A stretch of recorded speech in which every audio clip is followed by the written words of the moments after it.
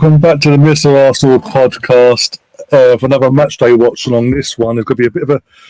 I don't know how this one's going to play out, guys, because it's injury FC at Arsenal, the women's team this season. But no Beth, no Viv, no Kim now, no Leah.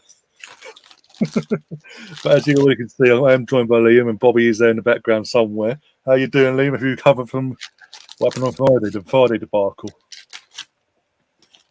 Tottenham get battered everywhere they go. Tottenham get battered everywhere they go. Everywhere they go. What an absolute disgrace they are, mate. Talking of Tottenham, I was going to say this a bit later, but you know what? As a Friday, back, yay! Well, it don't seem they've. It seems to me that they've shut up shop basically, and they don't want to play football no more. 5-0 in 20 minutes. I saw it was 2. I went downstairs 5 minutes. It's 5-0 down, mate. Oh, you know what? No, mate. No lies here, mate. 5-0 down, 20 minutes gone. You know what? That sort of sweetens the blow of Friday from one perspective.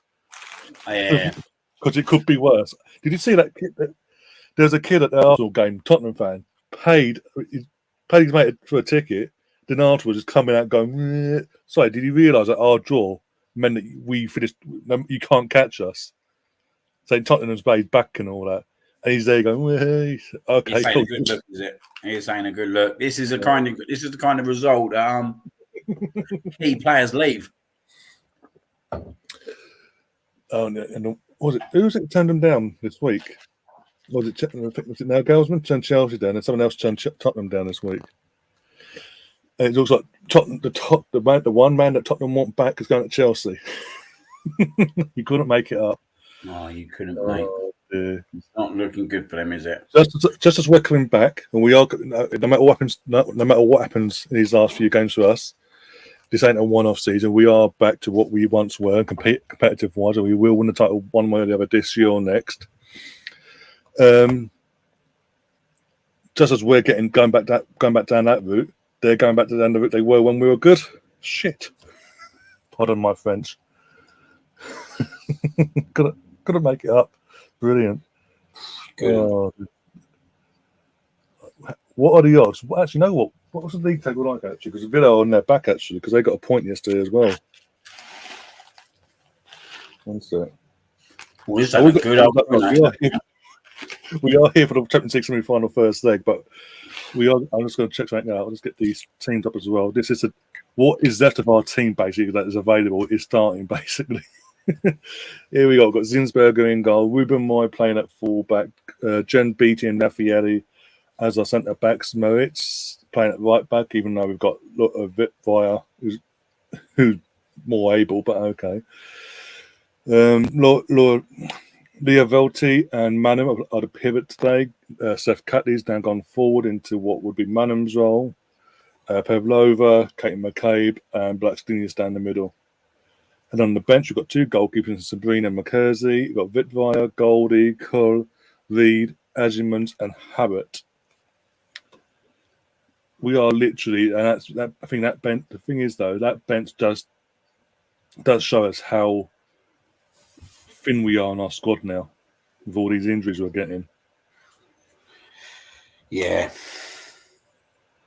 I mean, it's so unlucky, isn't it? Like, you take the 3 best players out of your team, out of any team, and you're literally then massively struggling, ain't you?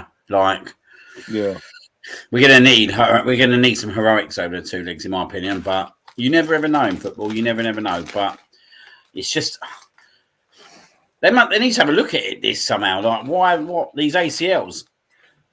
It's not just us either, because at the start of the season, Aston Villa had like 4 or 5 players themselves taken with ACLs as well. It's not just Arsenal. It's a lot of players getting taken out. Is it the quality of the pitches?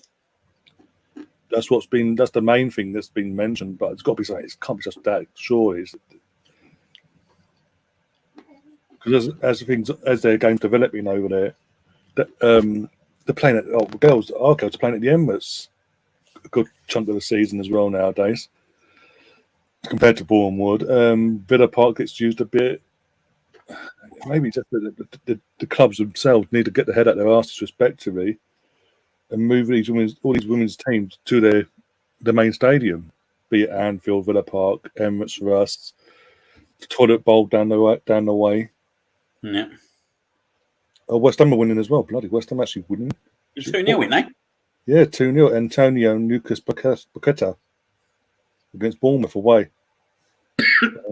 Tom won't be happy. He's had a good weekend either. No, Yeah, I've just got the table up now. And as it stands, Tottenham are 5th, 53 points. Villa are 2 points behind them. Liverpool are 3 points behind them with a game in hand. And you've got Brighton behind them as well, 49 points with 31, 3 games in hand because of this weekend. There's a chance that Tottenham might have European football next season. Yay! Well, I think it's a massive chance now, mate. I think they're in a bit of turmoil. If I'm being totally honest, with you, mate. Like, this is the problem, innit? This is the problem. Like, you sack your manager and you haven't replaced him, and it was obvious there was issues in that club anyway.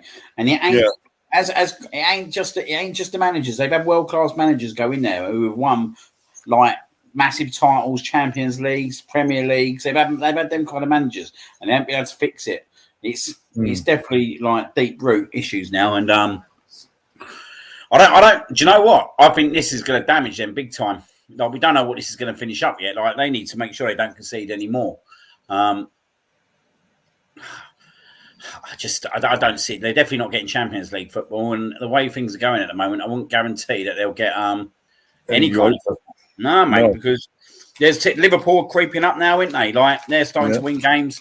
You've got Brighton who've got games in hand, which is quite handy for us, really, because I think that Man City game, Brighton's probably one of Man City's harder games in the running. Aston Villa, they're back in form. They're good form. They got another good point yesterday. Yeah, mate, there's some really good teams, mate, that are coming up. And if Spurs ain't winning, mate, they'll end up falling down the table, and they might not even get in the Conference League if this continues. Check the Spurs scores. It's still 5-0. Or has it got worse? It's 5-0 at the moment. I only turned it on when it hit 5-0. I didn't even realise. I didn't even realise I kicked off this early. Girls are kicked off, by the way. Loving the meltdowns, 5-0 in 20 minutes. The state of it. That's Tottenham. Yeah. As I say, we're coming back to what we once were, competitive-wise. Hopefully, a few titles along the way, and they're going back to what they once were in their place. Finally, even the old boys enjoying it. They're trying to play football now. Now I'm worried. But if they're trying at 5-0, and they didn't try at 0-0 or 1-0 or 2 or 3 or 4. 5-0 though. Bloody hell. Like, don't get me wrong, Newcastle are a good team, but they're not a team that go out and bang loads of goals in. Let's be totally honest. Their thing this season, has been defence, not attack. That's their biggest critique against them has been lack of scoring. Then Tottenham come along and ruin it. I don't think there's ever been a 5-0 in the first 20 minutes, is there? No, not. But we are underway here. 16 seconds in. It's obviously we are away, by the way, at Wolfsburg. So I might keep this any sort of result today for the girls to keep this tie alive for next Monday. I'll take. I think losing Leah, I think Wolfsburg are massive favourites now to win today. It's a big blow, isn't it? It is in the sense of because we add in the fact we then lost Kim a few days prior for the rest of the season. We already lost Beth and Viv as well back in November and October time. It's not been our season injury wise, and 3 of them have been fucking the same injury. Because initially I didn't think. I'll be honest. I was watching the game with Lottie, and neither of us thought it was an ACL. We both thought it was a back injury or something, because the way she was holding her back and limping.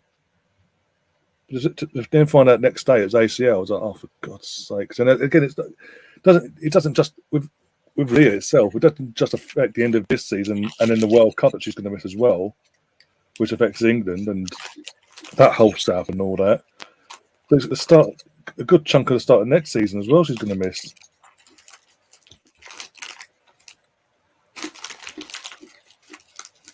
because we're going to have to do some business in the summer again, aren't Yeah. We're going to have to get a decent centre back in. Yeah, definitely. Because again, we can't just. Don't get me wrong, Jen and Lotte are good defenders, but they're not the quality of what we need to be alongside of Raffaele when Leo's out, or vice versa. No, we would have had a good chance. We would have had a good chance for the title, I think, this year if they were all fit. Yeah, definitely. Yeah. Sir Harold be on his merry way. Yeah, he's threatened that before, and everyone did. But if he doesn't go this summer, God, give me strength. Oh dear! But then, do United really go in for him? He's like the wrong side of his 30s now. He's in his 30s. What, for a short-term plan, and they've got to do it again in like 3-4 years' time. And he's got dodgy ankles as well, but we'll see. Afternoon come on you Gunners, says Canterbury Gooner. Nemeth is saying, I hope Harry Kane signs a new 5-year contract with Spurs. Oh dear, got that off. It's going to be an interesting time over there in the summer. Oh dear. How you looking? How you feeling about? Did you watch Man City yesterday, by the way? Against Sheffield United in the cup. It was on. I didn't think they did look all out in the first half. No, Sheffield United looked quite comfortable. Yeah. Until that penalty. It was a penalty, didn't they? Yeah, it was soft, but it was. Yeah. Yeah. Mate, I still think we can get something there. I think it's not all doom and gloom, man. I think it's just obviously the 3 draws, isn't it? It's just the way, the manner of the 3 draws that the last 3 games, the way we've gone about it, the mistakes that we've had. It's just like Friday wasn't ideal. Do you know what I mean? Friday is far from ideal. Friday was not ideal. But just sit down, 20 seconds in, bang. I was like, oh, for fuck's sake. Well, that's the problem, isn't it? That's the problem. Like, game plan goes out the window after the first 20 seconds, and checking the game, yeah. Do you know what? I didn't even turn my head round. I turned my head round as the ball was hitting back of the net because I was sitting there talking to someone who just walked in, and turned around, the ball's hit back in the net. So I honestly didn't realise how horrific the mistake was till obviously I've got home that night and see it, and it's horrific. Like, in the first 15 seconds, mate, don't play through the middle. Like in between 2 players, you had someone on the left back position to pass to who had no player on him. Like, it was just a ridiculous decision from Ramsdale, absolutely ridiculous. And then we're up against it. And then I think the problem was that I'm going to say again that there is a lot of inexperience. I think Partey does not stand up as a leader for me whatsoever. So that don't help. And then I think we totally go into a gung-ho mode, and then we find ourselves 2-0 down, and then it becomes really hard work. And of course they were then going to sit back and defend. Of course they were then going to go and hit us on the counter attack. Of course they were going to go and hit us from the corner. The geezer next to me, Guy Joe, he said to me, he goes, they're going to get a third from a corner, and it happened. And the only good thing about that game was that we kind of ended the game on a good note. So we can go back. We can go into Wednesday at least positive that we finished the game on a good note, because 89 minutes, was it 88 minutes? 88 minutes exactly. 88. Like you would never have sat there on the 87th minute, when the old Southampton fans are doing the Olays and everything, I ain't gonna forget that either. They were giving it the big old Barry. That we'd be 8 minutes away from winning the game. It was incredible. That last 10 minutes was just an incredible 10 minutes I've seen in football. Like, if we had got the fourth in, mate, honestly, I think fans have been on the pitch and everything. You could just feel it in the stadium. You could feel it. Like, I even listened back on the commentary. It was right when they said you could literally feel that the ground was about to explode. Like, I don't think it'd be anything like Bournemouth. I think it would have gone off the radar. It would have gone. It would have gone off the radar, mate. It was just this. It was just this feeling it was going to happen as well, and we come so close at least 2-3 times to doing it. But I think I've said it for weeks now, and I know, like I said last week, if you don't, the biggest thing for me is we're not keeping clean sheets ever. We're not keeping clean sheets in no games, and that's my biggest concern. And yeah, as soon as we sort of seem to lose either Saliba or Gabriel on our defence, and it's holding along. He's only dig at holding either, by the way. But as soon as there's like holding with Saliba or holding with Gabriel, we do leak goals. Again, that's not a dig at holding himself, because again, I don't think he was at fault for the goals. But it's just like we look more vulnerable in general on the attack. Holding's not good enough at the end of the day, but he's not the reason why we drew that game. He's not the reason why we drew that game. Do you know what I mean? That's why I was saying nothing, not having a dig at him or nothing, because it wasn't his fault. But he's not good enough. He's not good enough. Like for me, in the summer, I don't even know if we go out and get another centre back. I'd go out and get a decent right back, because you're not going to get a better second choice defender behind Saliba than Ben White. And this is where the Tomiyasu injuries absolutely killed us, because if Tomiyasu's fit right now, Ben White goes centre back. Ben White goes right centre back, and Gabriel's played with him. And for me, I'm not sure going out and buying another right centre back is the right thing to do. I think personally we should go out and look for another really good right back. Tomiyasu for me is never fit enough. He's another one who just seems to get injuries, so we can't rely on him. Yeah. And I just don't think you're going to get a better second choice centre back behind Saliba than Ben White. That's my personal opinion. Who's going to sit on the bench and who's going to be up to that level and be happy with that? Where we know Ben White can go from right back to centre back. Get another right back in my opinion. I will mention this as well, just in case mine or Liam phone does go off. I don't know if Liam says he's turned these off or not. But here in the UK, phones will be going. We've got an alarm going at 3:00. Yay! And just randomly decided, I'll be 23rd. You're going to send a thing to your phones, guys, and you've got to acknowledge it, or else. Never done it before, but yeah. Well, Gary wants to come. Gary wants in. Gary wants to come and say hi. Gary, bear with me. I'll send you a link. But to say, the thing is, right, to say that it's not over yet, you can't just sit there and admit it's over at the moment.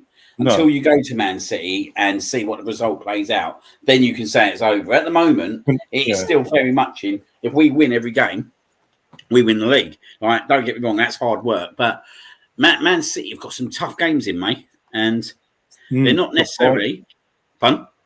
They've got Brighton in the league as well. Everton in between the Real Madrid games. Sean Dyche, he's one of the managers that are going to kind of upset you. We found that out ourselves. Brentford, the last game of the season, that would be an interesting game if there's still loads riding on both games. I bet Richard has thrown his phone away. Probably with us. Probably. If it doesn't happen, if I don't hear it, it's not real. Do not do it. Do not do it. I know what he's thinking, this boy. Do not do it. But yeah, I'm not throwing a towel in just yet. No, I spent the thing is, I spent a couple of hours after the game, like trying to calm certain people down or certain person down. Didn't work because I literally the game was over, did my thing and all that. Sort myself out. I was in bed, and the phone starts buzzing. It's like this one person in particular, like inbox DMing me like, I'll tell her out. What do you think, Ryan? I'm like, are you fucking for real? And I was just literally for that half hour then massive ranted bastard because he's I call him a bastard because that's how he made me feel. He's like, I'm like, seriously, look what the guy's done. He inherited a mess. We are competing now. Yes, we might not win it, but we'll go again next season. Yeah. I'll give him to the Champions League group stages. And if we don't get us out of the group stages, he's out.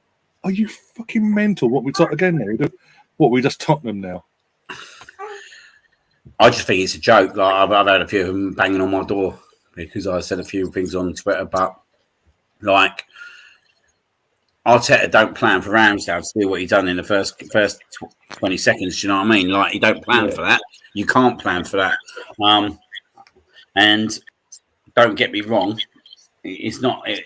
For me, it's not ideal. We don't win the league this year because where we was, Ben, I get it's gutting, but It's called. If you're calling the manager's head, yeah, right. This is the way I'm looking at it now. If you're calling Arteta's head now because we haven't won the league, then what you're saying to me is that the other 18 managers in the Premier League are not good enough. Yeah. That's what you're telling me. That's what you're telling me, that the other 18 managers in the Premier League are not good enough.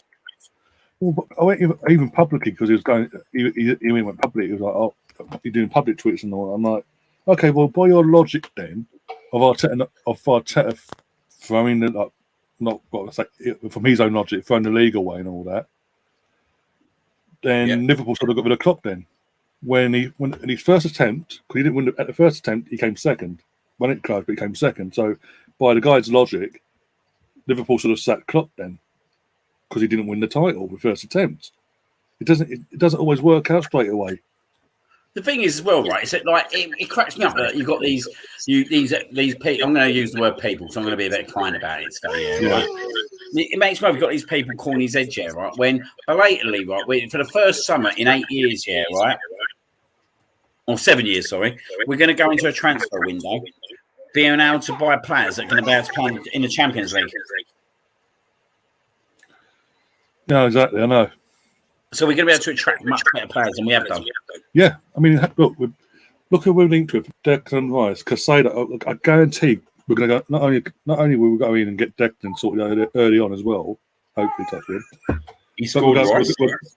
We'll go back in and go and get Casado as well from Brighton.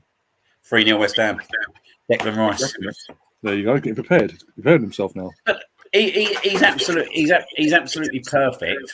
He's absolutely perfect for the role, Declan Rice, because not only is he a leader, he's got so much passion. He can play in the 6th role, he can play in the 8th role, and for me, if we had had him playing in the last couple of games, we'd won them games. Yeah. No, Russ is saying we need to do so much more to our squad in the summer to deal. And again, because we're Arsenal, because we'll be back in the Champions League, we'll have that to offer. And because we're Arsenal, it'll be easier to build the squad that we need to be to compete on the league and European standing as well, to be able to cope with it. We will have that. It's about again, all due respect to Leicester when they did it. We're not going to be. It's not like a one-off thing with us. We've been there before. It's been a few years, but we've been there before. And going by as an outsider, as a player, you're looking at how Arsenal just gone from 8th, 5th, and now literally competing for a title out of nowhere. You want to be part of that. Yeah. And the Champions League is just a bonus. Champions League is just a bonus. Coming down your bunker, Chris. I think the problem is, though, isn't it? I think the problem is that people are foreseeing it now as like we bottled it 2 years ago, we bottled top 4. Now we bottled the Premier League. Potentially, I want to say. But it's not over until mathematically. The thing is, we know our own fate. Again, we're 5 points clear. We know our own fate. We go to City on Wednesday, get a win, and then go to Newcastle, do better than what Tottenham are doing, get a win there. Chelsea first, then Newcastle, then Brighton. We get them 4 games out of the way. The last 2 is Forest and fucking Wolves. Hopefully neither team's got anything to fight for in them games. We just we got to keep ourselves top. If by some miracle we are still top after the Brighton game, I think it's ours. But we have to go to Man City now and win. Maybe it's good that we have to go to Man City and win. Maybe it's good that there's a definition now that what we have to do. Maybe it's good that we have to do that. I don't know. It could be the worst thing. But also, I think it might be a good thing that the fact that Man City are the favourites, it might take the pressure off them in that sense as well. They go, okay, we've got nothing to lose. Boom. Never know, might see Sneaper back. My concern the one thing I didn't get, though, on Friday, was I know we had no Xhaka, but why when you take Fabio off? Yeah, I was happy when Trossard came on, but why wasn't, because Partey is clearly struggling.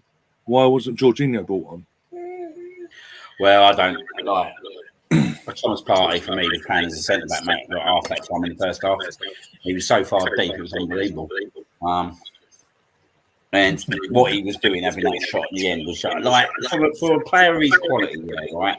At a time that there was a time of the game, try and take that shot on 35 yards. It's just inexcusable. Absolute inexcusable. That really pissed me off actually, because I was like, don't do it. and you could tell. Gary, I sent it to your DMs, Gary, on Twitter. I just double checked to make sure. I could tell the way he was opening up, he was going to go for it, but you could tell by his body shape as well that he was going to go Sky 1, not at all handsome, basically, into row Z of row Z of row Z. So when he did it and it went to where I knew it was going to go, I was on here with my brothers in the background, and I'm literally losing my mind. I'm like, why are you doing that? When they, again, Southampton looked vulnerable. From the second the other guy scored, they looked vulnerable. Hence why then Saka scored, and we just kept plugging away. Again, Reece Nelson, I've got to say this before going in. Reece Nelson, he came on, he put a shift in, and he looked hungry. Problem with Reece Nelson, I'll definitely give him a contract, mate. Like, I don't see how you're going to get a better impact player off the bench that's going to be happy to be there. And I think for things like FA Cups and Ireland Cups and potential, I like him. Like, I don't see that. Why we should get rid of him personally, but I think he's done enough. And I thought what he did on Friday was more than enough. Like he caused us to get back into that game. He nearly then got a winner in the last few seconds, and then he was literally last man back and literally saved us from a potential Southampton counter attack. No, exactly. Am I double speaking? No, that's fine. My end. I can hear myself twice. I can hear it too. But I don't know what's. I'm going to come out and come back in. No worries. Okay, Gary, how you doing? I'm doing all right. I just logged in and I just realized as soon as I logged in, something crazy just happened. Crazy good. Oh, what you on about Tottenham or our game? Our game. Oh, for God's sake, that ain't good then. Yeah, they basically just sliced through the defense really easy. Oh my God, I've just seen it now. Yeah. Oh, that was a little too easy. Yeah. Really, really easy there. Wow. And again, that's what happens when you ain't got your leaders in your team. Yeah. Yeah. For God's sake. Yeah. Yeah. If that's Leah, it's probably not.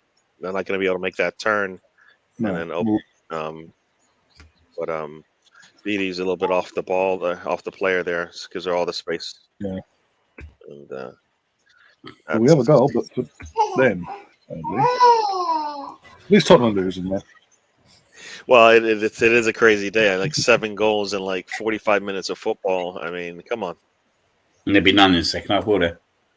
Probably not, but still, 5 goals in 25 minutes. Again. No, Gary, I want him to lose 8-0. I'll take 10-0. I mean, let's just go for double digits. Come on. Hello, everybody in the chat. Hello, Liam, Ryan. I haven't been on a watch along with you guys in a bit, so yeah, it's been a few episodes. Yeah. Oh dear. How's Tom? Have you spoke to him today? He's fine. He's fine. He did wrestling last night, so he's probably good now. But football wise, Yeah, but that's what I'm saying. Yeah, football wise, he's it doesn't look good, right? I mean, any of those teams in the bottom 7 could go down, on the having a bad weekend. So, yeah, this is I was hoping that Arsenal would be able to at least look like they could get something out of this game, even with the injuries. Yeah. Well, I was just saying before. At the start, before we start talking about this Friday and all that, I was saying that literally the best thing, if we can get out of this game and the tie's still alive, and we've got something to fight for next Monday, I'll take it. Yep. Even a draw is not a bad thing. I know it's not great, but at least if they win their 2 games now, and they're only 1 point ahead of us. And like as I say, like they still got to go to Everton, Brighton. I think it's a really hard game. I think both them games are quite hard for them, to be honest. You know what? There's still. I'm going to say it. There's still 2 ways to get. And if you're talking about I was talking about the women, but if you're talking about the men, there's still doors that can give us an opportunity to get in to win this thing. Either we beat City or we win out our games.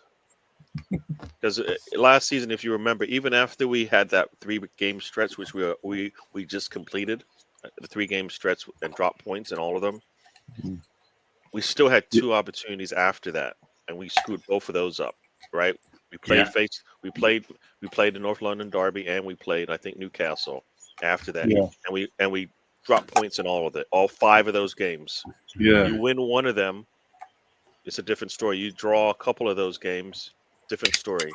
Yeah. Same thing now. My problem is they don't. What more sense of urgency do you need? Mm. You know what I mean? I get like, okay, giving up the goal early, but after that, the sense of urgency that we needed was what we saw in the last 10 minutes, and I'm like, why can't we have gotten that for the other 80 minutes of that match? You know, before the other 70 minutes of that match, before we were in dire straits, down 3-1 with 10 minutes to go. You know, that's the part I don't get. Like, and the move, you know, so there's a lot of there's a lot of mental things. Crap. For me, the game. Sometimes it's different to see it in a stadium to the ground off the pitch. You know what I mean? Mm-hmm. You can see it on the screen. Sometimes a little bit better, if I'm being totally honest. But for me, like, the Ramsdale mistake sets the tone for the game, obviously, because you don't plan for that, do you? Your game plan's out the window at that point already. But we was too chaotic from that moment, and that's the reason why we went 2-0 down, because we just totally and I think it is the situation. I don't agree with people say it's because it's not the situation we're in. It is because of the situation we're in. Because I don't believe if that happened at the start of the season, we'd have gone that kind of chaotic and that kind of gung-ho. We did go gung-ho. And that's what give Walcott the opportunity to get behind our defence. But even after that, mate, we scored straight away. We go back in ourselves again. We was just totally. It was totally chaotic. It was totally chaotic, and there was nothing in midfield. And even Odegaard, that's superb. Yeah. That's why I made that face. That's why I made that. Seriously, giving the goals away now. Oh my gosh. Okay. I didn't know it was that bad. I saw an alert, and then I just saw the goal. Oh my! The tie's over then already. Fucking 2-0. Bloody hell! Yeah, you can't. You were talking about Ramsdale mistake. Well, Arsenal women just had a similar mistake, but literally just. I don't know what they're doing. What are you doing? I mean, it was a pass. It was a pass right to the striker in the box. I mean, from the defense. Wow. Well. What is he doing? Wow. With the team we got. Yeah, as well. No, but I mean, I get the team, but it was a pass that you would have thought was meant for the what I'm saying is with the team we got out now, we're going to need something special, isn't we, to pull us around already. Yeah. Right between the legs of the goalkeeper. Raffaelli made the mistake, though. What's she playing at? She can see what she's better do. There's a player there. But you never. I mean, isn't the rule you never pass in front of your goal? I mean, exactly. I mean, I don't know. Is that what they tell the kids? I mean, up the other end, mate. That's a perfect assist. Oh my gosh! All right. No, I was gonna say, like I said, I think we still have 2 opportunities here. We need to play well against City. We might lose, but we need to play well. That's the problem, and I tell you guys that all the time. I'll take form over results any day because I'll get my results if my form's right. If we're playing good football, we're not even playing good football, right? And I think a lot of these things are correctable. They're not like things that we just can't do, right? Are we not playing good football? No, we're not playing good football, right? I'm not sure we're not playing good football. I just think we're making stupid mistakes at stupid times. Well, that's part of it. That's part of it. You can't be making stupid. I'm not saying we're not playing good football because I don't think you're going to see better football in the Premier League at the moment. Don't get me wrong; it's chaotic. The last 3 games are not good football for Arsenal. You're that's what I mean.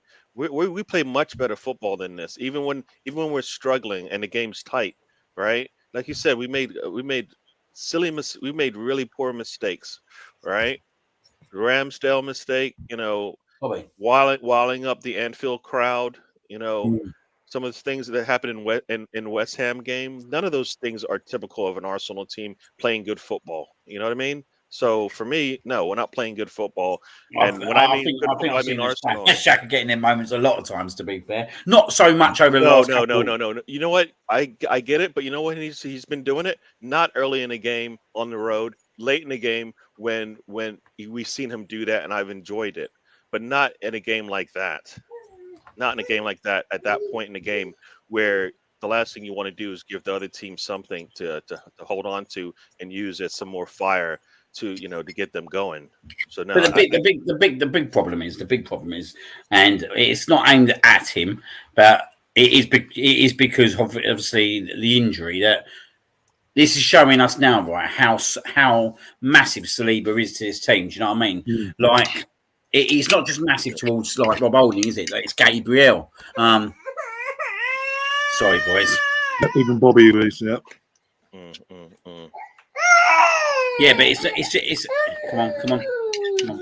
It's just the whole team, isn't it? It's the whole back four. Like I think Sinchenko needs to really look at himself. Sinchenko really needs to look at himself the last few games. For me, like the Liverpool mistake was inexcusable because of how late on in the game it was. You should never be getting nutmegged at that point.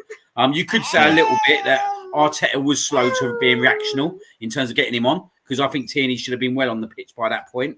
Like, it shouldn't have been waiting for 5 minutes to go for Tierney to be on that pitch. So I think you can look at that a little bit. I think the West Ham game, it was inexcusable, that game, in terms of, even when we were 2-0 up, Gary, we weren't winning no 50-50s even at that point. I just think we had two decent attacks and scored 2 goals. And I think that over the last 2 or 3 games, I think when you say about the football, and I get what you're saying, we haven't been winning 50-50s. Like, we haven't been winning our duels. We haven't been winning our battles. And I think that's the most shocking thing. And even Southampton, Odegaard played well in the last 15 minutes, but that midfield was non-existent for most of that game. That midfield was non-existent for most of that game. Thomas Partey was like a centre-back in the first half. Vieira, well, he's not ready. He's not ready. That's the politest way I'm going to put it. He is not ready at the moment to be participating in a title running for me whatsoever. Like, even to the point, like, you sit there and think, what's going on with Smith Rowe? Like, what is going on? What is going on with Smith Rowe? Like, he can't even get off the bench whatsoever.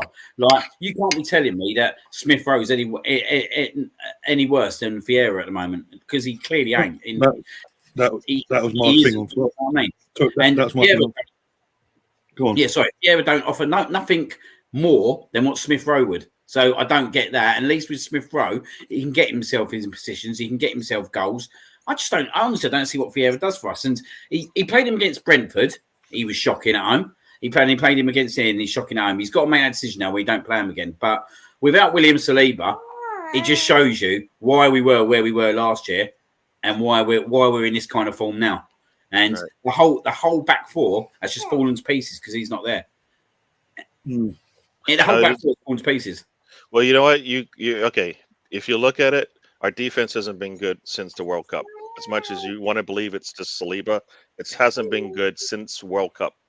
But it's been better. It's been better. No. It has been worse since the World Cup, is all I'm going to say. So we've been leaking goals long before Saliba got injured. So it's not necessarily something that now has been it's getting bigger now because Saliba's there. We've been leaking goals since the World Cup. Not to this level though. Not to this extent. We've been, like I said, we've been leaking goals, so our defense hasn't been good. Yeah. Midfield has been playing poor for sure. Vieira, Vieira to me is no different than what we saw from Sambi and Nuno. They both showed us early on what they were going to be. Nothing's improved since. The fact that we put them into games that we need to win shows, I guess, immaturity and naivety of our manager. Kiwior also, you don't bring him into his first road game at Anfield. That just doesn't make any. We talk about this all the time. We're not going to bring in our academy kids in certain situations because it's going to be really bad for their future. What do you think? You just did that to Kiwior. You just did that to Kirior. That's the last game he should be coming into is the Anfield game on the road, when we're trying to close a Seattle game that might potentially that will give us a good opportunity to win a league. You don't do that. That's a risk you don't take. If you're not going to take a risk on an academy player, you're not going to take that risk on a new player coming from another country into the Premier League. That's unacceptable. Arteta talks about these unacceptable things. That's unacceptable right there, because you don't do that. Because right now we've seen why Vieira shouldn't have come out at halftime. That should have been pretty easy and clear at that point. At halftime, like we've seen him make subs at halftime when players just aren't getting it done. Nothing in the first half showed me that it's going to change in the second half with some caulking. Right, we're going to talk this thing through. No, it's not going to work. So Vieira should have never come out in the halftime. Trossard or Tierney should have come on, depending on how you wanted to change up the team. Trossard, to me, is a starter for Arsenal, and we should play him as such. Yeah. So where do you play Trossard? Where do you play Trossard? It actually doesn't matter. Where do you play him? I don't care. No, where do you play him? If you play him, I'm not saying I wouldn't play him. I'm not saying I'm playing him. Where do you play him, though? You can't just sit here and go... I would play him in any of the 4 positions that he can play for. Where do you play? Where do you personally play him, I would Gary? have played him for Xhaka because I think that gives us more attack. Because guess what's going to happen? What's happening right now? We can't score. We're scoring, but I think we can score more because that's where our strength is right now. Right now, our strength is in our attack. Our defense is not going to get any better with any of the moves we make, right? Because without Saliba, it's going to go down. I don't think Zinchenko isn't. I don't think. Why don't you play Jorginho? Why don't you play Jorginho? If you're worried about the defence share, right? If you're worried about the defence share, actually, I'm not worried about I'd rather just score more goals. I don't. But you are worried about the defence because you've already said, yeah, right? Our defending is shocking. I'd rather win 4-3 right now because you are worried about the defence. You're worried about the defence. Why you need to score more goals? You're worried about the defence is the reason why you need to score more goals. Yes, and I think I'll put. If you're going to put my cards on the table, I'm going to put my cards on the table with the attack. If you're going to bring that up, that's where I would go. Yes, it sounds silly to do that, but I kind of feel like I can put more trust in the fact that our attack is more likely going to score than our defense is going to stop someone. Don't you think? Don't you think as well, though? Yeah, right. As well, like you see, I know it's easy to sit there and look after, right, but. If Xhaka's injured, right, and I get he plays number 8 role, but don't you think it'd be more of a safer bet to put Jorginho in the team on? I would have put all the move you're saying there, Jorginho. When I say I've said Jorginho in the past, and people have said, well, guess what? He's going to get tore up in the midfield. That's what I've heard, and so I'm all right. He's not going to get torn up more than Vieira, is he? I'm just telling you what I've been hearing. So I'm like, he's not going to get torn up more than Vieira, and he's been there, done it, got the t-shirt, right? And I like it for me. I totally agree with you. Right? We have to score. We have to Arsenal until Southampton have to score 3 goals every game, right, to be guaranteed a win. Totally agree with you there. Totally agree with you, 100% there. But for me on Friday, and I totally get the Ramsdale error was an error, but 3 out of our last 4 games at home, right? We've given a shot away in the first 20 seconds of games. Bournemouth, Leeds, and Southampton. And you know what's crazy about that stat right there? Those aren't even including the ones where we almost gave up a goal. Because I've sat here with you guys, and we watched where our defense fell asleep at the whistle, and they've either hit the post or missed. And you're like, we got out of that one really because for some reason. We talk about falling asleep at the wheel for the entire game. At the whistle, we fall asleep, and that's we've seen that consistently this year more than we should for the amount of times that it happens where the other team's kicking off, and it's like wow. I just can't see though, mate, why Thomas Partey can't play the number 8 role. We know he can play the number 8 role. We know he can play box to box. So I can't see, right, especially when Xhaka was out injured. On Friday. For me, Jorginho should have been in that team Friday. Absolutely 100%. Right. And the reason I say that is, right, as well, is because we've already seen in the last two games, especially in the second half at Anfield, especially West Ham, we ain't winning no 50-50s. We ain't winning nothing in midfield whatsoever. And it was clear to see. Sorry, it was clear to see against Southampton that there was no midfield in there for 85 minutes. And it was only once Odegaard had that shot and scored the goal that we totally dominated the game. And let's be honest, it was because it was defence versus attack at that time. We had eight attackers in their box, and they had their whole different team in defence. And it was the only reason why we dominated because they panicked at 3-2. We have to go. For me, we have to go to if Xhaka for any reason he should be fit, but if he's not fit, we can't be going to Man City without Jorginho in the team. We cannot be doing it. And whether we got Jorginho in the team or not, right? I always believe we're going to score at least 2 goals every game. I believe that we're going to do that because we've proven it all season. I believe we'll go to Man City and score 2 goals. But the problem we got now is, right? I'm going to think we're going to at least concede 2. We're at least going to concede 2. And that's the worry, isn't it? You can't just keep outscoring teams. You just can't keep outscoring. This isn't the game to figure out. This is not the game to figure out whether our defense can hold a City team back, who's basically rolling down the hill and full steam ahead. It ain't happening. I'm sorry. So the only way this game is going to happen is if we smack him in the mouth early. Because I don't. We have to smack him in the mouth early. We cannot play 90 minutes of let's see how we can do, and it's going to go back and forth like it kind of did when we played at the Emirates. It's not going to. How many games have we been? One sec, mate. How many games have we been? Yeah, right. Man City, right. Where we've done that. And we've been 1-0 down within the first 5 minutes. Because I can remember at least 3 to 4 occasions. Yep. And if we go 1-0 down to Man City, it could turn messy. It could turn. You're right. We have to get the first goal there. We 100% have to get the first goal there. But we can't. We have to defend better. It doesn't matter whether we go attack against attack. Them. We have to go better against them because if we don't defend well over there, we're going to get battered. Yeah. We're going to get absolutely destroyed if we don't defend well over there. Yep. No, I think Xhaka will be back. Xhaka 100% will be back, and that will be a bit of a plus. Here's the thing I don't get. So, to prove that Xhaka is worthy of his position, Arteta puts Vieira in that position, and it proves that Xhaka is better. But that's not. That doesn't prove anything to me because you could have put, as you said, we could have put Zinchenko there, we could have put Jorginho there, we could have put Trossard there, and guess what? All 3 of those players in that position, I think, would be comparable to what we get from Xhaka. So if not better on the attack in certain circumstances, or more defensively sound in the others. You know what I mean? So it kind of for me, yes, we miss Xhaka, but we don't ever put an answer in that for me. Gives us a chance because Vieira is not giving us a chance because he hasn't really played much this season, and he's not ready to play.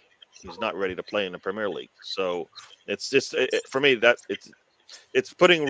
It's like he wrote down on a piece of paper. This is how my lineup's going to be. Here are my backups when they come in, and then he didn't then evaluate whether or not it actually would work because Vieira. I don't think any of us think Vieira should be playing at all at this point in the season if we've got games to win on the line. He's just not there. If we sit there and say, you know what, he's bringing Ruel Walters on and put him on the bench just to fill a spot, but he's never going to play him. That's where Vieira is for me right now. He's just on the bench keeping it warm. He's not ready to play for us, and not unless we're up 4-0. But he is playing now, isn't he? He is coming on. That's the problem. Why? Smith Rowe's the guy that's not coming on. Smith Rowe's that guy. I believe. I mean, some people say there's questions of whether it's an attitude problem. I think it's an injury. I don't think he's physically there. That's what I think. I don't know if I agree with that one, mate. But there's attitude problems is the other one, which is that could be true because we've seen Arteta. If you have an attitude problem, he won't play you. It doesn't matter how good you are. Don't put him on the bench then. He didn't take Guendouzi off the bench because he took Ozil off the bench, didn't he? Yeah, but Ozil went really crazy right at that point. That made a lot of sense to do that. And Guendouzi did come out that team at the end, mate. He did come out that team. He weren't on that bench, mate. Once the Brighton antics happened, mate, he was gone. And don't get me wrong, it was the right decision. I don't know with Smith Rowe. There's definitely something in the background. It is a massive shame because I think he could give us something totally different. And I thought in that game against Southampton, if we could have got him on earlier, I think we'd have dictated the game a little bit more. But there's obviously something not right there. Yep. The thing is, if the Smith Rowe thing was an attitude thing, he would have said he wouldn't be on the bench. We know the animal of Arteta. He'd rather, if that's the case, he'd drop you. He won't put you in at all. So you guys don't think it's an injury thing then? No, I don't think it's. I don't think it's attitude. I don't think either. So then it's an Arteta thing. If anything, I think he at the moment he fancies Vieira more. That's the only thing I can think of. Then it's an Arteta thing because none of us on this panel believe Vieira is better than Milsrud. Vieira would have been off that pitch in half hour. Even Milsrud at 70% is better than Vieira at 100% based on where we are today. You know, because I believe he'll play. He understands how to play this game, and at 70% will understand how not to put himself in a bad situation if it comes up. So for me, then it's an Arteta thing. If you're saying it's not an attitude thing, we're saying it's not an injury thing, and it's a tactical thing, then that's on Arteta. Yeah, I'll be honest. What right? Are we saying no? Yeah. I mean. So we don't see it week in, week out. We don't know. We don't know. Sorry, day in, day out. We don't know what actually goes on, do we? So, but for me, with Arteta, if it's an attitude problem, like Brian said, I think he'd be out. I think he'd be out the team totally. I think he'd be out the team. If either, like you say, he's not fit enough. And if you look at the game against Bournemouth, he brought him on and took him off. Yeah. I think he had a little niggle on that one, though, apparently. That was the reason why he got taken off. He got an assist in that game still, didn't he? Yeah. Part of his goal. Apparently, the reason he got subbed off again was because of the something was flaring up. Apparently, it was precaution. But since then, well, maybe it is. Maybe he just doesn't want to risk him. Maybe he just does not want to risk him, and he will only risk him. The reason why I say it's injury is because it's a similar thing that we saw. Guess what? Good news. Oh no, not yet. When Martinelli came back from his injury, I remember sitting watching games, going, "Damn it! It would be nice to just have Martinelli on the pitch." All right, and I think Arteta and Arsenal staff held him back as long as they could, to make sure he was ready to come into the game. And you see where we are today with that, right? So that's why I believe I'm hoping it's more of an injury thing, and he won't be leaving us, because if it's whatever, Arteta's screwing it up or an attitude thing, and he goes off somewhere. Come on. Exactly. There you go. That's what this was for. I got an alert, and Raffaele would go make up for a mistake. The alert is like 1 hour. It's like 1 minute before the game catches up. I'm gonna put one. Raffaele just made up for a mistake. Yeah, Arsenal's back down 1 now. So, but you know what? That's good, right? She makes a mistake and then she turns around and ends up being able to make up for it on the other end. Yeah. So you'll take that. We saw Margulies do a similar thing, make a mistake on the defensive end and score a goal. So that's a good response from Arsenal, because they're going to need it. They need a lot more of that. It's hard to talk about this women's game being down 2-0 like we were. Basically giving up 2 goals to them. Oh, yeah. But yeah, as I said, we need to just improve our football better, so we're not making these silly mistakes. And you can recognize the style of play that we're doing on the pitch. If not, I think we're in trouble, because it doesn't matter what happens in a city match if we can't play our football. Because every team that we play against, we'll look at these last 3 games and go, all right, if we just whenever they give us an opening, we take it 100%. They're probably going to break it down, right? That's what's happened every time. Right. Yeah, I mean, I said to Liam earlier, we just maybe the fact that Man City are going to be favourites for the title now takes the pressure off the players, and they'll just go back to the way they were before. Hopefully that starts on Wednesday. Hopefully it does, Wood. Yeah. We know the deal now, because of the 3 draws we had now in a row. we now know the deal in terms of Man City. We definitely have to go there and get the win, one way or the other. I don't care how we get it. Just get out of there with the 3 points and come back. Bringing on Foster. That's really interesting. Louise got subbed off. Who? Hugo Lloris. Has he been subbed off for Foster? Yeah, he got subbed off. Yeah. I don't even know who scored, to be honest. Yeah. What's the point of having the goalkeeper at 5-0? Kane scored. It was really, really, really poor defense. I forget what happened, but it was just really poor defense. Yeah, someone mentioned it earlier that Kane scored. I'll come back on. Yeah. Just one other thing. Would you like? I don't know how we would operate it, but would you consider putting Ben White back to centre back? If we had a capable right back, yeah, maybe. Have it as an option. We need, it's like you said, we need another right back that's not made of biscuits. That's the problem. Okay, here's my thought, and I know it's crazy because we shouldn't do this. What did City do when they came to the Emirates with one of their midfielders? What do they do with one of their midfielders in the city? And when we played them at the Emirates, they took Silver and they put him on the back line, right? Yeah. That's what he's a footballer. He'll just put him on the pitch, play some football. Yeah. What player in our team you put him anywhere you don't expect a great in performance? Saka. Exactly. So for me, are we in dire straits right now? I think we are. We need to put our best 11 on the pitch, which means Trossard should start, which means if Saka can't play in his preferred position, we put him somewhere that he's better. He's better at this point, right? So for me, if it meant doing that, is it really that big of a drop off? You said you put Saka on the back line and you put Trossard in the front line. Is that worse than what we've been doing? We need to do something. I get it. I do get it. I do get totally what you're kind of saying, because I'm kind of thinking the same thing at the moment. In terms of, like, I think Ben White needs to go centre back. I think Ben White needs to go centre back at the moment, and I think how we kind of operate that, I don't know. I don't know if Saka's the right man to do it, but I get why he's saying it, because he can play on the right and he can play on the left. But we take out a lot out of him doing that. But I could guess at the end of the day, like you said, we've got Trossard who can play up there. That would kind of obviously naturally not take too much out of it, and he's already proven that he can do it. So I do think that we need to be creative around that right back position, 100%. I think we do need to be creative in terms of that we get someone to do it, and whoever that guy is.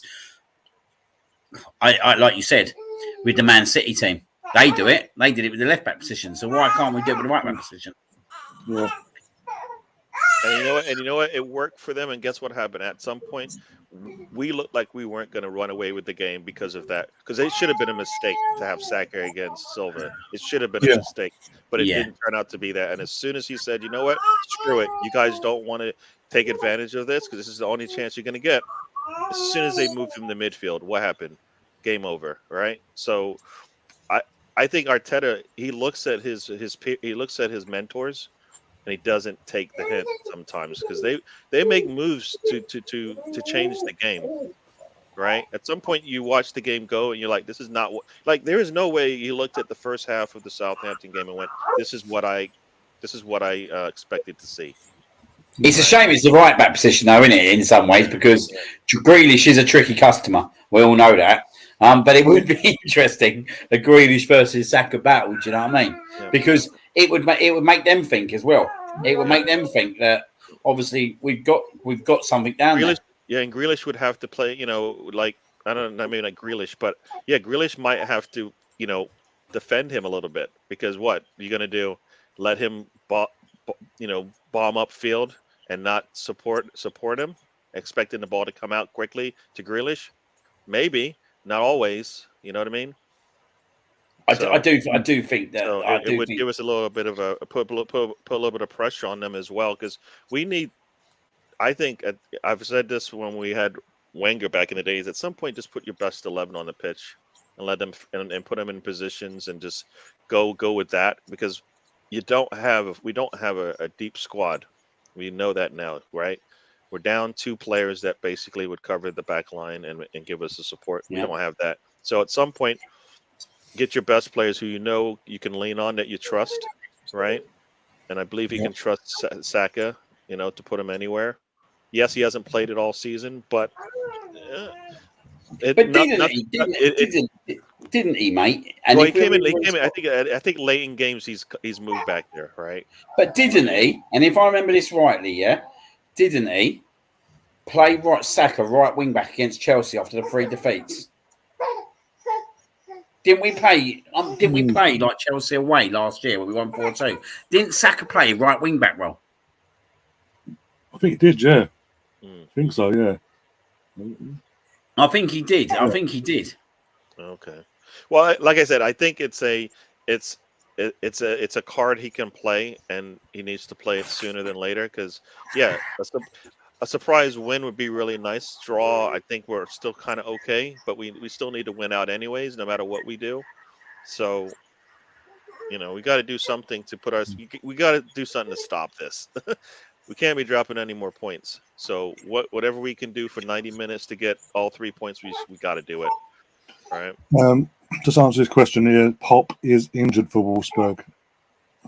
Just broke this morning that she picked up an injury before the game. So yeah, that's why she's not playing today. If Arsenal could get out of this thing with a 2-2 draw, that'd be brilliant. Let's take it all day long. Yeah, it'd be brilliant. That. Yeah, they're in halftime for. I guess you guys know that if you're watching. So. Yeah. I don't think I'd go back 3 against Man City. No, I wouldn't go back 3 against Man City, just for the fact that I do agree with Gary that I think the best way to damage them is by attacking them. I watched the Sheffield United game in the first half yesterday. I thought Sheffield United were well in that game. And I thought that's the problem. You got to do it for 90 minutes. And if you can't score when you got them on the ropes, guess what? They come off the ropes and you're in trouble. Yeah, exactly. It's going to be hard, mate. It's going to be hard. Do you know what I mean? Like, we're going to have to do, for us to win this game, we're going to have to do what we did at Tottenham, what we did at Liverpool in the first half, right? That's the kind of what we're going to have to do in the first half, but just not concede in the first half, because I think we didn't concede at Anfield by half time. I think we see that game out. I definitely think we do. Like, that goal, we all knew once that goal went in, mate, we were sitting there thinking, we know how this is ending up. We all knew how it was going to end up. We all knew by that point how it was going to end up. And I think if we can if we can do what we did to, and I think we've got the quality to do it. We've definitely got the quality to do it. If we can go into Man City and get 2 goals up and keep clean sheet at half time, then I think we can play our game second half to kind of sit on that a little bit. But like you said, you can't give Man City an inch. And the defence ain't all that, mate. Like, Ake's injured, isn't he? Like, the defence is definitely gettable. And defence is definitely gettable. I think if we can get at their defence, I think this game is about how we go at them. Yep. Jesus, I think, obviously Jesus does have to start up front in this game. Yeah. Because I think he's just going to put him to shreds. What I don't like with Jesus at times is, but obviously it's part of the game plan, how deep he goes sometimes. Sometimes he's literally like in a number 6 role. That team just gave up another goal. Yay! Mate, I'm missing it. We want 7. Oh, that's shocking, mate. That's shocking. They pulled Isaac and what's your name off and brought Wilson and Almiron on, and Wilson scores. I'm literally on my phone now, about to watch it. Yeah, I put that on. And I was like, "This is crazy." Usually, I'm a jinx, and oh my god, and yeah, really, just poor defense there. Because I mean, kind of. I was saying before we came on about Newcastle. Their biggest critique is not scoring enough goals in general this season. Yep. And Tottenham come along and hold my beer. There you go, have 6. Yeah. Well, I think as I believe, as we've noticed, the healthier Isaac has gotten, the more that's that's opened up their game, clinical, right? Yeah. I'm not so happy about that one, mate. Ramsdale's sitting at the Bournemouth game. Yeah, I was going to mention that because before I came on, I'm not sure. I know it's his day off and all that, but yeah, like at this part of the season, and after what's happened Friday, is it really advisable to be sitting in another Premier League ground? and then Well, watching him get blown out 3-0. So it's like, wait. Is it really advisable? You're going to get some. You are going to get some. He's getting grief for it. You are going to get grief for that, ain't you? Is that help your psyche? You go to watch your team play, and they're getting smoked by the team that you just gave up a 2-0 lead to. Think about that. He's watching West Ham score 5 goals on his team. You're probably thinking, well, it could be worse for us. We could do 3. We could do 2. If we scored. Who scored for Tottenham? Oh, it was Kane. I didn't even. I missed the goal.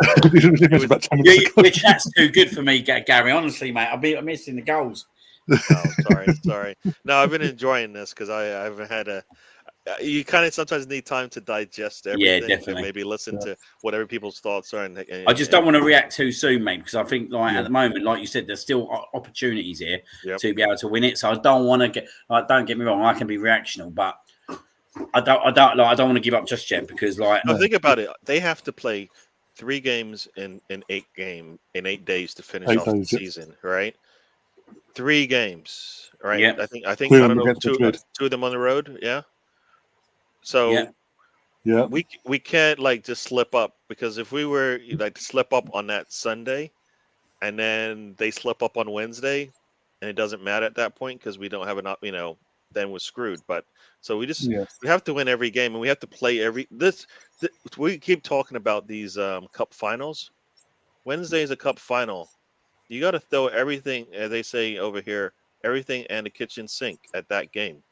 You cannot let anything change the flow of the game in City's advantage. You know what I mean? Like if a City comes out and you're looking at it, and you're like, oh, they just scored again. So that's 4 goals now for West Ham. So but yeah, you can't let any momentum in that game go to City and not have a response for it, either via a change in formation, whatever, substitution, whatever it is. It has. We can't let them feel like, yes, they can just run away with it, because they will. Now, just saying about that West Ham, since they've played, obviously they got a 2-2 draw. It seems like we galvanised them, because they obviously beat the one midweek against Genk after going 1-0 down.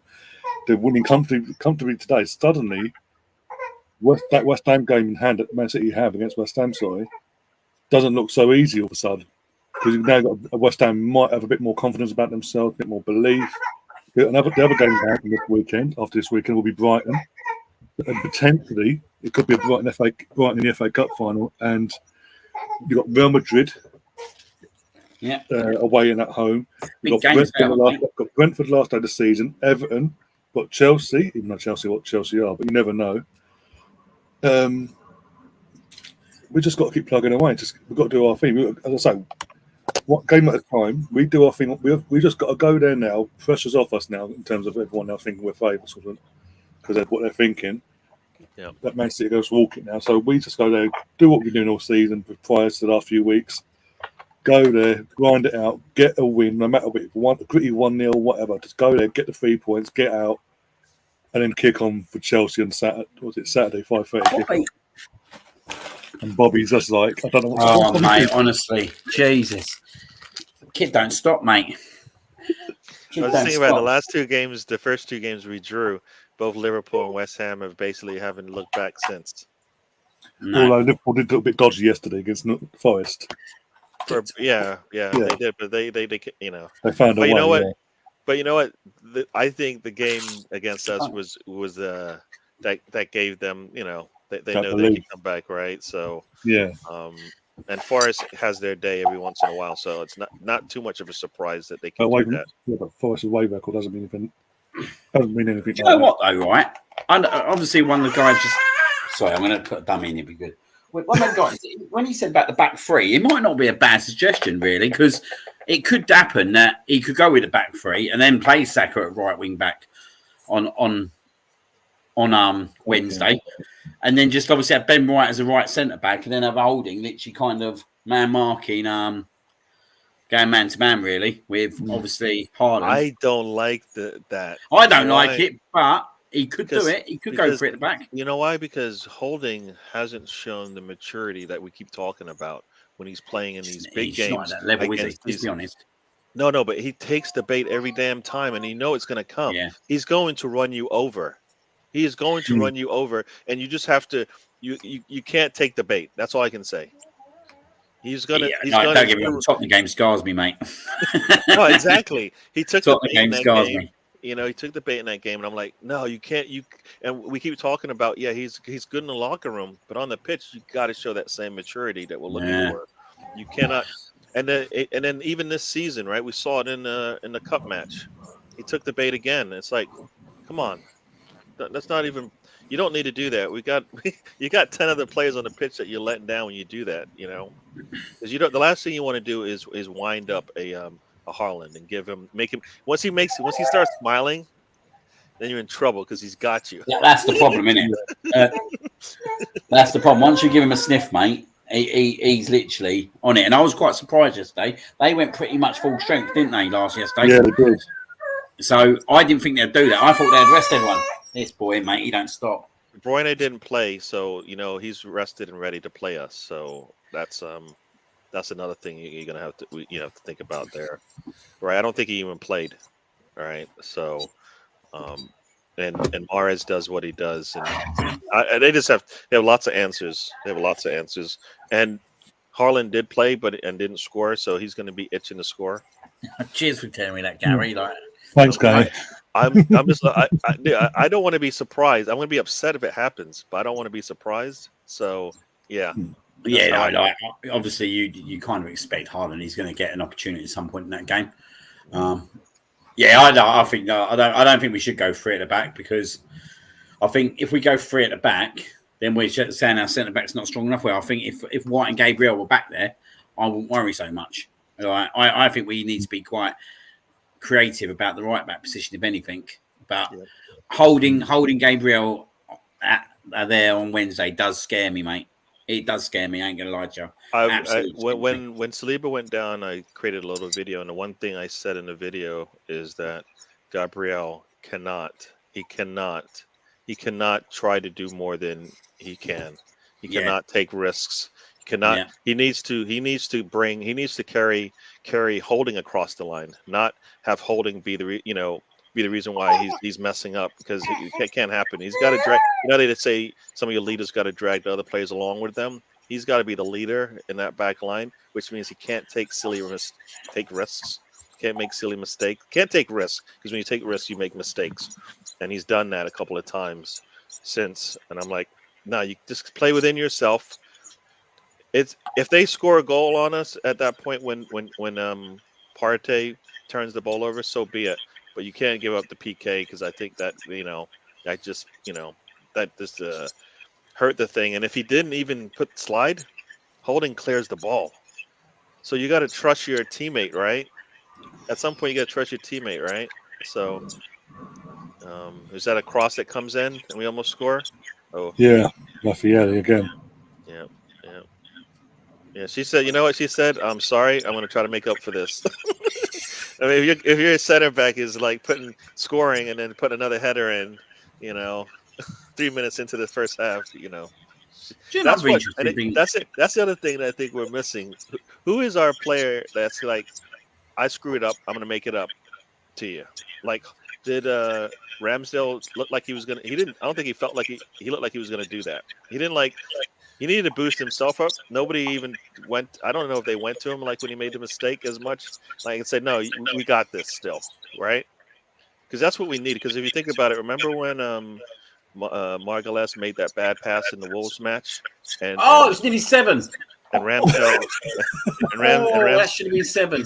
And Ramsdale came up to him and was like, no, don't worry about it. We got this, right? We needed that. We needed that against Southampton. And that's the leadership that we're missing, right? And maybe that's Xhaka. I don't know. But we need. When Walcott scored on Friday, Zinchenko's immediate reaction was like, "Bellow to everyone, get down, come on, huddle, we talk, sort it out now." He'd been criticised by Gabby Abunga was criticising him for doing that, but I don't get why. We're down 2-0 at home to Southampton. Of course, something has to change. No, but I'm saying he did. But that's what I'm saying. At least he went. You know what? Enough's enough. We can't lose this. Like everyone, even like gold, Ramsdale, get your ass over here. right, this is what we're going to do. Da, da, da, da, da. But he's been criticised for it by bloody Bungalow of all people. Oh, it's embarrassing. Why would he do that? Oh, what do you want him to do? Just go, oh, well, lick the wounds. We'll Like, get yeah, like, I don't know what Gary Bongalow's got to say for himself. He was just like a pace merchant, and that was it, weren't he? Like, what did he do in his career? Absolutely nothing. He's just bitter because in 2015, in the FA Cup final, we bent him and his team over and battered him in the FA Cup. Yeah. That's all it is. He's just got nothing else. Because of that, he's got nothing nice to say. It's like, behave yourself. But that's the I think that's the difference now, because I think Terry, the football tenant, mentioned it. Like, why is he complaining? Because Man City this season have been doing that. Be it a goal, conceding a goal, even if it's they're winning 2-0, if he's at a goal straight away, Pep's pulling them over. Yeah. But on the pitch, Zinchenko took led by example and went, "No, this is what we're doing." He ain't even got the armband. So, well, everybody said we need to have 11 leaders anyways, and that's what it looks like. And then when you do it, then they complain. I mean, if you look at Thunder Road's comment there, they rested 5 of their starters, so. The whole like they're playing in these extra games means absolutely nothing, and I think we all know that them playing in these extra games means absolutely nothing because they're deep enough to rest players and then bring them on, and he'll bring them on for 45 minutes. You know what I mean? Yeah. If Pop needs to, he'll bring you on for 45 minutes. He won't bring you on for 20 and 10 minutes. No, he'll bring you on for more if he needs to, and that's I think the thing Arteta needs to learn, that he can do that. But I think that's the big thing for me in the summer as well. This is why for me, where we're in Champions League now, and we're going to be in a different kind of criteria in terms of transfer. It's important to go out and buy someone like Declan Rice, because I think it's like. I just look back at the signings of obviously Sol Campbell. Look back at even Dave Seaman back in the 90s. You know what I mean? You got to make that statement signing. I think Declan Rice is a statement signing. Like, when do we go out and buy potentially the next? And let's be honest, potentially he's the next England captain, isn't he? Let's be honest, he probably will be the next captain of England. When Harry Kane kind of like retires, whatever happens. But for me, it's a statement signing, and for me, it's that player, right? That you've said, Gary, that. Potentially, sometimes we don't have. Do you know what I mean? That player who's going to have that leadership skills, like the leadership skills that he's got, is something that not just him playing in the midfield and doing what he does, and then he looks like he's proper hitting into form for West Ham now. Well, you know what, and that's what scares me, because if you remember a couple of years ago, Grealish in the same situation. We play his team late in the season, and we give up a draw. And then they stay up, and because if we win that, they pretty much go down. And we're gonna probably then we just go get Grealish. Nope, they stay up. And similar thing now. Did we lose? We lost, didn't we? 1-0. We lost. I thought we let them come back. We lost in that one. Yeah, we lost. Yeah. I just remember that, and I'm like, this gives me the same vibes. Not only that, the way he's playing right now. We can't afford him now. We're back into this we can't afford him again. No, I think we can. I think we can. I do think we can. Don't get me wrong. It's going to come at a cost, but that's what we need to do this summer. Like, there's a lot of people out there after January, a lot of Arsenal fans that are saying Edu needs to step up now in this summer, because we didn't bring the players in that we did want to bring in. He has to get his number one targets. He didn't get his number one target in January, and he has to get his number one targets. He has to get them in, mate. And for me, I don't give it. I couldn't care what the cost is, mate. If Arsenal are proper serious now they're back, because we've heard it all before, haven't we? The whole reason why we're not going in for these players is because we're in the Uefa Cup. We ain't got the money. Do you know what I mean? We haven't got the allure of the Champions League at the moment. We've got quite a bit of lure. Like, there's a positive vibe at the Emirates. It's electric most weeks. I know Friday weren't ideal, but at the end of the day, like, the football is, we are progressing as a team. We are playing decent football, and I think, like, if there's ever a time to go out and get him, it's now. It's like we peaked at the right time to go and get him, and it's like Chelsea have absolutely eliminated themselves by how bad they are at the moment. So if there's ever a time to get him, it's now. And if we don't get him, then I think we're going to regret it big time. That's my honest opinion, because I honestly think that he'll be a game changer. He'll be a game changer for us, and I think he'll be the kind of player that we need to kind of not just strengthen our centre midfield, but he'll give us that leadership skill in important moments, like at Anfield, like at West Ham, like on Friday. I think a lot of it's down to leadership skills. The leadership, and like you're saying, Zinchenko's trying it, but were they really listening on Friday? Because it didn't really seem to me that they're even like really listening. But that's why you got to give him change on And to the ball. Then it's got to be somebody who they got to command. Like you said, he doesn't command that much. But I just remember, like I said, when I first saw Jesus come on the pitch, and he was doing that, and he's leading by example, and he actually will go out there just like I don't know, he'll go out there and do a lot more than Zinchenko does in terms of like, you know what, we're missing something in midfield. All right, guess where Jesus is? He's in midfield. He goes about on the back line, whatever, and people, people complain about it, but I'm like, guess what? He's saying, you know what? I'll show you the way. Just come with me. Come on. That's what we need. Yes, he's not scoring, but I believe him on the pitch gives the team a little bit of belief that it can get done. Like you said, you need some help. It's not goals, is it? It's like, I know Jesus ain't scoring the goals that everyone expects a striker to score, but we're like, that's the difference with us now. That is why we are where we are with Martinelli and Saka. Like, Jesus ain't going to score the goals, but what he's going to do, he's going to cause so much space for players like Martinelli, for players like Saka to hit 15, 20 goals a season. Martinelli's definitely going to turn into that player for me. Like, for his first full season, I think, like 20 goals and assists is an incredible comeback for his first total full season. Like, the potential with him is absolutely massive. But don't get me wrong, it would be nice for Jesus to score 15, 20 goals a season, but we're scoring 3 goals a game. So what we need to do is just not concede down the other end of the pitch. And that's by strengthening the midfield. And for me, I personally think we need to go out and buy another right back. I've said it at the start of the show. I think we need to get another right back because... Was Fresneda a right back or was he a left back? Yeah, the Villarreal geezer.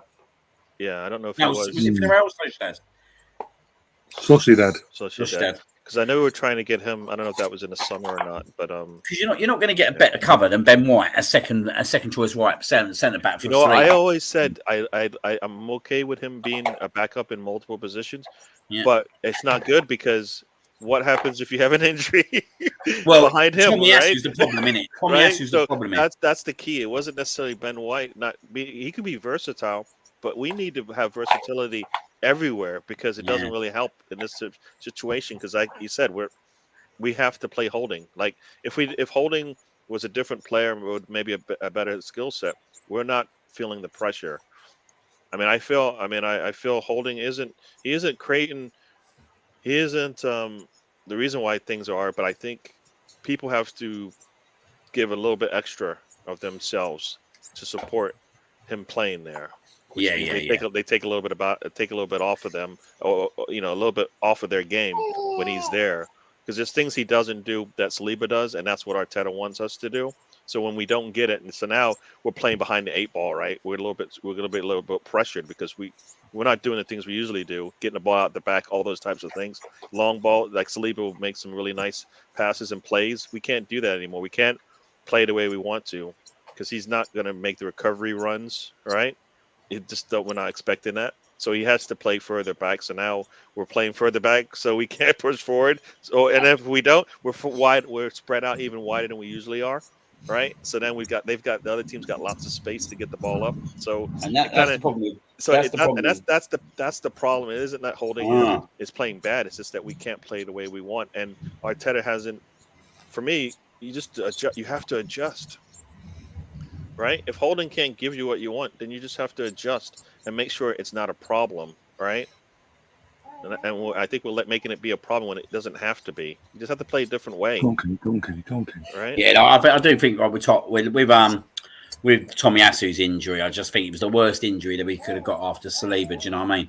Yeah. It was literally the worst injury that we could have got after Saliba. You'd have preferred probably losing a left back.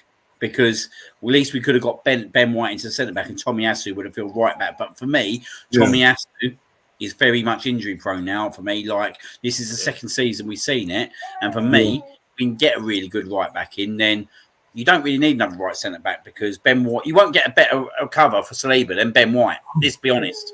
Yep. And that's why it was. That's why it was deemed. It was. That's why I guess they were going after Fresneda, right? Because with Fresneda, they don't have to worry about Tomiyasu see out this season, right? Because he hasn't shown it in 2 seasons now, and it's cost us probably in both seasons a little bit. Not as much last season, but this one definitely. So it's definitely a key position for me, like that position in midfield, and whether he goes out and buys another forward or he goes out and buys a winger forward, I don't know. Like, because we know that he does want another winger. That's obvious because he went in for Mudryk, he went in for Rafinha. So for me, he definitely wants another winger. But it'd be interesting now with Trossard, what the ideal situation would be with that.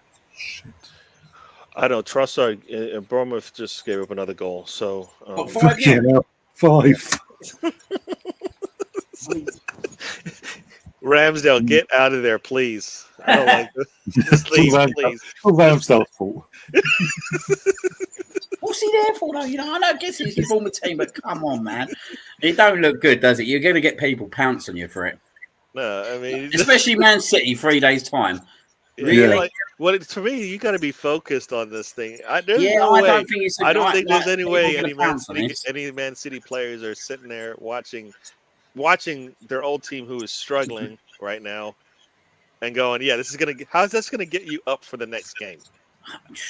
Unless he's cheering on, maybe he's cheering on his future teammate. Sorry, I forget. His future. I haven't even looked at Twitter yet, but I can imagine. Mate. Yeah. Could be there for Declan, support Declan, be undercover agent and all that. Always think of the bright side, eh? Yeah.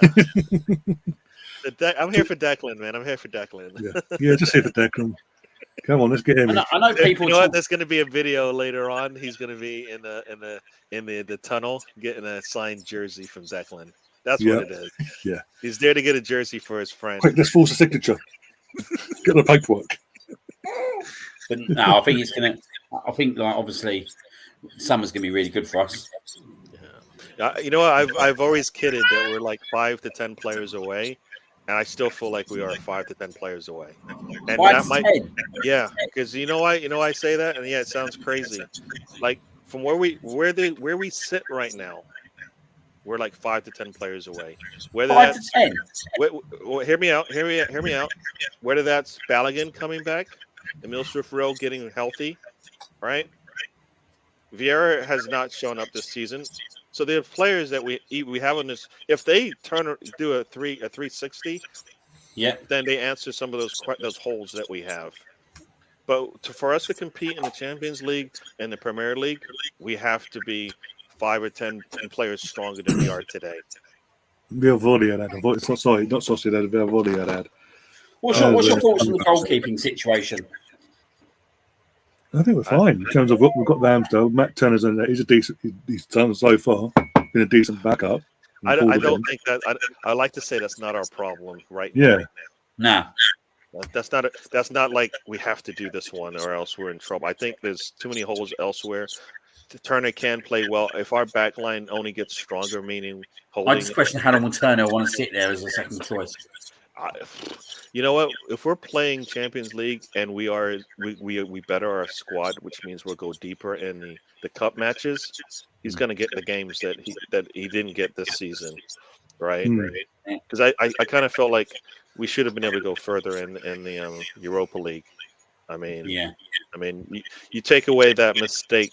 I don't think he should have been dropped for that game anyway. Yeah, no, you take away that mistake between him and Kirior. And we win the 2 legs, right? Yeah. Because that was just because there's other places where we could have won it. Yeah. But I think I think he's not a problem. If he wants more playing time, he needs to go. You think about it. He's supposed to be the U.S. #1 goalkeeper. He needs more games. That's what I think. That's the only thing for me. Like, he'll need more games, and I don't think he'll go this year whatsoever because he's only been there 1 year. But I think potentially in the following season he could. And then I think it would depend on. I think what goes in our favour with Matt as well. He is proclaimed to be an Arsenal fan, lifelong Arsenal fan, even before he signed for us. Like that's his team he's watched from the States. So I think that sort of helped as well, being part of it as well. What's going on, the positive side of things. Just depends on where, as you say, maybe 2-3 years down the line, see where he wants to be competing or not still. If he thinks he's got a chance to push them to the number 1 spot. Yeah. Did you guys see that? I saw a tweet about Burnley in the Reading game. Oh yeah, apparently they've investigated the match fixing. Apparently, now yeah. I somebody, I looked at some of the comments, and as they said, with all that's going on with City, this is the thing that they're going to. This is the thing they're looking into. This is the thing they're going to look into and solve immediately. Yeah. Right. They're going to fix this. We're going to fix this problem that happens all the time in every season. A team who's won the league basically sits their players, and now it's a problem because guess what? They're playing a relegation team. Put it this way: since we've heard about Man City's investigation, they've been investigating them for over 100 charges of corruption, or basically financial corruption and all that. Juventus have been investigated, charged, appealed, successful appeal for most of them, got their points back, and now Burnley have been investigated for match fixing and financial fair play. And yet Man City is still not being dealt with yet. Nah. No, nothing will happen with that, though, will it? It'll just be a fine, let's be honest. It'll just be a fine. All they're doing is kicking it down the road, the FA, giving them time, giving Man City time. How much is your freedom really worth, basically? Nothing will happen with that Man City thing, in my opinion. Like, we've been here before, haven't we? We've seen things like this before. I think, was it Chelsea? Yeah. I think it was Chelsea and the Roman, early years. Yeah, and nothing will happen. And the problem is, right, if they deduct him 15 points, right, maybe they might not win the league next season. But the problem is, right, whoever wins the league, if they're within the 15 points, all you'll ever hear about is, well, Man City had the points deducted or they won the league. And then it kind of just secondary, it takes a bit of that gloss away, doesn't it, for the team who's kind of won the league? Like for me, if they're caught guilty, they should be they should be taken out the Premier League. But basically, do you know what I mean? That's what happened to Juventus, didn't it? That's what happened to Glasgow Rangers when they obviously ballsed up. They were relegated, weren't they? They 2006 with Juventus. It was Juventus, and I believe Juventus got points deducted and put into Serie B because they're the biggest offenders of the 4. AC Milan got a 30-point deduction. Lazio, and I think it was I want to say it was Fiorentina was involved as well. Got basically point deductions and massive fines thrown their way, but because Juventus were the biggest offenders of the match fixing in 2006, they got the fines, like massive, the biggest fines, massive point deductions, and put into Serie B. It's 2-2. I just got an alert. It's 2-2. Something else special has happened. What's going on? We ain't got our spine. What's going on? I need to get on it. Imagine what this is a crazy thing I've been saying. We're doing this without Stina, without Viv, without Beth, now without Kim, now without Leah. Imagine what it would be like with a full strength team. Yeah, nice. I think mental. Nice turn. I'll tell you what, though, he's a little bit and a scary, long ball guys. to who is that? To Blackstenius. Blackstenius, I think, is that right? I'm just seeing now. No, it's 2-2. Where's that controller gone? 2-2. I can't even find the controllers to change it over. I'll be honest. I've got another tab open and I was watching the game on another tab. Pardon? I've been watching the game on another tab, so I didn't even see Gary's reaction at first. I was like, oh. Well, I see you looking away. I'm like, let me see. Gary's celebrating. Stina. Way. Oh, Blackstenius scores. Very nice. Stina Blackstenius and a great assist as well. Good build-up play as well from the girls in general. I'll tell you what, it's not really ideal that Newcastle are going to spanking teams at home 6-1, is it? You know what? We're not even going to think about that right now, okay? Jesus. Let's not think about that right now. No, I won't. I mean, it is Tottenham. There's not really into it. It is Tottenham. Yeah, but I'll tell you what, they're going to be this. I think we need to discuss them, mate. Like with the money they've got now, and you know what, they're going to be up. They're going to be buying some players. The one thing that they've learned, and they probably learned this from City a little bit, is let's discuss. They're not going to go crazy. They're not going to. There you go. They're not going to go crazy Like people, I don't think they're gonna go crazy. I think because right now, if you look at where they are, they're third, and nobody think, and they can go out there and buy quality players, so they don't need to. They're not gonna do it Chelsea, right? Because I think that's what people are No. fearful of. I think they're gonna just take their time and get the best players that they can to fill spots, improve the bottom or improve the ceiling of the team. So it's gonna be like a slow death per se. You know what I mean? Mm. Mate, I tell you what though, fair play to him. Like Yeah. Eddie Howe, the job Eddie Howe's done there. Like if you look at the squad they've got, yeah, right, yeah, they spent some good money. Like you said, they've done it in the right way. They're doing it in the right way, in my opinion. Like they haven't, like they could have gone the totally wrong way, couldn't they? And they could have gone out and like start trying to attract or they could have tried to got Cristiano Ronaldo, them kind of people in, mate. Do you know what I mean? That would have caused them longer issues. But for Eddie Howe to do what he's done, and he's only been in the club a year and a half, mate. He picked them up bottom of the table. He picked them up bottom of the table. And now they're like for me, They're on the verge. They're on the verge of getting Champions League football. I think it's an incredible. You know what? That's the big difference between them and Chelsea, because they both brought in managers, right, that aren't like considered like the tops in the world, but pretty good managers, right? And one team I believe one team said, you know, how just tell us what we need to do. And the other team said, I think we have the answers for you, as opposed to like, you tell us what you need. And you've seen the difference in the two, right? That's kind of how I look at that.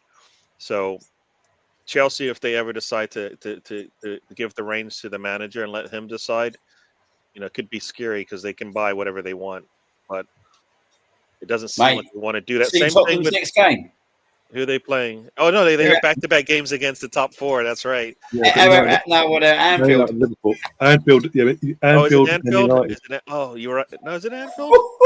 Yeah. Oh, yeah, it is. I thought because you know what it is, because I saw on the table two teams. Their next game is against that team. All right. And it was Spurs. It was Spurs. It was Manchester United's next game is against that team. So if you're saying Liverpool is their next game, wow. No. See, their next game is against Manchester United. Oh, Man United. It's Man United then Liverpool then. Yeah, so they got Man United, have they? The next game is Man United. Where's that at? Man United. It's a home. It's home for them. Well, it means nothing for Tottenham. They don't have a home, really. Let's be honest. Mate, it's like, let's be honest, yeah.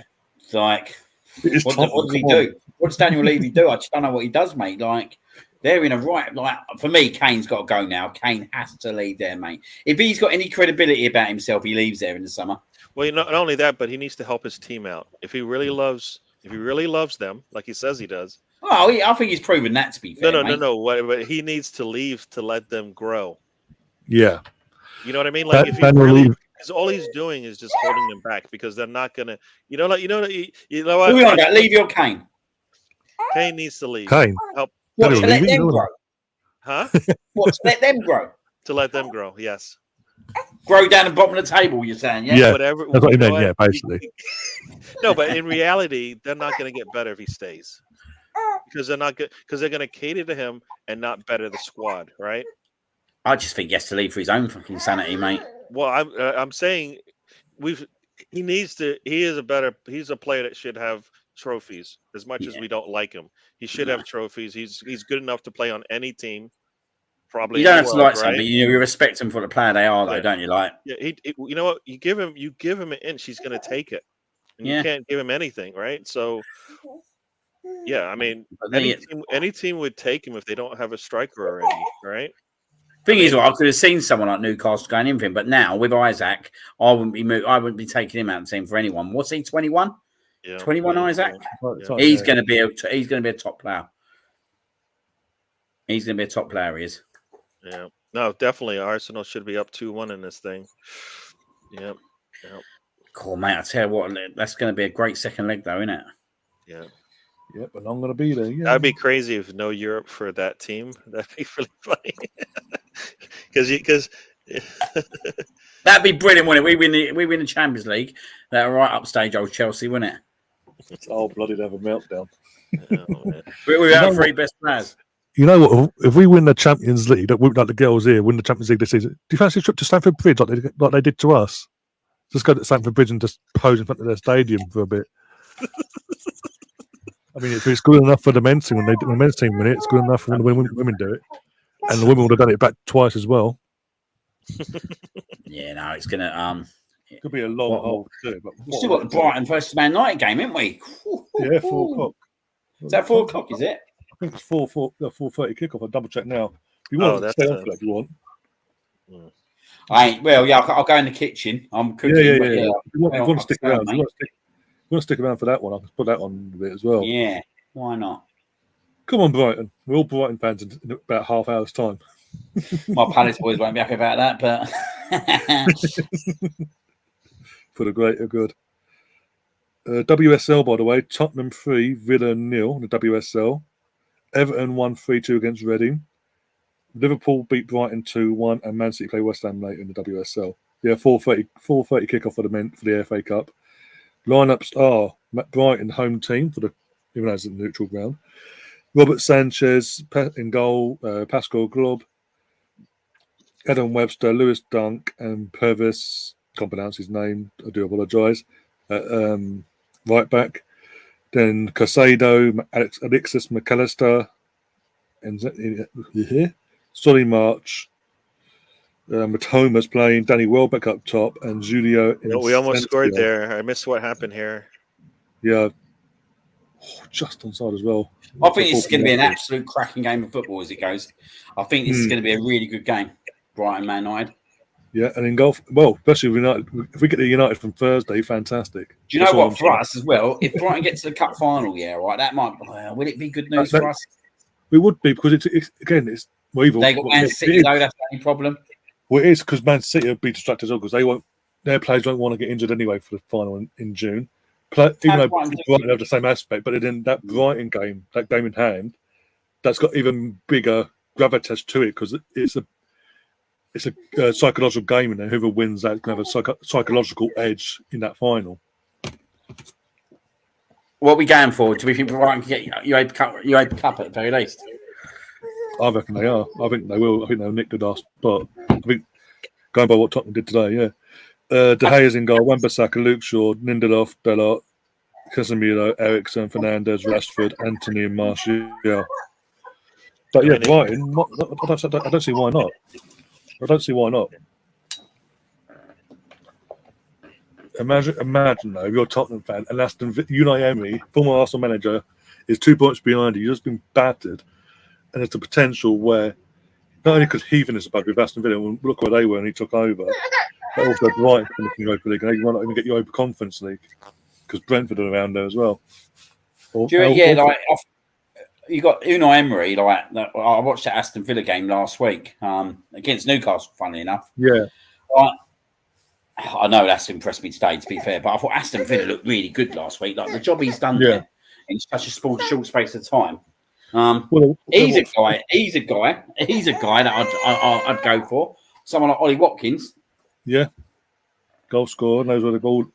Here's the thing, though. We've talked about Ollie Watkins in the past. And I don't think, he's having a good spot right now, but we weren't looking at, you know what I mean? No. I think he's been good for a couple of years now. No, I know, but we've talked about him multiple times. I know we have. As we talked about, we need a striker. Arsenal fan. Watkins has come up, and we're like, because Watkins came up the same time that Ivan Toney, DCL came up and stuff like that back, a season or a couple of windows ago. And we were like, so I don't. Is he just having a good spell and it makes it easy to say yes? I think he's better than that. I think the quality of his goals, mate, that I see, especially the one against us, I think the quality of him. I think he's very, very good. I like Ivan Toney as well, though. The only problem with Ivan Toney is I'm not really bothered about that. People say he's arrogant and all that, but sometimes you need that as a striker. The problem with Ivan Toney is no one knows what's going on in the background. But for me, Ivan Toney would be a good alternative. Like you even think, in a game like the Southampton game, in that last 5-10 minutes, we could have done with someone like that on the pitch. Like if we did decide to mix it up. If Tony or Watkins were playing for us, it wouldn't have been. No, I don't even think it would have looked anything like it did. You're at to like I think it, no. I think Everton because we lost we dropped 6 points here, but we dropped 5 points Everton and Brentford. All right. If Well, I think if someone like Tony if up you front at you Everton, told me Tony or Watkins were playing in those 2 games, those are 5 points. We probably would be like, yeah, we got the wins there. You know what I mean? Because I think we're better than the way we played in those games. Yes. do you think if we had managed to bounce Tony? and all that. So do you think if we had Tony at Everton, we'd have won that game, or we'd had a chance of getting a better result? Is that what you're saying? Yeah. Yeah, that's what you're saying. Yeah. Yeah. No, I agree. And Well, I think Ivan Tony is a player that if he did go to I don't think he's a player that. I think he's got the confidence. I think he's got the arrogance. I think he's got the mentality to go to a bigger club. I honestly really do believe he's got the mentality to do that. The problem he's got at the moment is that no one knows what's going on with this kind of betting kind of allegation that he's got going on at the moment. But if that doesn't come out and like he doesn't get suspended for it, then I can see then someone's going to go in for him, isn't they? Someone's definitely going to go in for him. What's happened? That was close. Chilwell, former Arsenal player, almost scored. Oh my gosh, that was really close. She just missed the outside of the post by an inch. Oof. That's the first attack of the second half, but that's probably that's the leakiest we've looked in this second half for sure. Yeah, we've looked a lot better. So would you go for another striker? Well, here's the thing. Yeah. Are we keeping Balogun or not? I don't think. Well, I think it's a risk. I think it's a risk. I do think it's a risk. Like he's had a really good season. Can Arteta afford to risk it? That's my question to you. Can he afford to risk another youngster coming back in, trying to embed him? It could pull off, or does he go out and buy someone who's guaranteed to bring us success, especially as we're going to be in the Champions League? No, I'm with you. For me, it's like you have to let both Eddie and I kind of feel like you'd have to let both Eddie and Balogun go, and I don't see him doing that. So I'd rather let's not try to make Eddie our backup, and then because we're not. Are we going to spend money on a big striker if Eddie's there? Well, for me, mate, I think we have to let him go. That for me, I think if we're playing Champions League football, I think we have to let him go, mate. I know you agree. I know, but I don't the way that our mindset is right now as a squad that they're like ready to let him go. Like he's gonna bring something to us that we're missing. You know what I mean? That's kind of what I feel, and that's why I kind of feel like I rather if you're gonna take the risk, I'll take the risk on Balogun than I would keeping because I don't think we're gonna go out there and be able to spend the big money we need to get a striker, and that's not our biggest hole right now, right? You're saying midfield is where we got off. Yeah, so we're going to spend a lot of money in that midfield, I think, because as much as Partey is good, but can he? I don't. Ray and Arsenal fan circles talked about the 24 games. He hit 24 games, and since then, can he play a full season in the Premier League? I'm not sure. We know Declan Rice can, right? Well, that's my concern with Balogun. Do you know what I mean? There's no guarantee, is there? There's no guarantee, and I think now, like next season, I think that we need a guarantee. Like we need to, if Jesus gets injured, we need a guarantee up front. And like, I'm not even saying that if we buy someone else in, that Jesus is guaranteed to start up front every game because I think it'll become a rotational thing with the Champions League and the Premier League. But for me, centre midfield is the priority, and I think we definitely need to get right back, as I said. But I think then the striker position is the other position that potentially we would look at if there was additional money. Like the other thing as well is to look at, right? We get Champions League football. There's obviously money there anyway because they were going to splash the money on Mudryk or Rafinha after we made out a lot of our business. So. We look at that side, right? Then we look at the players that we could sell. So we could sell Balogun. We could sell Nketiah. Pepe. He'll get. I'm not saying he's going to get big money out of him, but there's another player who brings in money. Tavares. There's another man who brings in money. Maitland-Niles. Surely he's got to go somewhere. Like surely it can't be another loan deal. Surely he has to go, even if it is like 5 to 10 million. So there is players that there is money going to be coming in on players that we can potentially sell. Do you think between Nelson and Milser-Farrow, one or both are gone? Do you know what? I really like Nelson. I really like now. Do you know what? Right, every time I watch him come on, I'm not saying he's guaranteed first team starter, but when we're about to chase a game, right? Mm-hmm. What strikes to me is right that he always seems confident in his ability and his approach. He's not like he will try and beat a man straight away, and he's got this knack to being in the right place at the right time. And he did it twice on Friday again. Like he set up the goal in terms of his shot. He nearly then scored again, right, which just deflected wide. I like him, but I like Smith Rowe as well. So here's the thing with both players. We just talked about, I think Nelson's ahead of him. Injury-prone players. Nelson, injury-prone player, like every season, no matter if it's here or on loan. Yeah. So, would you give him a contract though, like we've done with Nketiah, and give him one more year, see what happens, and if he doesn't, at least we get money for him. Give him a 2-3 year contract, see how things go. You know what? That's why I'm telling you, we're 5 to 10 players away, and I'd rather not have risks that we know. We've seen this play out. Is he a every risk? Time. Is he a risk? Can he stay healthy for us? I mean, and can we, and I don't know if the reason why he's injured is because he doesn't play enough, and so he gets weakened that way, or if he's just injury prone because we don't play him enough, and that's why his body just breaks down when he's sitting there idling, right? Or he's just injury prone, and then you risk. So I would rather have Arteta have players he can trust and he'll play, right, and not have to be concerned about whether it's an injury issue. Because that's what he's shown us, right? He's shown us if he's not confident in your play, he's going to sit you. But if you're injured, I just think he's got something to offer, mate. I think he's got something really strong to offer, and I think he's proven it time and time again. Yeah. I think he's got something really strong to offer, and it's not starting in games. But do you know what? He loves the club. I think that he won't be a risk because. Do you know what? Not necessarily with Martinelli, Saka. Is it a big risk? And we have got other options. I just think what he does offer us is very unique. That's the word I'm going to use. Very unique, and you don't usually get that from a player. And he's proven to me time and time again in this season that it's not just a fluke. Do you know what I mean? Like he done it against Forest. He done it against Bournemouth. He nearly done it again the other night. For me, I would give him a contract. As his agent, you're doing really well.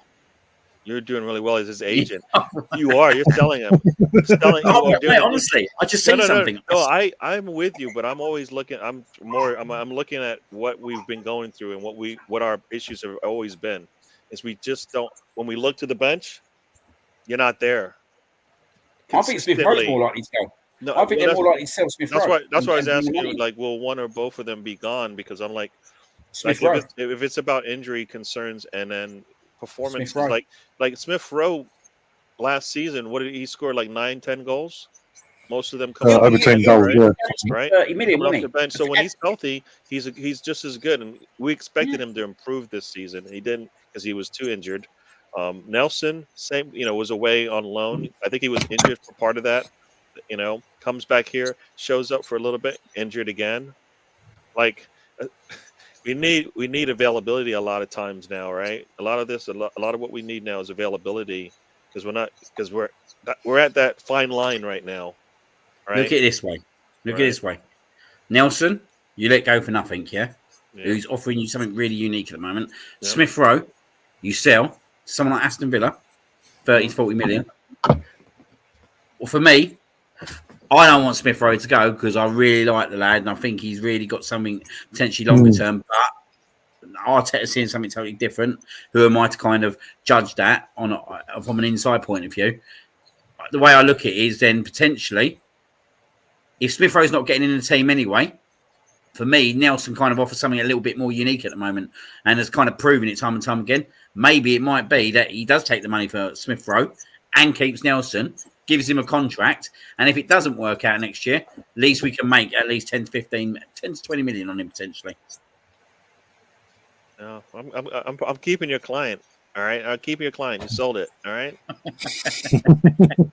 I need to keep up the day.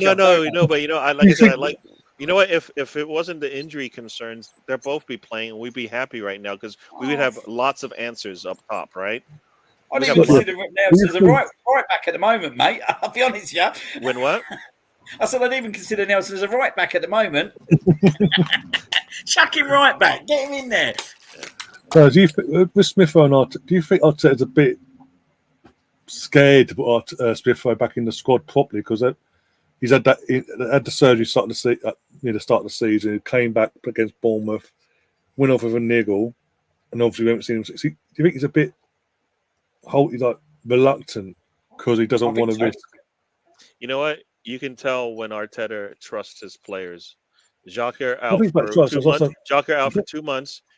As soon as he's ready, back in the game. I think it's more about the fact that obviously he had that muscle. Does he need a pre-season? No, but I mean, it doesn't matter what the injury is because Xhaka had a really bad knee injury. But what I'm saying is, in terms of Smith Rowe, in terms of that injury he had the surgery for, that was a reoccurring thing. He's had the surgery for it. He came back. He tried easing him in, brought him on against Bournemouth. Didn't know to take him off because there's a slight pull there by the looks of it. It's all kicking off here, by the way. There's been a booking for someone, and Kate McCabe's getting in a fight with someone, and it's just getting messy now in the last few minutes of the game. This ref's had no clue what to do. Is McCabe going to get a yellow as well? Because she likes to get in a scruff. Probably because she's gone up there and given it a big old hand, basically. Yeah, as captain. I like her. She is, it's like she's got that kind of, we talk about Xhaka and like losing their cool sometimes. She's got that in her.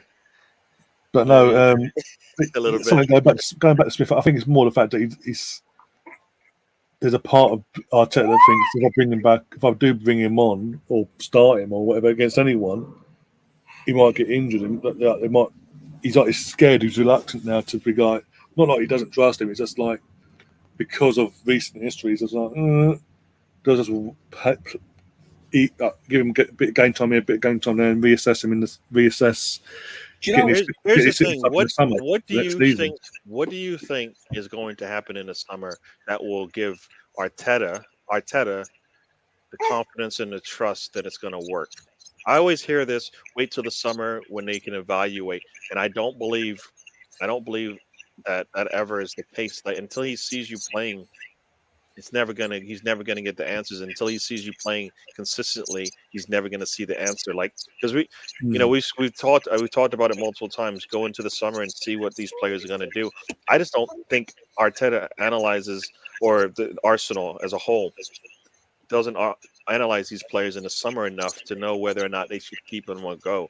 Because think about this. This is the same thing that happened when we had Aubameyang and Lacazette and Kedia, I think, right? And I'm sitting there going, we need a striker still. Yeah. Right? Yeah, we had 3 players, but we still need a striker. And that was when that was when Edouard and I think Isaac and a couple other players were available. And I was like, why don't we just go out and get one of those young strikers that we know can play in the league?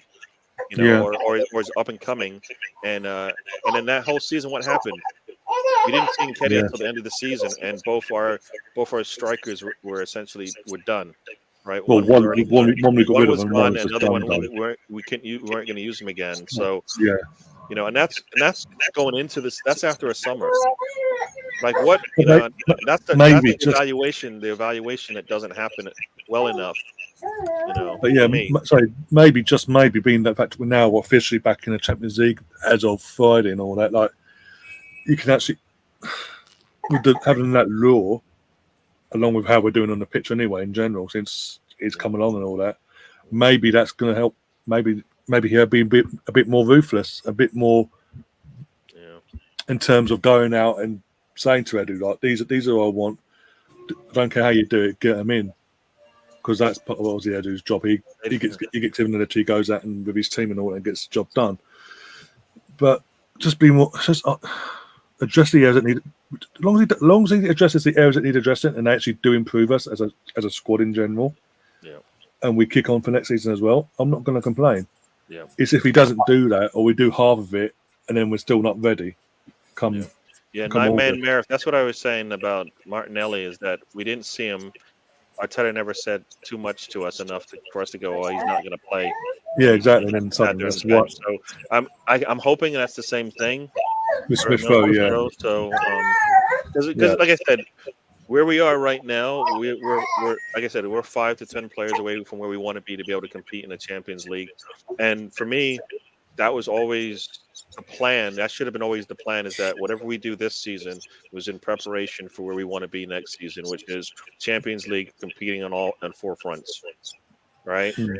That's the only way. That's the only way we can get better as a squad is if we're planning for the future. It's game over. Yeah, game over. Full time was just gone 2-2 from 2-0 down. And as comments, again, I'm watching this on YouTube on another tab, and someone just mentioned in the comments section over there, these German teams can't beat an injury-ridden team like us, and we are pretty Not much only our that, but spine we're is gone. missing three of our top players. Yeah, that's what I'm 3 saying. of our top players are out. Like our 3 best players are out. All right. Our Yeah. 3 best players Well, are yeah. out. Well, Oh, 4 best players. four In my best eyes. players. With Beth, Kim, and now Leah. Yeah. 4. Well, That's our, okay. Yeah.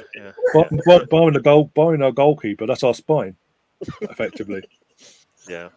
And that's the one thing I've been saying about the manager for the women. He's been getting them to play without having everything that he needs at his disposal. Right. I mean, you lose Viv and Meads.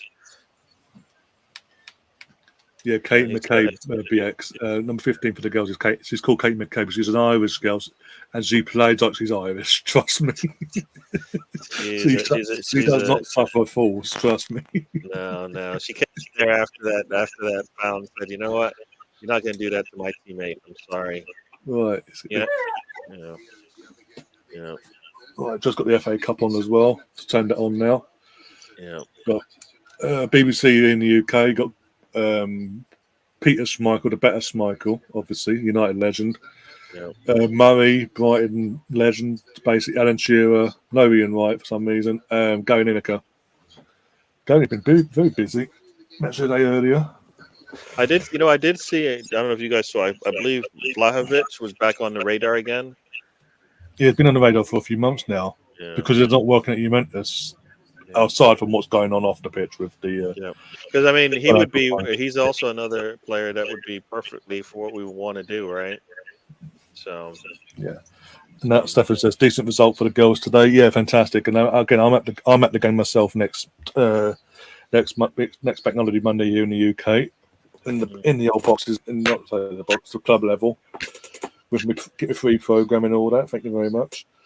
So hopefully the girls, I'll be there. Cheer the girls on. A lot of, as it stands, I think it was at 45. It was last count was 45,000 tickets sold for next Monday. So hopefully more, especially that result play with depleted injury, with all the injuries we've got, will boost the confidence of our fan base, and more fans will you know what, it's Black Friday Monday. Let's go there as well.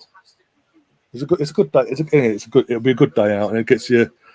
No matter what happens, it lifts the mood basically. And if we do get to the final, it's in Eindhoven. Well, hey, yeah, big old game that now, isn't it? Yeah. I'm gonna have to go. I might come back, but I'm gonna have to go for a little bit. Yeah, no worries. Love the debate, mate. Love the debate. Some really good debate there. No, I enjoyed talking with you guys. I wish I could come. I wish I could do it during some of the men's games. This week, the week games are hard because I'm working all that Tuesdays time. and Wednesdays. I'm in the office, so I can't even do that. And that means Champions League. I will most likely miss all of those games. We'll figure something out in the summer. We'll sort it out. We'll sort of schedule out. So yeah. No, so I'm looking forward. Enjoying the job, but it's taken away from my fun. I don't understand this. Why does work do that? Should be work hard, play hard. I'm trying, but but I will talk to you guys. Ryan, thanks for having me. Liam, it was great talking to everybody in the chat. Cheers, mate. Gary, once we know our group stage fixtures, once we know the dates for them all, book the time off. Sure. My only problem is I'm watching like all these guys taking days off for the Southampton game and now the City game. I'm like, that's the way the season's been going. I'm hoping it's not wasted and they're not in like pain watching these games. So yeah. I'm hoping everybody in the chat. Thanks for See you joining soon, us. guys. Cheers See you again. guys. We'll see you guys on the next one. Yep. Right. Teams are, by the way, on my screen. Teams on my screen, ready to come out. Come on, Brighton. Come on. Imagine Brighton v City. Oh, wait, I think they will. I think Brighton are going to win this game. I've got a funny feeling. Danny Welbeck as well. Oh, yeah, that guy. That guy, Danny Welbeck. Oh, Welbs. He loves to go against Man United in the FA Cup. That's all I'm saying. Yeah, he does. You know.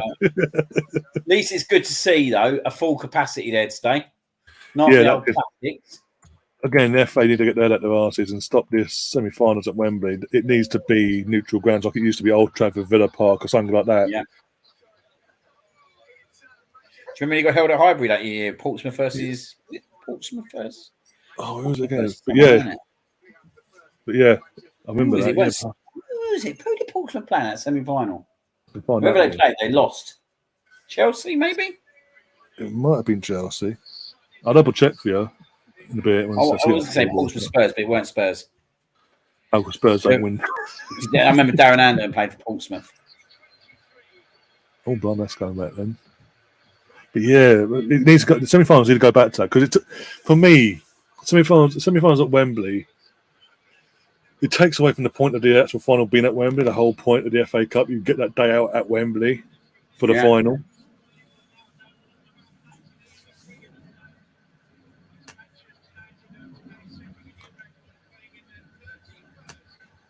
Ipswich beat West Brom at Highbury. That was it. Ipswich beat West Brom at Highbury in the semi-final at 78. Stefan saying, and you going? What's that? Was that you went out to beat us as well? Because we fucking went I'm gonna find out who it was.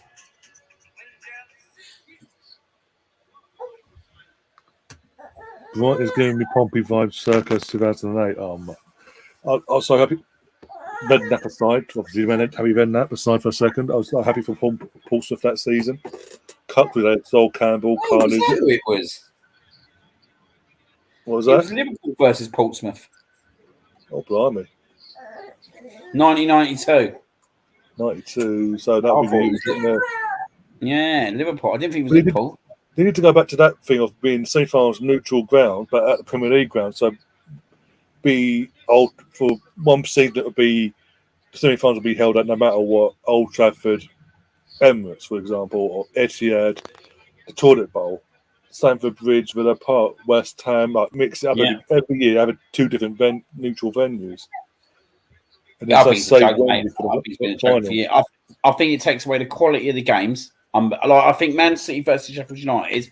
Don't get me wrong, I don't think there'd be much of a contest, but I think if you'd put it into a ground, right, where full capacity, half each, right, I think there would have been so much of a better atmosphere. I think it makes it more of a game even for the lesser team. But I think going to Wembley, it just suits the big team, don't it? Big pitch. Yeah. Like, bigger crowding and all that because they've got what their fan bases and all. Yeah. They just kind of exposed Man City for what they were really yesterday, didn't it? Really, let's be honest. Yeah. And this is why everyone wants Man City to win the league because no one really knows a Man City fan. that is the reality of it all. That is why people want Man City to win the league because no one knows a Man City fan. The one fan base that shouldn't be speaking up is Chelsea fans. You've got that fucking idiot going, "Oh, Arsenal win the mad," and then going, "Oh, Arsenal bought the league, champagne, choking on champagne." Like seriously, why about? I put a quote retweet. Like, why about your own fucking team, love? How's 11th? How's the relegation battle going? At least we're competing. You spent £600 million, love, and your team's 11th. So shush. Strange old one, she isn't she? Oh dear. All because literally was it back in October, November? She was on there's a clip going around where she was on doing a Twitch stream or something, and basically saying, "Oh, Chelsea will win another league title before Arsenal." And if obviously Arsenal do win this league title next season, that'll come back and bite her on the backside, quite literally. Then I guess you might be into that. No line of work. Come on, Brian. Come on. Really fancy him here today. Yeah, I need to. time is it? 2 minutes late, by the way. It's 32 minutes past. Didn't kick off 2 minutes ago.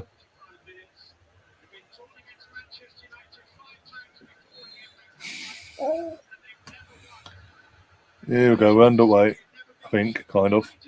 Yeah.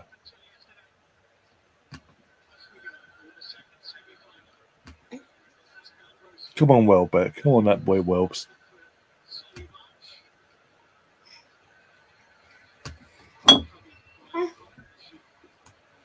If you haven't already, guys, as well, do smash that like button, do subscribe if you haven't already, and do share the content around because we are, as it now, doing two games in one stream. Wait, but you know what? Why not?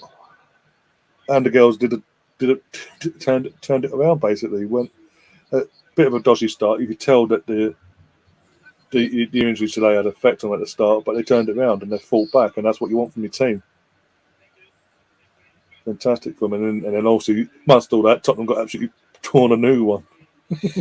Yeah, no, we ain't really spoke about that boy since, but bloody hell. What did they do? What do they do now? I think It's a bit of an interesting job, that, isn't it? Yeah, I think they need to go and do what Joel suggested the other week on here and say, go to Jamie O'Hara, go, Jamie, you know you're such a football god and know it all. You want to come and help us out here and get them relegated? Rashford's back then. Yeah, he's playing out in the wing, Martial down the middle. If we can get the United from Thursday, I'll be happy. Yeah, no, I fancy him a little bit more now. They've got Rashford back, but it depends on how Brighton go about things themselves, don't they? It's an interesting one. This one. And also with Rashford, is his first game back after a hamstring. No pressure, right? And Wembley, that big pitch and all that as well, massive pressure. He's come back pretty quickly, though, isn't he? I think after Thursday, he's been rushed back just because of Thursday. The way they got absolutely demoralised. I said, and this is the thing, when a draw was made, people like Man United fans and you saw in English media in general, like writing off Sevilla because of where they are in La Liga. But the Europa League's their thing. That's always been their thing, no matter what they do in their domestic league. Europa's always been their thing. Oh no, United are pushing. It's Man United, so Man United are going to win now. And they went 2-0 up at one point, and they then leaked 5 goals without response, quite literally, over the 2 legs. I mean, literally, the 3 goals they gave away, they did give them away on Thursday. It could have put even more. I think it is a big job there, isn't it? Like at Man United. Yeah. But the problem is with them, right? They in the past they've just not spent the money right. Like they've had money, mate. They've had loads of money. Do you know what I mean? Like they spent big money on players. Like they should really be the ones contending with Man City at the moment. If we're being totally honest, yeah. Like with the money they spent, but they got so many weaknesses in positions. Like even the goalkeeper, for me, De Gea, like he's not the keeper he was he? And no. I know Maguire absolutely cocked up, but that was down to him. That was down to him, like Ramsdale. Yeah, De Gea put him in that situation in the first place. So yeah, like I think he's got to go. Like I think the right back will go Bissaka. I don't think that I think he's a good defender, Bissaka, but I don't think that he'll be there long term. You look at their back two. What is it, Varane and Martinez? Martinez is out for us this season, isn't he? Yeah, like they don't really got the second choice. Like Maguire's got to go, isn't he? Maguire, yeah. He's got to go. Phil Jones, how's he still at the club? Like, how is Phil Jones still at that club? But Smalling got outed. Chris Smalling got outed over Phil Jones. And even Martial, mate, he's not done it, has he? He hasn't done what he was expected to do. That massive rep, what was it? How much they spent for him? 50 odd mil? What is it? Maybe more than that. Massive rep. The next Henry coming from France and all that. Scored that goal on his debut against Liverpool. As you say, what has he actually done? Even Anthony, like you look at him, what's that? Like Anthony, you give him another year, definitely. Sancho, like another, that's 70 odd million on him, and 80 million on Anthony. Like they've spent big money, mate. Like they spent 150 million on them 2 players, and then You look at us who spent $6 million on Martinelli and Saka. It's just ridiculous, really, isn't it? Like they've spent a lot of money and they haven't spent wisely. But I think it's a big job there because I've just mentioned about 6-7 players. I don't even rate Bruno that much. I think he's a good player, but he's not a world class player, is he? All free kick here for Brighton on the edge of the box. Well done, Matoma. It's a good free kick. This go. Oh, almost. Bobby's focused again. Look at him. He's just like, it's football again. Do you know what that was reminding me of? It gave me flashbacks of, obviously it's further out, old Santi Cazorla. Yeah, it gets whole, yeah. Oh, that was a goal. He gave me a little flashback, that did. What a day that was. Another day where we was defensive shit. Talk about us doing things the hard way. 2-0 down against Hull. Well, this is what I'm saying, mate. We don't do things the easy way, do we? Like ever. Like since we lost all these amateurs are like we don't do nothing the easy way. So why do you expect it to be easy now?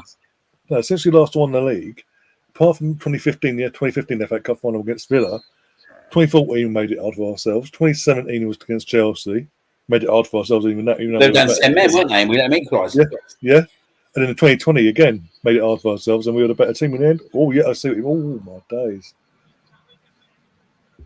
Not even if you look at our league, like the only league that two leagues that we won that we made it like totally destroyed it was like obviously the Invincibles, which was a rarity, and probably the 91 season. 91, yeah, 91. I don't get why that 91 team never gets a plaudits. It deserves it. They lost one game that season. Yeah. In the league. Like 89 was 89. Now, I was listening to someone today going on about the 89, right? Someone. And like they're going on about like how bad we are now, but then they were going on about the 89 team. And I was sitting there thinking, well, wait a minute. It's lucky social media weren't around in 89 because can you imagine after we drew to Wimbledon, George Graham out? People would have wanted George Graham out after that game, wouldn't they? Yeah, Bobby is learning. He's learning the hard way, mate. But yeah, like even 98, we was about 12 points behind, weren't we? Yeah. So we'll never do anything the easy way, but apparently Tom's saying the league's under 21s team need a point in their final game to win the Premier League 2 Division 2 title. Should not get in that our league, are you? I assume so. Who they home or away to who? Tom, let us know in the chat, Tom. The internet has done us in. Yeah, it's going totally right there, mate. Oh dear. Well, I'll be back in a second. I'm going to do myself tea actually. One sec. On the Arsenal teas. One sec. No, I ain't joking either, by the way, when I say Arsenal tea. Well, I might just take my thing out to the kitchen then. Got my little. Oh, look at that! Pretty decent. I'm impressed with that one. Little nice little tin. Yeah, I like that, mate. Yeah, that's good. Get the paired one. Do that. Arsenal.com, by the way, if you want to get yourself one as well, with your membership discount and all that. What they got? It's this. Well, he's gone now. I'll wait to go downstairs until he gets back. But yeah, Arsenal.com. It's obviously Arsenal tin with Highbury on it. 40 tea bags, and after you use it, after the tea bags are gone, you can use it for bits and pieces, like whatever coffee bits and pieces. Whatever you've got, a coffee machine, whatever.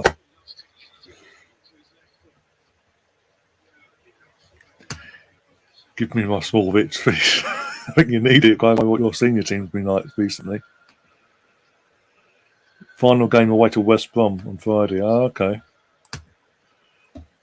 No, I was saying the Arsenal.com, literally, it's that. I'll have a look And at then that obviously, later. then once the tin, obviously you use tea bags, use the tin for whatever. Then Yeah, I like that. Well, I'm just going to turn this around. I'll be out in a sec. You go to the toilet. you know. Otherwise, I'll wait till you get back and I'll go down with tea. Get the tea on in my merchandise mug. That's a handball. Referee. You don't know what you're doing. Nice smelling tea as well. Got to say, it does it. Even actually brew for longer than what they say. Do actually get decent brew actually. It's a few quid with the membership and all that's a few quid. So, oh dear. Get the run down in a second.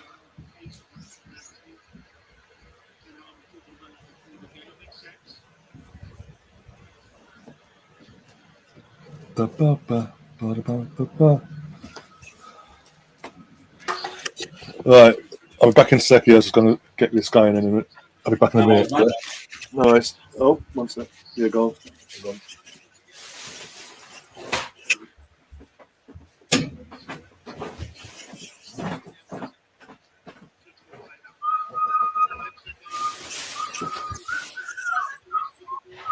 Hello.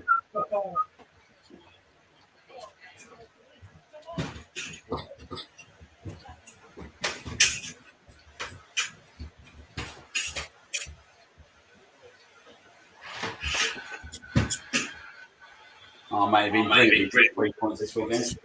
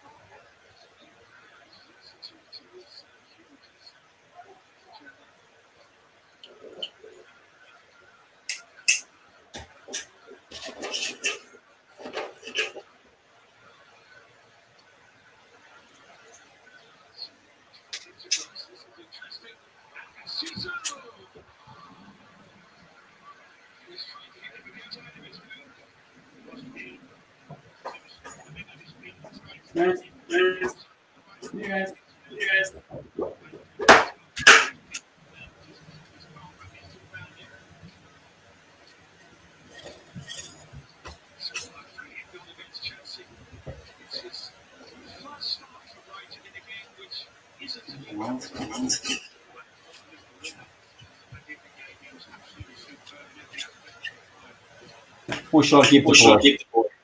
Chicken curry or chicken casserole?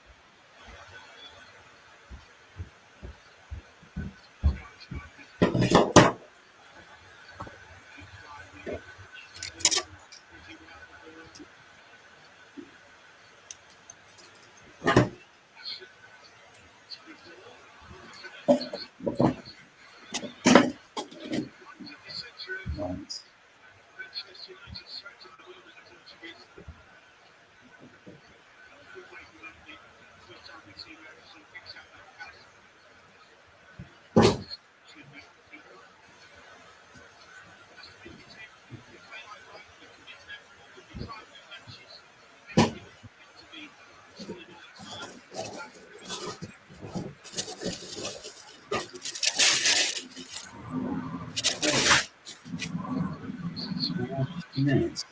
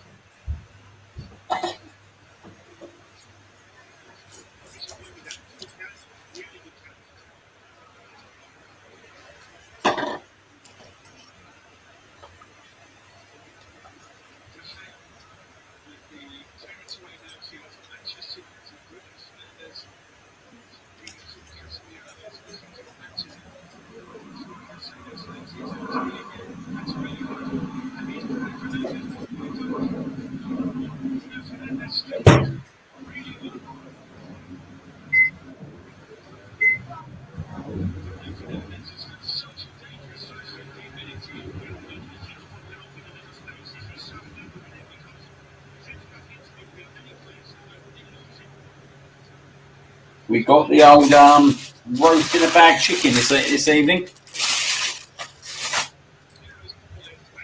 Some proper smuggo foods to eat tonight, I think.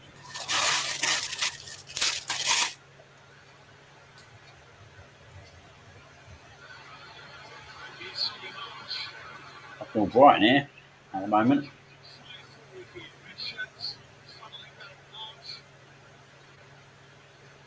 Return. Go on.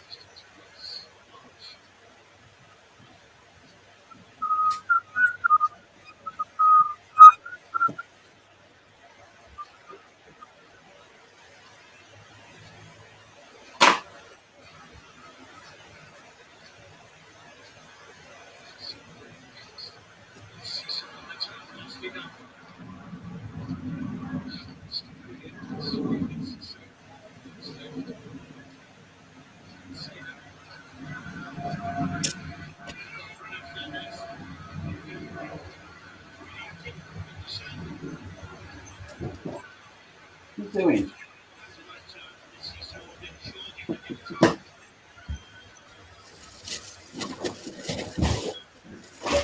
What now? Bloody cats.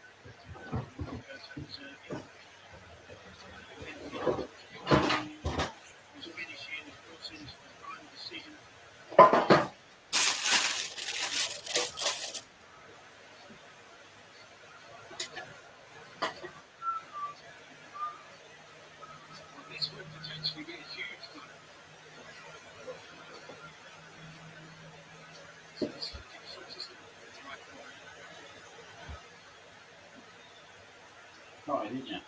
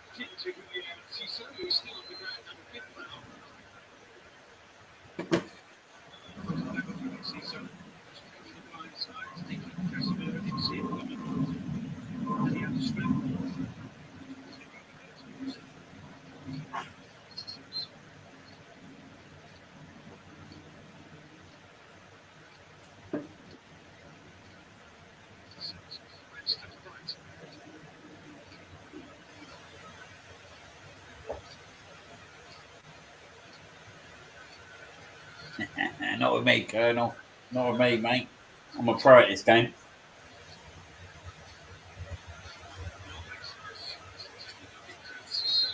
Keep an eye on the old Twitter later. I'll put a picture up. I'll show you a proper El Smuggo roast. Yeah, all the trimmings, mate. All the trimmings.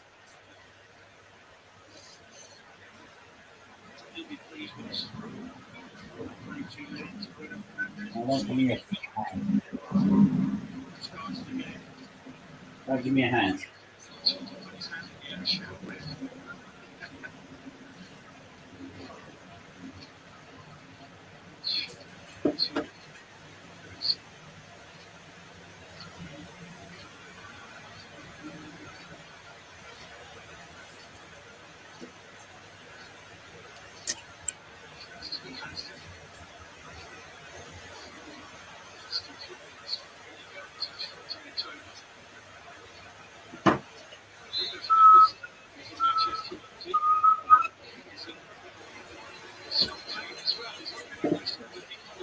Not kicked off this game yet, is it?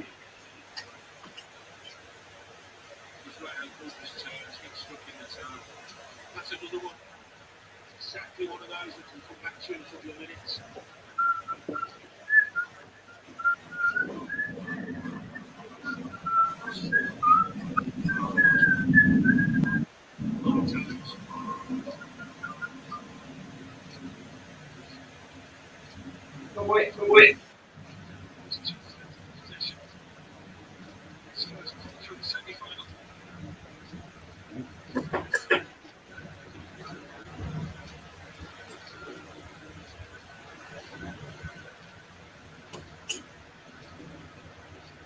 Oh, mate.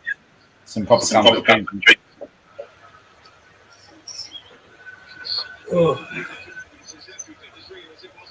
Well, that's what me. Comfort drinking.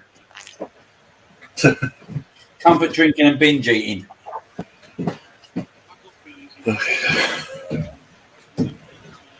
Oh, they ain't missed nothing, man.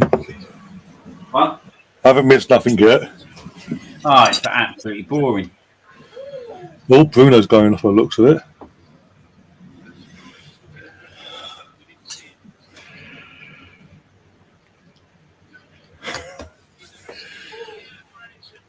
Sunday dinner with El Smuggo Bon Appetit.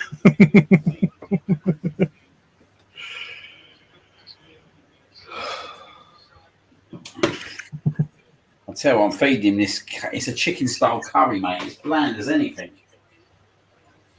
No. Don't worry, once it's on solids, you can get him proper chicken curry. Once it's on solids. The korma, obviously.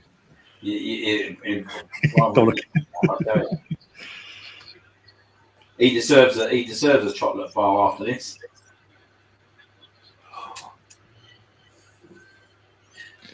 There's nothing really going on, mate, in this game. No, all Vasser's down now. Is he?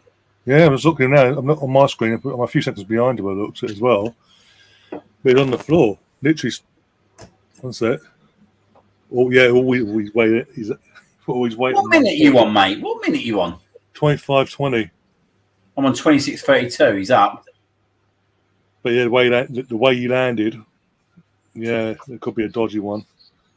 Look out for. Hello, Hawkwind. Sorry. This weekend would have been, yeah, it would have been. Of course it would have been, but we have to move on now and just celebrate Tottenham's demise even more. But at the same time, just look forward for Wednesday now. And hopefully players get the head out of their asses. Hopefully the family day they did yesterday at the training ground does in the world of good and they get the head out of their asses.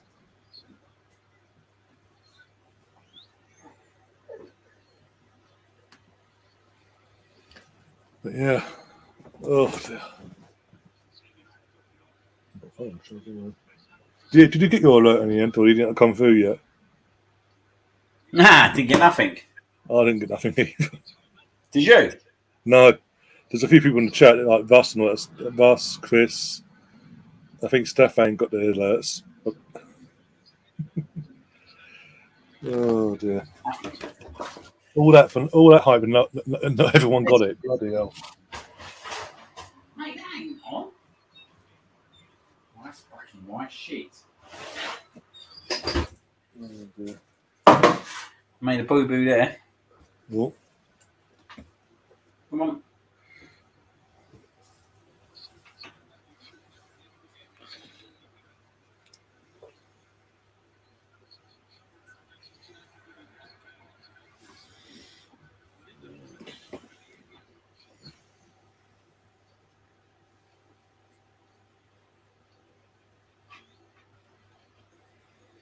Yeah, got this little one ready. Got this one ready for Wednesday as well. To wear on Wednesday. What you got? Oh, quality. That's decent. Yeah, nice little t-shirt. Got it. Go out. So fan. The one on Twitter. The one on Twitter. Go out. So or go out. So whatever. Fan Sheen. Fan Sheen. I don't know what that eventually.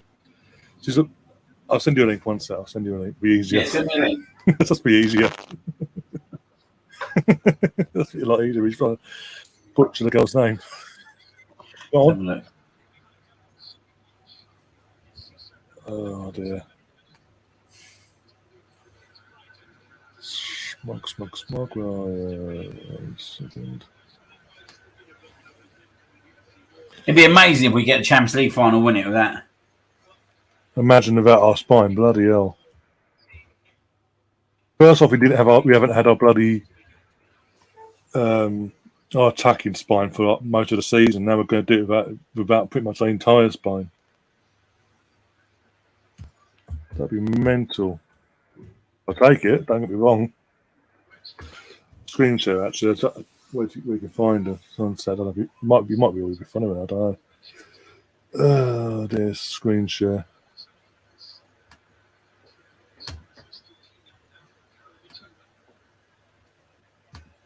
There we go. That's who I'm on about. It's on the screen there. Oh yeah. Oh, I know her. She's yeah. Yeah. She's done that. Yeah, she's done that. Yes. She's done what she's got. Because obviously she's done the actual prints. She's done because it's what she actually drew. So she's got the actual drawings of like Saka, Smith Rowe, Ramsdale, Martinelli, and all that. A couple others. Viv Meadmar as well for the girls. And Trossard, she's done Trossard since he signed for us. But also she's gone from doing drawings to actually putting it onto clothing as well, like hoodies, sweatshirts, and t-shirts and all that. So I thought I've got myself going into summer now. I've got myself a t-shirt. Look at that. Have a look at that. What's that? Goal art. So and she even personalised it as well in terms of. I'll put it back up, put the screen down one sec. Yeah, it's quality, mate. In terms of putting the Arsenal on there. But yeah, that'll be making its official debut on Wednesday. On the top. Pardon? I'll be wearing that on Wednesday for the Man City game.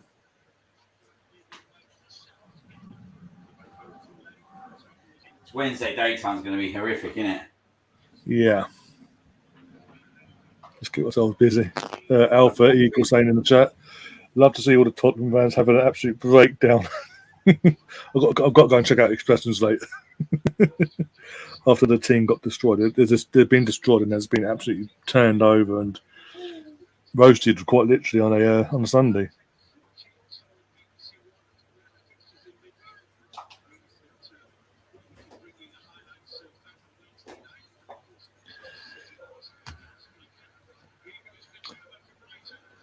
Yeah. Ooh, Brighton almost scored. Did they? The guy that scored against Chelsea last week skims the bar post. Sorry, Brighton are coming out of it now. They're starting to attack a lot more vigorously now. They've been the better team in the first half, for sure. There's a block to take it away. In the old FA Cup, though. Anything's possible. Yaya Sanogo won an FA Cup and Sender's got a Champions League final. Oh dear. Kane hasn't played in a FA Cup final. Nah, semi-final and bottled it. Champions League final, bottled it. League Cup final, even bottled that. Noticed that about him. Doesn't turn up for the finals. European Cup final. Yeah, didn't turn up for that either. Didn't turn up for the entire tournament, to be honest, but still. I shouldn't bark too loud about that one, though. Yeah. World Cup quarter final, he went missing against bloody France. Guy like those stream yesterday was fire. Certainly a collective of fans. She had any and everyone pretty much on her stream. What was it? Danny from Bergkamp Wonderland? They stand the man on. Guna Gathering. Yossi Guna, and pretty much anyone was on there, basically. Bruno has a chance, there's no need for him to dive. That's what Bruno does, though. Bruno is a diver. It is what it is. That's part of his arsenal, quite literally.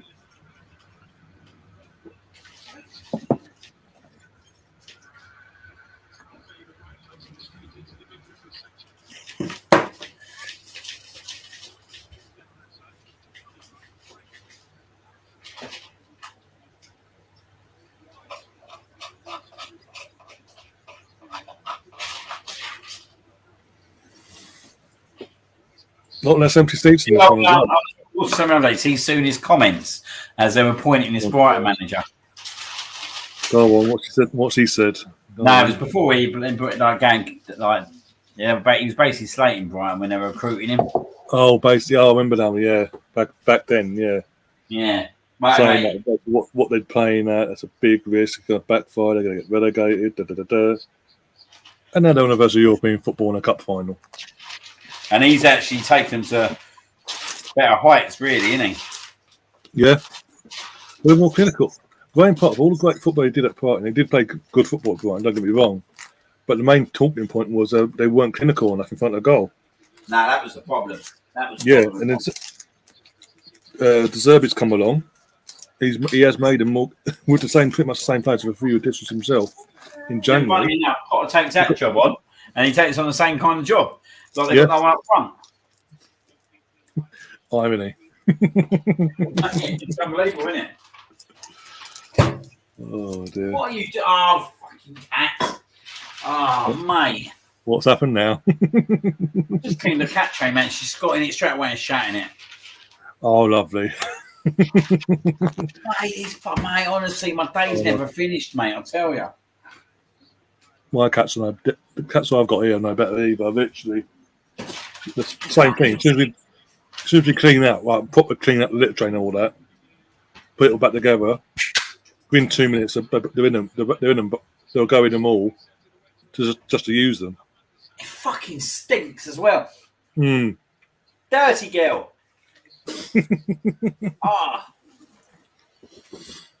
Well, when he's eating his dinner as well, mate. Do you know what I mean? So all day, he thinks, I don't wait till he's having his dinner.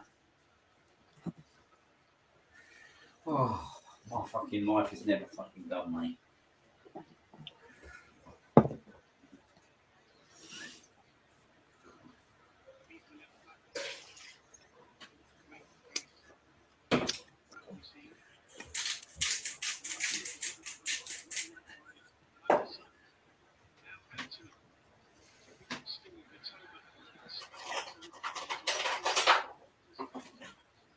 Bloody hell, Viv. Send him off. Give him another red. He's used to them. Well, Casemiro's been booked. Yeah.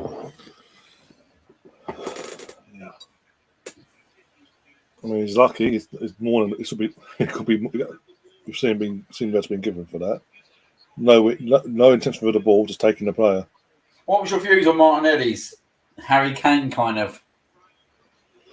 The difference is he had no awareness that the player was about to jump in the air, whereas Harry Kane actually does oh, you're in the air? Okay, shield up. Martinelli, there was the intention wasn't there to do what happened, basically. That's the kind of problem with that kind of manoeuvre, though, isn't it? If the other player don't go up, then it's an interesting one. Yeah. And the thing is that thing with Harry Kane, it's only come in since he started playing under Mourinho. Mourinho coached that into him, but every time we watch it live on Sky or BT when there's one of their games on, he deliberately looks and then gets himself set and then makes sure that he's ready to make that challenge, basically. Yeah. So he doesn't get hurt, but the other player comes down with a ton of bricks. And one day he's going to do that, and the player's going to break his neck. Because it's Harry Kane, Tottenham darling and all that, England captain, will be okay. It is a dangerous manoeuvre, though, isn't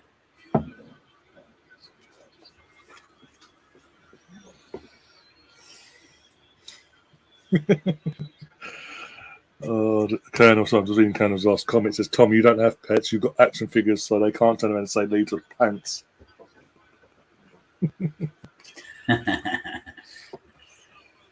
The thing is, Colonel, even Tom doesn't even need that. He's witnessing it week in, week out since they beat Wolves 4-2.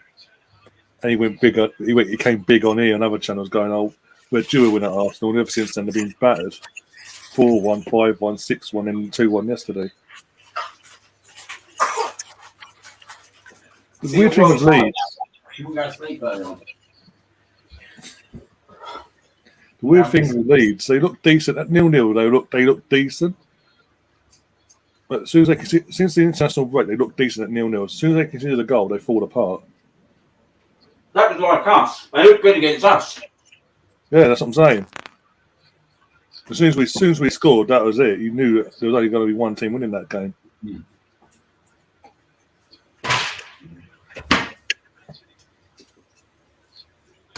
Another clean sheet not kept that game. Yeah. We are due a win at Arsenal. Yeah, you might be due it, but you ain't going to get it. Doesn't mean you're getting it anytime soon. I'll get up, Bruno. The three hat tricks on Bruno Fernandes there literally went down in stages, like quite literally.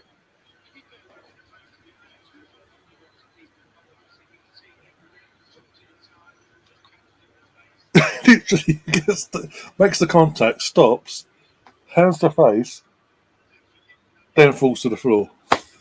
You couldn't make it up. Jesus, and people, Man United fans rate this guy seriously.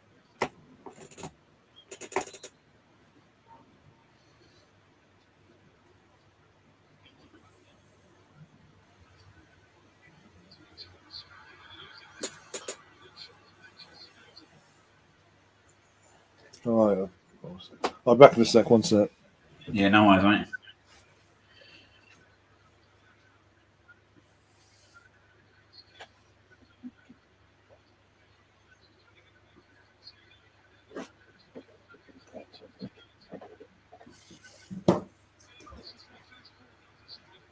Enjoying that, are you? I am worried for Leeds, old Tommy boy, at the moment. I've got to be honest, mate. Look like they're free fall.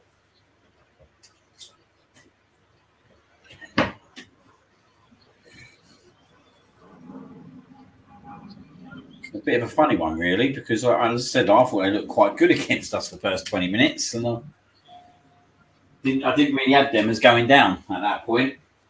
And I thought, like, they had enough about them. Hopefully, though, you go and cause a big old upset at Man City and all your fortunes return. Yeah, I think I'm hoping a bit much here, aren't I?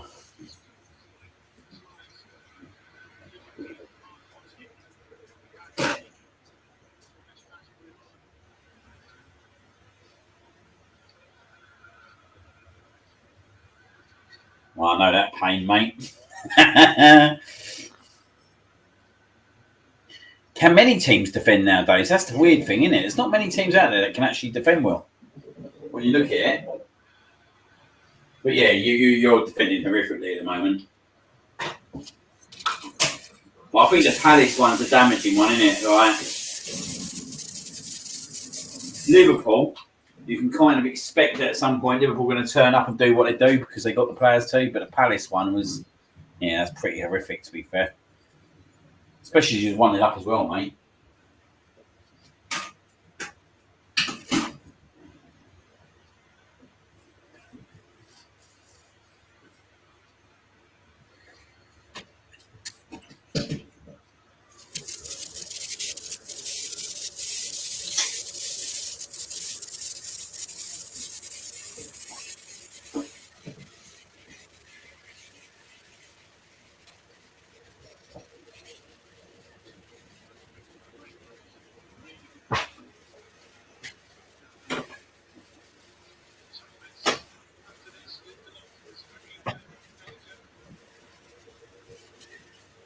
Yes.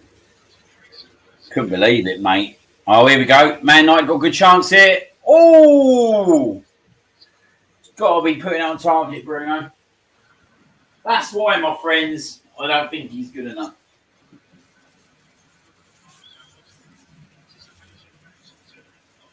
Funny side, United. Funny side.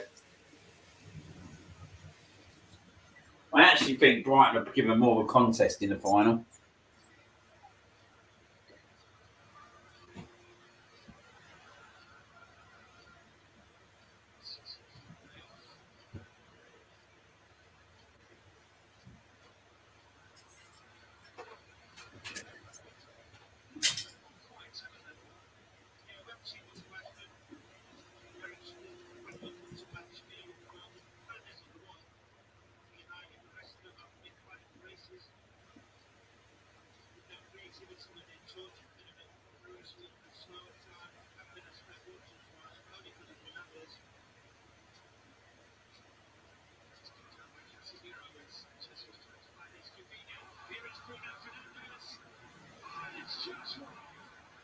Oh, he's got a bit of a delay there, old Ryan, hasn't he?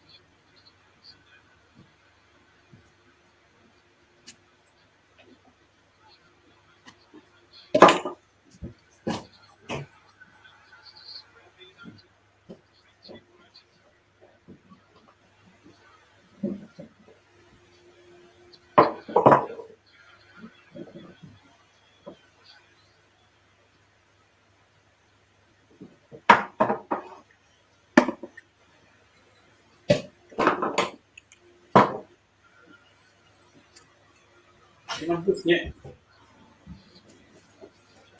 Do you one more? Don't gross me up.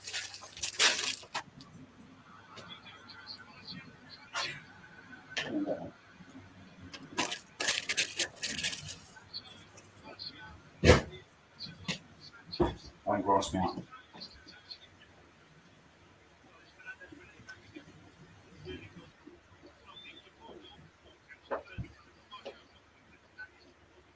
Got a chance here. Oh! He scored. United are coming into this now. This is what I'm saying.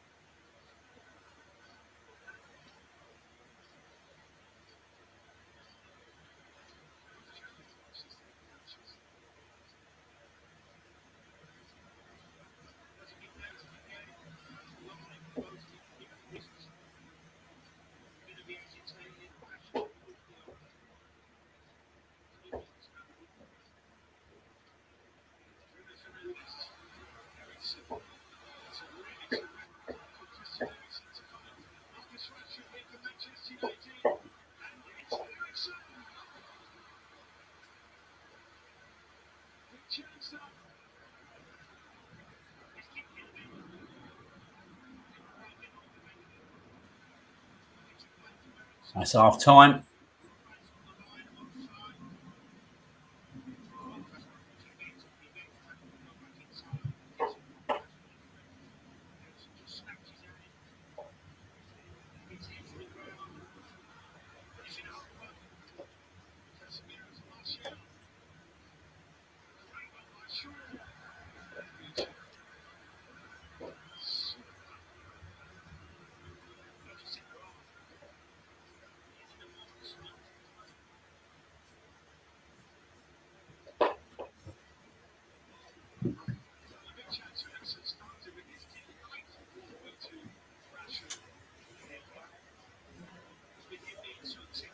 Now, it's hard to defend nowadays, isn't it? Like, I think even the toughness of keeping a clean sheet, like you say, like, always favours the attackers, definitely.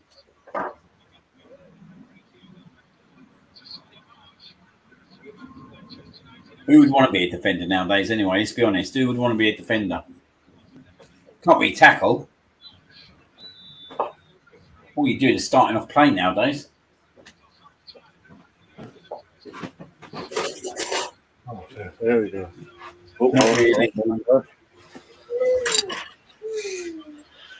Not really worthwhile being a defender nowadays, is it? Who wants to be a centre back nowadays? No one really. You can't put a tackle in. Do you know what I mean? No. Even a target man's not even great, is it? No, not really. Harry Kane sort of like a target man is really dying out. Yeah.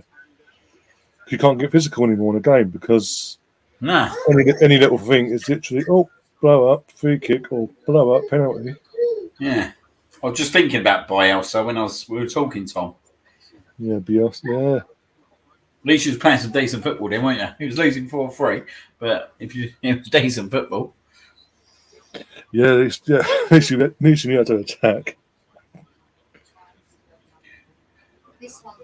But I don't know, like, I think, right, honestly think this year, right, teams have overreacted in sacking managers. I think all these teams should have waited to the end of the season. Like, it hasn't, like, look at Leeds' situation, it's made them worse. I know Leicester got a good result yesterday, but I think Leicester might scrape it.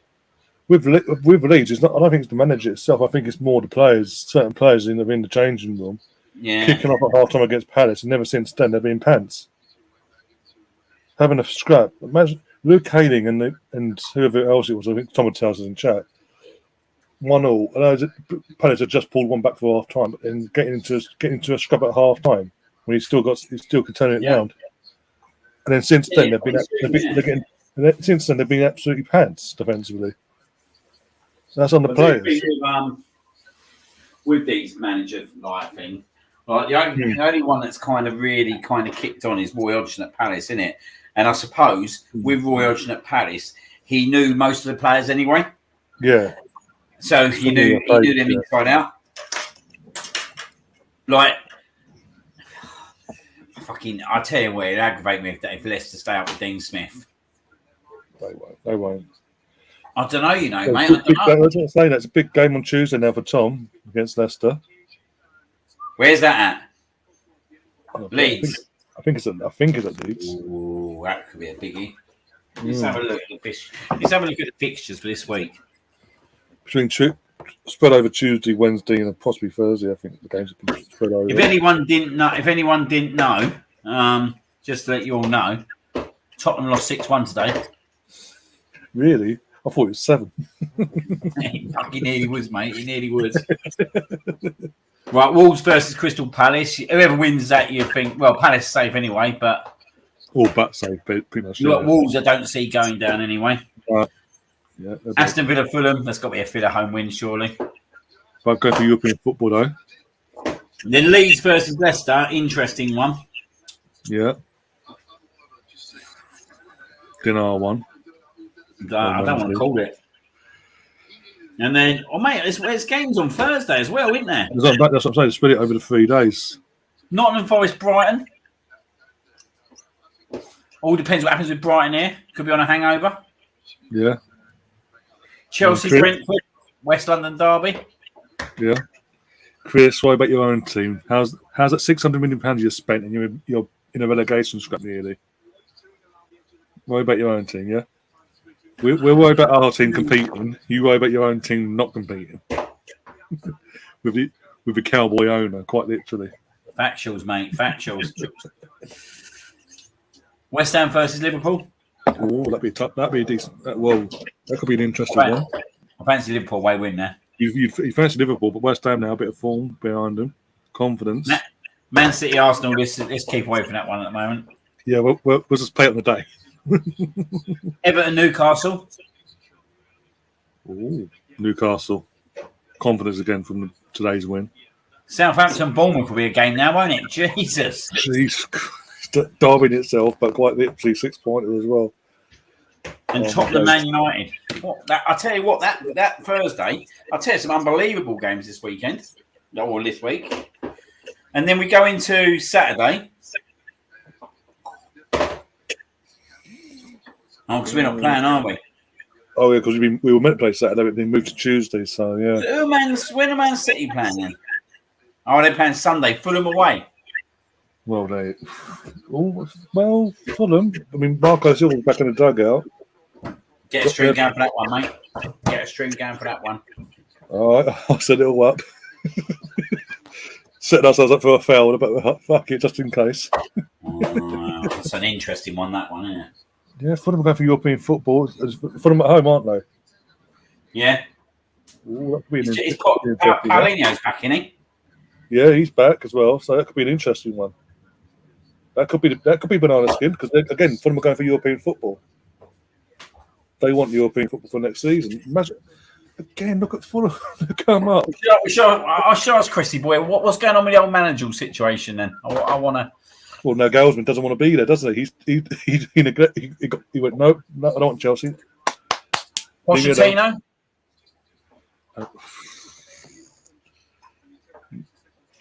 If they go for Potts, they ain't winning nothing ever again. Serial loser, quite literally. His stock's gone down now, isn't it, old Pochettino? Yeah. His stock's gone down. I understand why he went to PSG because obviously ex-play, he wanted to prove himself after Tottenham that he could win things. Yeah, but that's not going. There's too many egos there, and it was never going to work for him. Yeah. But yeah, if he goes to Chelsea ain't winning. Back all. Problem with Chelsea is like you watch them, like no, I don't think no one knows who they're playing with. No, they ain't got. They've got a striker, but he's not in the Champions League squad. So they're no longer in. No, they've got another one, but he's playing. He's on loan, isn't he? He's on loan. But they got that guy coming, didn't they, in the summer? Yeah, but again, he's unproven. It could be another. Jorginho comes from another league, look decent, and then comes here and flops. That's a lot of money they've spent on that player as well. On over perhaps.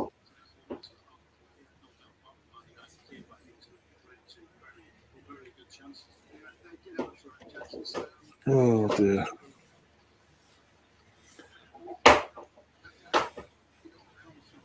Anyone? Tom's saying anyone should go to PSG, get a trophy and a nice payout when they sack her.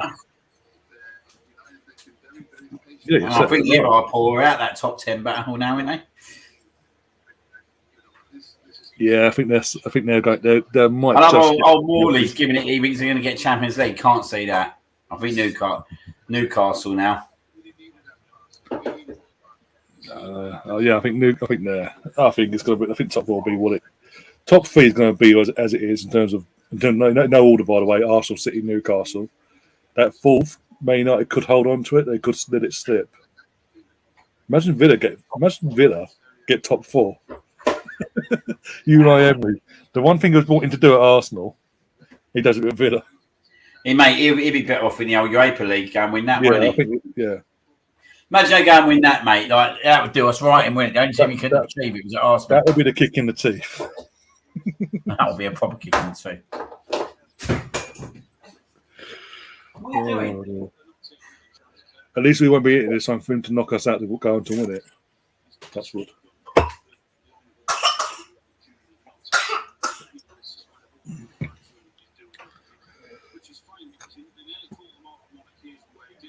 Chris, you can say what you want, and more likely, unless we sort ourselves out on the pitch, that's going to happen. But you know what? It's still been a good season for us. We've gone from being the mess that Arteta inherited, 8th, 5th, and then out of nowhere to compete for a title, no matter what anyone says. It's an improvement. We are going in the right direction, like it or not. And it ain't a one-off season. We're going to be even stronger next year. Oh, we're there, mate. Like this summer, we'll get better. Keep bringing the hate. I'm loving it. It's incredible how much we have overachieved this year with the squad we got, really. And Chris, when I say the top three is going to stay where it is, in terms of the teams that are in the top three now, they are going to be Champions League teams next season. That's what I mean. That's why I said in no order, Arsenal, City, Newcastle will be in the Champions League next season. Fourth is going to be the Dodgers. It's still a bit of a up in the air one.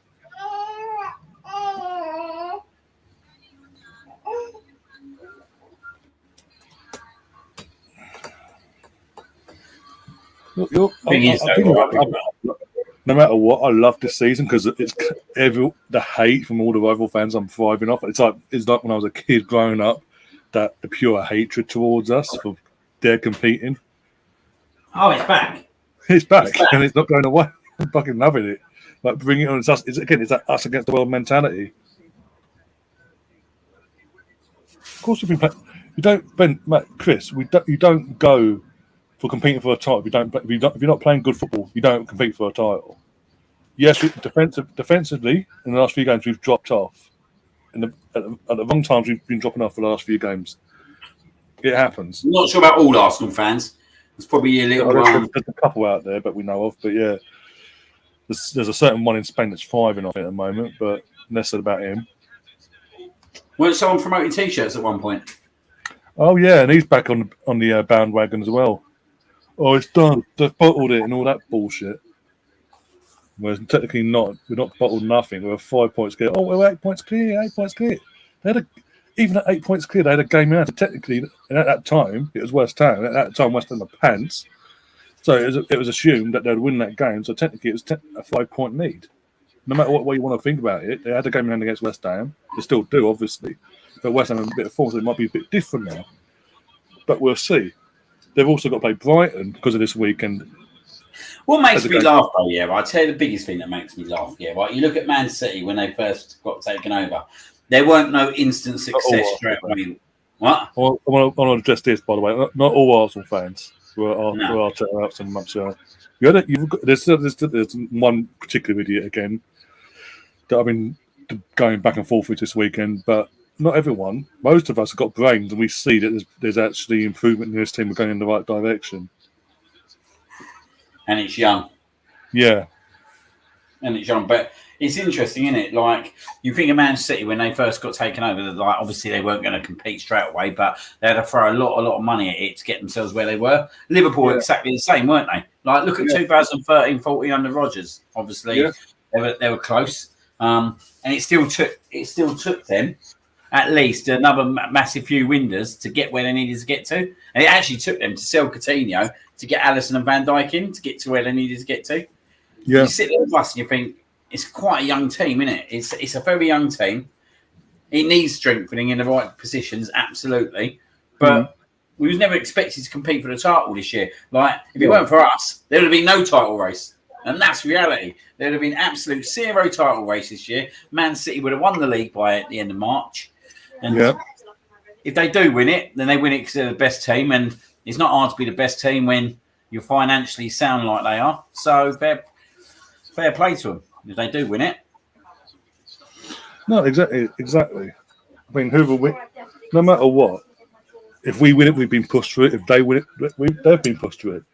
I've been saying since about January time to yourself and a few others on this channel and whatever, the podcast or the streams we do, this season's got a feeling of 89 in terms of out of nowhere. In terms of the years, got the season before and a few seasons prior, we haven't been all that. We weren't doing anything. And out of nowhere, had this young team of a mix of academy players, George Graham brought through, and a few players he brought in, a young English talent and all that as well. That were young, hungry, and wanted to win the major silverware and compete and do something for Arsenal. And you look at what Arteta's doing, similar things. Young, hungry players. Now he's adding a bit of experience in there as well along the way. Yeah. Like George Graham did with, what's his name? Can't remember his name now. But bringing in the experience, and then out of nowhere, weren't expected to in the 88-89 season, mount the title challenge. We looked like we were going to run away with it at one point. We started dropping points where we should be dropping points. Let the favourites in Liverpool back into it and gave them the hope, and then to the point where we had to go to Liverpool at Anfield and win by 2 clear goals and win it on goal difference, which we did. And look at it this way: we've dropped points recently. In games we shouldn't have dropped points in against Liverpool. We were 2-0 up. We shouldn't have done that, but we did. West Ham, same situation. Dropped points we shouldn't have done. This Friday we've dropped points. It's gone, and everyone's writing us off. Oh, they're young kids. You had it. You threw it away, sort of thing. You've had since Friday. Now what we've got to do? What's the thing we've been rammed down our throats? We've got to go to the Etihad on Wednesday and win. It's so similar in so many aspects. I wouldn't be surprised if we did turn it around. And look. Well, even if we don't, I've said it already. I'll be disappointed. Yes, of course I will. I want to see my team win the title. And this season, more than ever, on merit, we've deserved it. We've been the most consistent up to the last couple of weeks. But I've seen the fight back from last summer, the fallout of last summer, sort of will destroy most teams. The way they've gone out the way and come back, they've done this. If we didn't win it this year, I believe we'll win it next year. It's not all these rival fans and this. Oh, it's a fluke season. They'll go away next year. No, this is it. We are back to what we once were, competitive wise, and sooner rather than later, we're going to be winning league titles and adding more than one league title. By the way, Liverpool, we'll be adding league titles upon league titles. To the point where, and building our squad to the point where we can then compete on more than one front, where we win an FA Cup along with the league, or the cup, both cups and the league, or even throwing the Champions League every now and then. That's where we're going. It seems like that's the trajectory we're going in. But we've still got to add. We've got to add players. This time last year, we said the starting 11.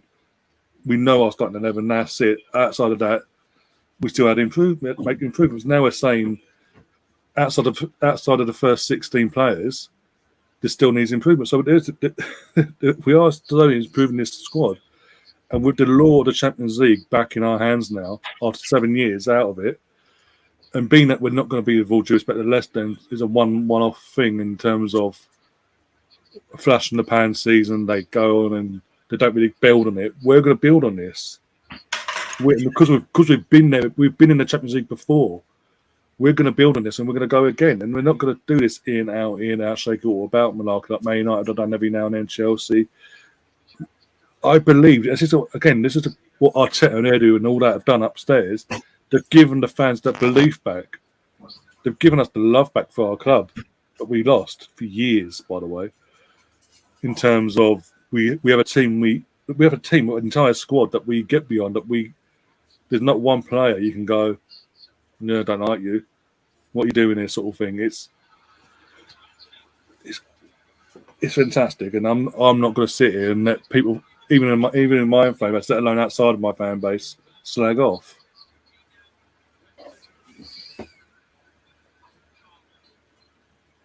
Yeah, no, I think it's disappointing because like we never expected to slip up to, especially Southampton at home, innit? So I think that for me that is a failure of a result. The Southampton result, like that is a failure of a result.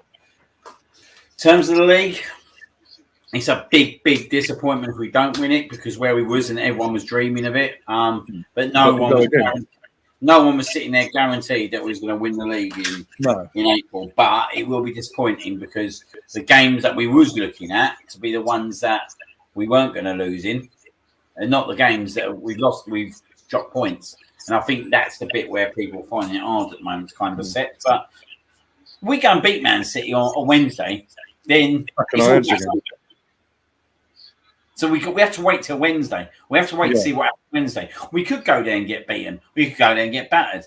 And then, do you know what? The worry is then, how's our season end up? Because it could be quite damaging. I think that is the worry for me. But, in my opinion, we do need to try something a little bit different. Not massively, but we need to try something different. There's a slight tweak, If Saliba's not fit, I think we need to be putting Ben White in the centre back role. That's my personal opinion. How they accommodate that, I don't know.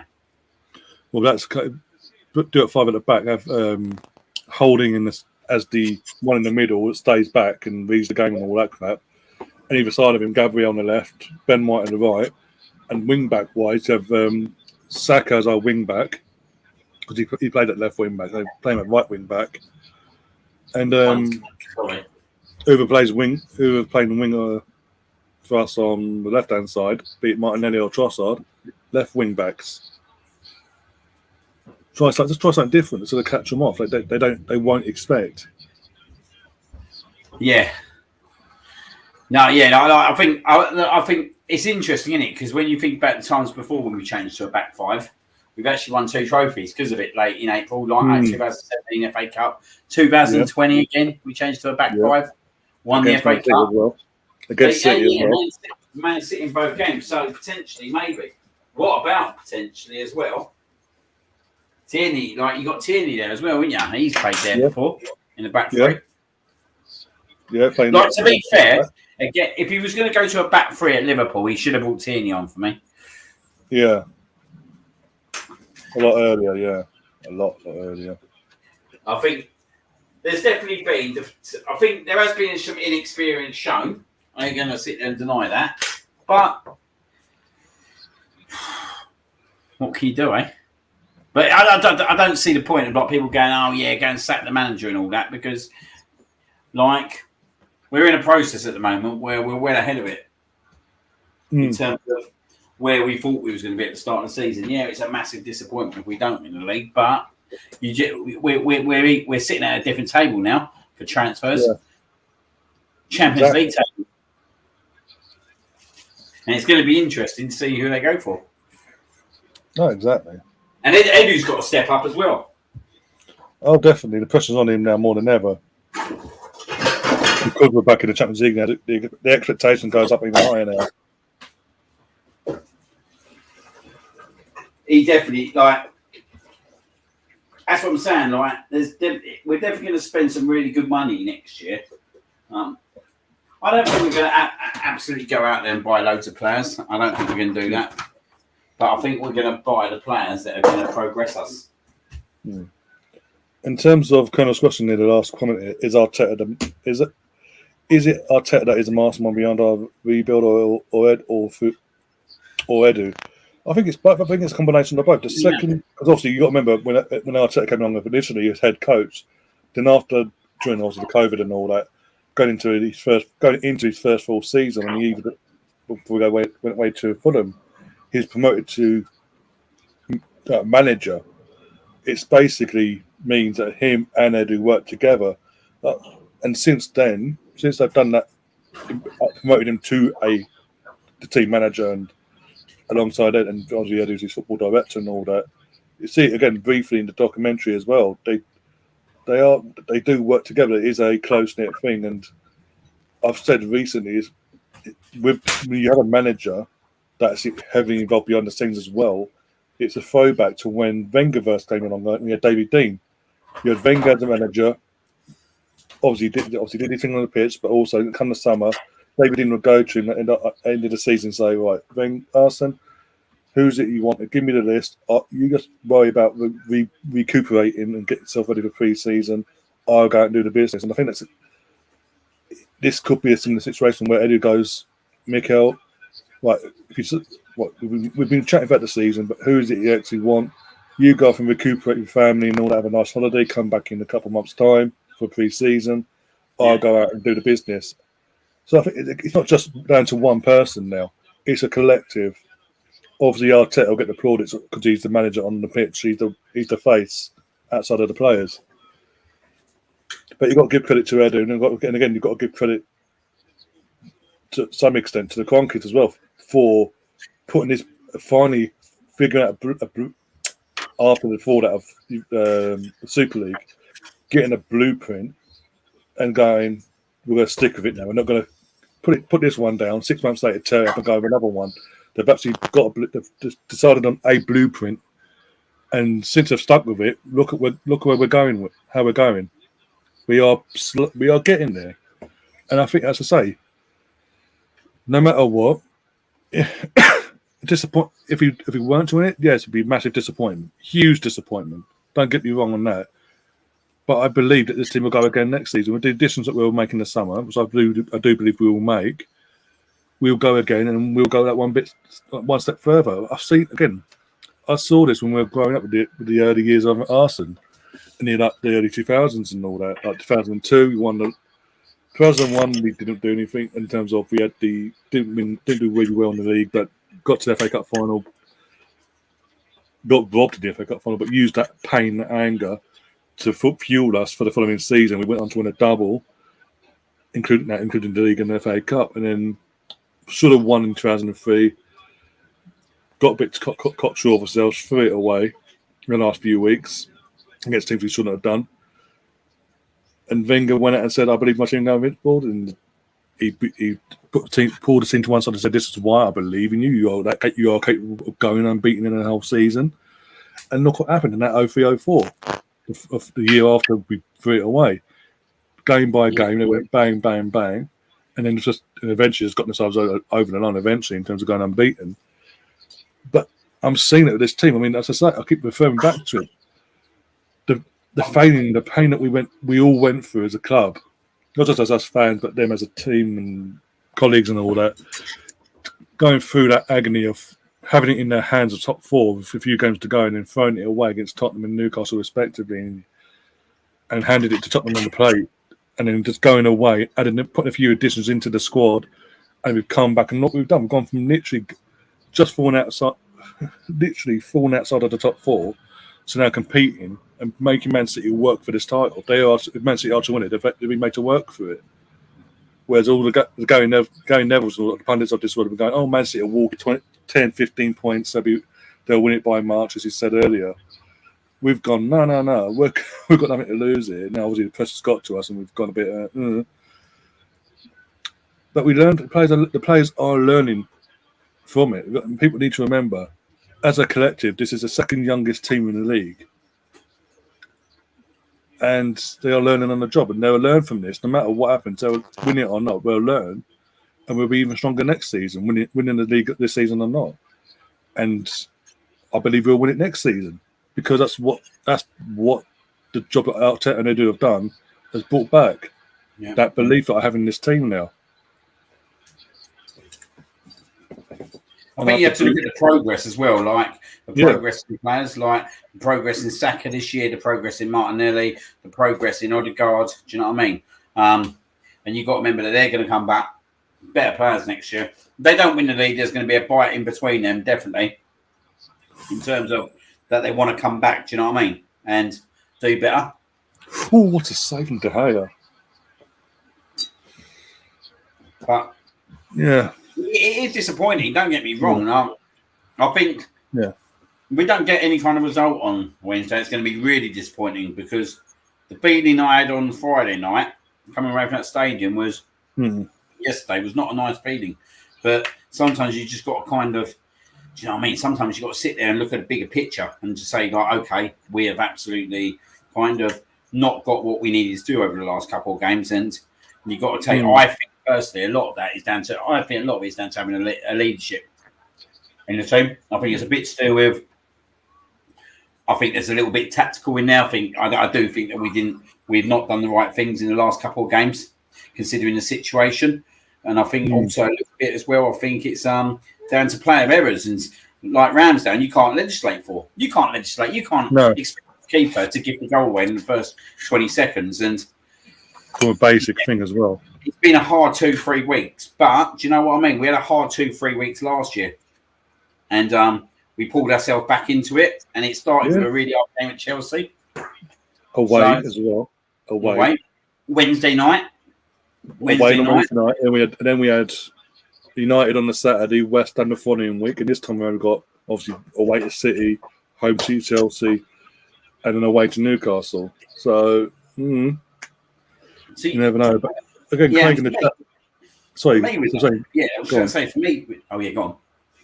No, go on. Finish what you were going to say. Go on. No, I was just going to say, for me, with that game on Wednesday night, I think we do need to. I do think more. Think about it. That we do need to change. We do need to change it tactically a little bit because it could help us out in terms of like not just this game, but further games moving forward, like Newcastle as well. Saliba's not fit. We can't just keep going. Let's just go with the same team like each time. Let's just go with the same team each time. I think we do need to tactically change it a little bit. And 100%, I think we do need to go. We do need to slightly tactically change it on Wednesday. Craig in the chat. So I've got this comment on the screen. One sec.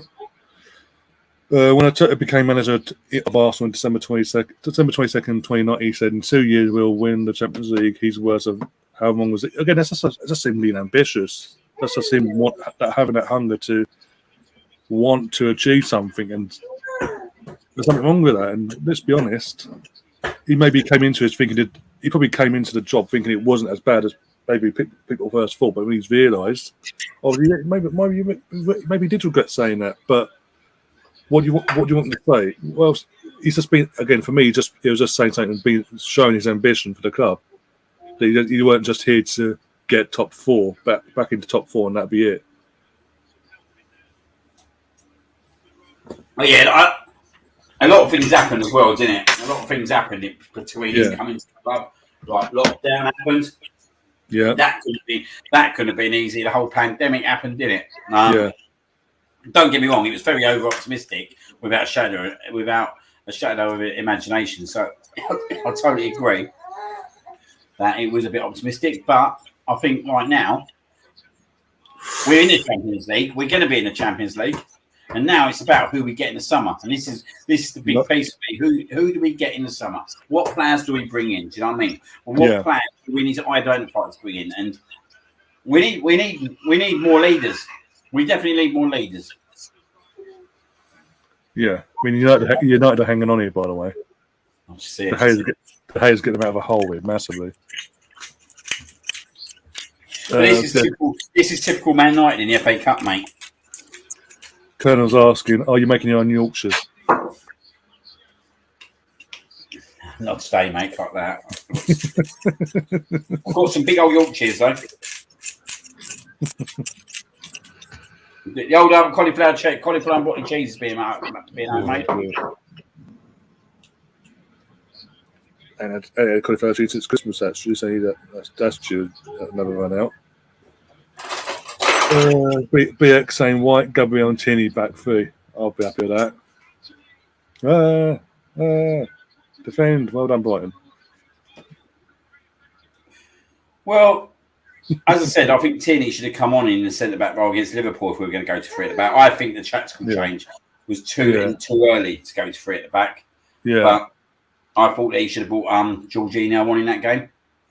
Yeah. I think he should have started Jorginho on Friday. On Friday, because we're going to score goals. The thing is, we're going to score goals, whatever happens. So just shore it up a little bit, even if you have to shore it up a little bit.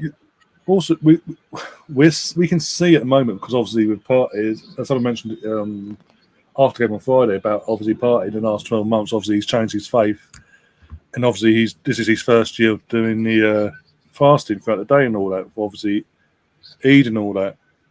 So and obviously that's clearly having an effect on him, because obviously performances and all that, he's making mistakes that he wouldn't do normally, just in general, just a little bit fatigued. Just to give him a bit more security, because obviously when I saw again, I'll be honest, when I saw the starting 11, I thought, yeah, a bit of a risk, but I thought it was a bit, it's Southampton, they're 20, let's just go gun ho and get the goals. But obviously, it left Partey explode, because he has nothing to do all the work on his own, basically.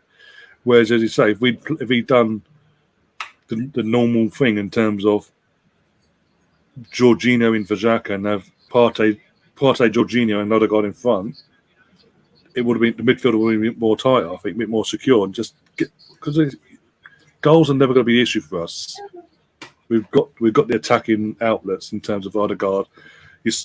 Martinelli, Smith throws when he actually does play, Jesus, Saka, etc., and even Ben White, for crying out loud. So that's not the issue. It's just giving Partey that partnership. That's legit, that partnership alongside him. That basically he knows he can rely. He's got someone to rely on, basically, so he can just concentrate on playing his game instead of doing the extra bits and pieces.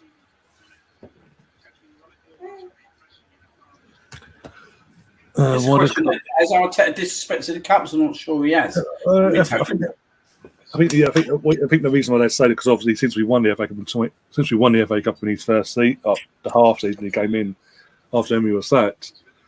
But if anything, we should have played Saliba in the Europa League. We should have done that. No, I don't like. I was very surprised when he played in that day. To be honest, for me, I was very shocked when he started him that night at the Emirates. Don't get me wrong, we should have won that game, and it was another big disappointment, if we're being totally honest. But yeah, I think the FA Cup game, I don't think he naturally started. He naturally started too weak, did he? Like he went there with some different players and all that. But yeah, again, Partey went off injured, didn't he, in the FA Cup after 45 minutes, and yeah, I think in terms of the League Cup this season, I think the World Cup itself had a factor in that, because just to remind people, when we played Brighton in the FA Cup, not the FA Cup, the League Cup, sorry, back in October or just before the World Cup, sorry, it was a known thing that literally the next round was going to be like 2-3 days after the World Cup final, and knowing some of the players we have, that they would have gone deep in the competition, we wouldn't have had the personnel back, and who we wouldn't have. I think he just took a hit, took a risk. It backfired in terms of obviously not going through. But was it the worst thing in the world? Let's be honest. It gave us that bit more prep time for the West Ham game. Yeah, I think next season will be a lot. Next season will be a lot more different, because it's to be a normal season in terms of next season. There's no international tournaments involved in all that. It's just pure and simple, like the schedule used to be, basically before the bloody COVID and then the World Cups and the Euros and this, that, and the other. So I think you'll see a different approach from Arteta, and in his team selections and in general in the cups, the domestic cups anyway. And again, that's no matter what sort of group we get for the Champions League, because again we'll go out in the summer and we'll strengthen our depth, add depth to our squad, that we can balance everything out properly, like we used to. I don't agree with Gary there, mate. Like, there's a big difference between playing the Champions League, mate, and playing the Europa League when you're going for a Premier League. Do you know what I mean? A totally big difference. The risk at the time was, for me, I was very surprised that he did that, because he hadn't done it all season in the Europa League. He did pick up. Saliba did pick up the knock initially to his back game before, so you'd thought Gabriel would start. We should never even thought about playing in that game. Yeah. But yeah, again, that's where if we get better players in, then we can kind of rotate them more. Like, do you know what I mean? Like, we've been very unlucky with, I keep saying it, Tomiyasu injury. But for me... Again, in the FA Cup this year, we had Man City. And again, I think part of this, that team selection, again, it's a decent, don't get me wrong, it's a decent team selection, don't get me wrong. But because of how where it was in the season as well, he didn't want to give any psychological edge to Pep. And he also didn't want to discourage the team either early on. So it's like, I'll go half and half and see what happens. And we went buying it. I know it was an okay goal, but it was more luck than anything they got a goal the way they did. Because neither team was really going out of their way to win it at any point in that FA Cup match. It's just luck of the mill. And it is what it is. Look.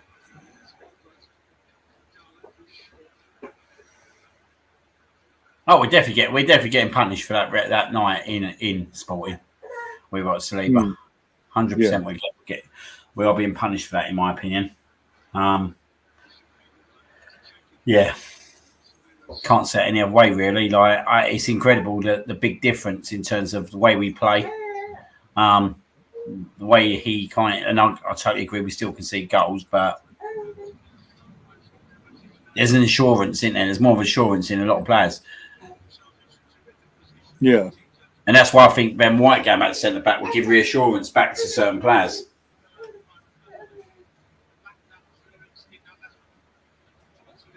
Like our last two results, right? If you look at them, right, we've been quite critical. It's like performances when we was in 8th. If we're being totally honest, you know what I mean? Yeah. No, exactly.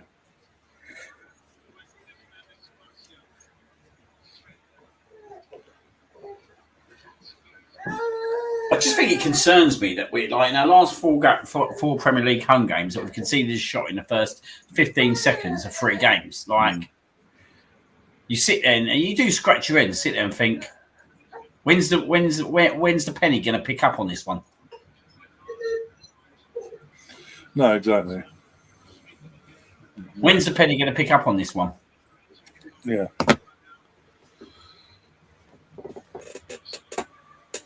Oh dear.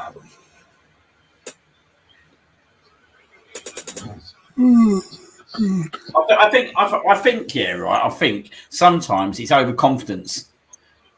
I honestly believe that. I think sometimes it's being overconfident. I think maybe at West Ham we were overconfident at 2-0. Do you know what I mean? How we lost that ball. Aaron Ramsdale, too confident in the first few seconds of the game. I think, and like the critical moments that kill us. It's going back to that mentality, isn't it? We had under the late years of Wenger when we played Monaco in the Champions League that year.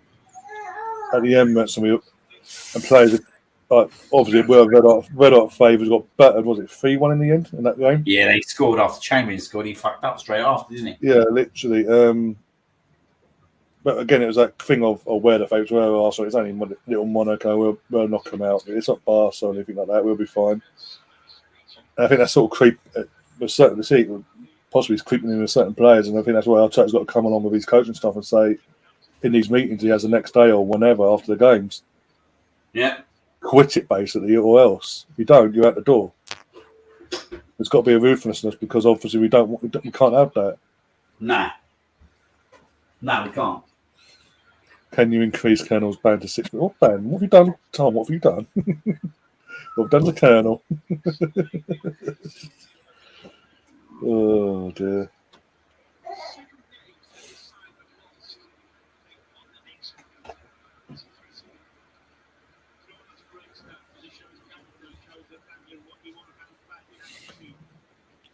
Gary saying attention to details. Arsenal needs to get the little things right.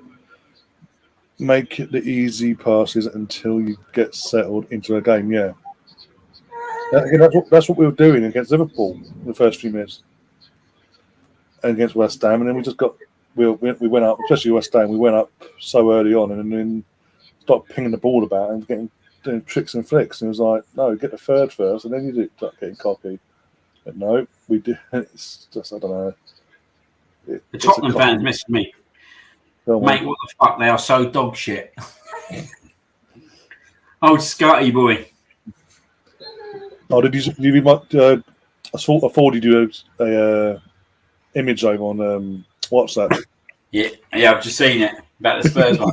Yeah. Courtesy of us, by the way. Courtesy of us. Got to give us the credit for that.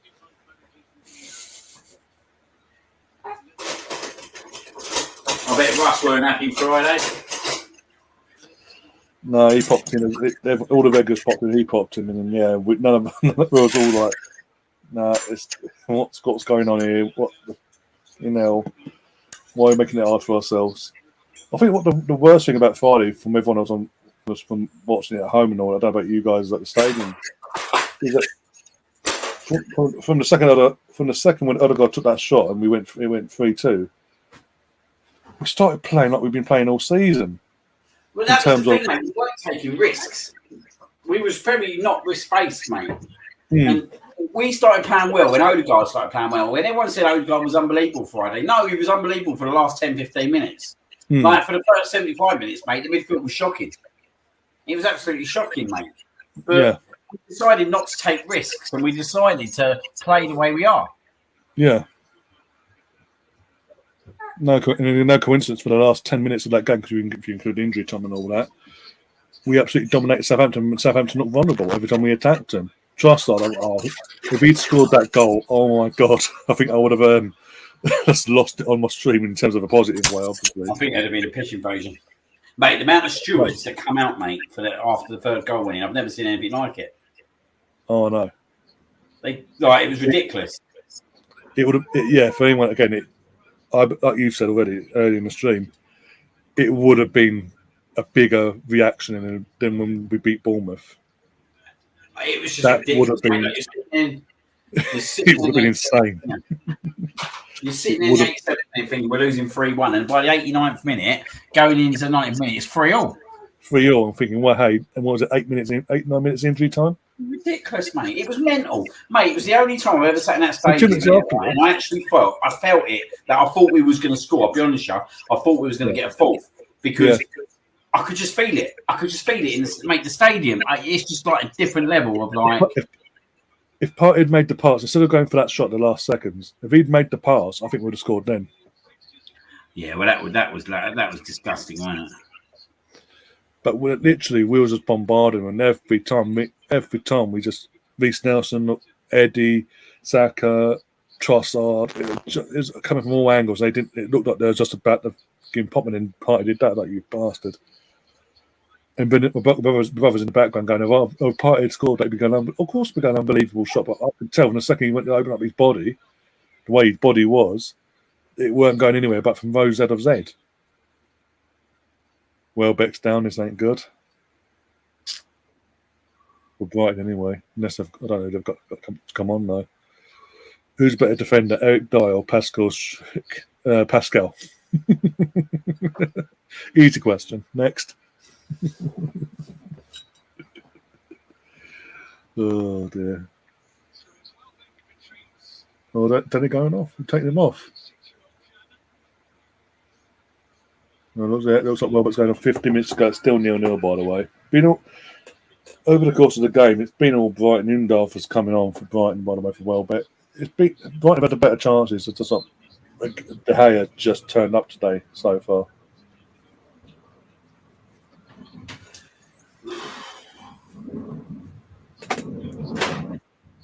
Oh dear. What was the final score of West Ham in the end? Let's have a look. Yeah, that's a question, isn't it? I mean, that one, it's relegation thing as well. It's mental. 1 week you think the Bournemouth's going to pull away and be safe. Now, literally this week you think, they're going to just go down by the looks of it. It's mental. Well done, Sanchez. Well done. 4-0 in the end. Was it Antonio, Paqueta, Declan Rice, and Fabio Fornals? No mercy there. So what's the table as it stands now? Where's everything going off as it has?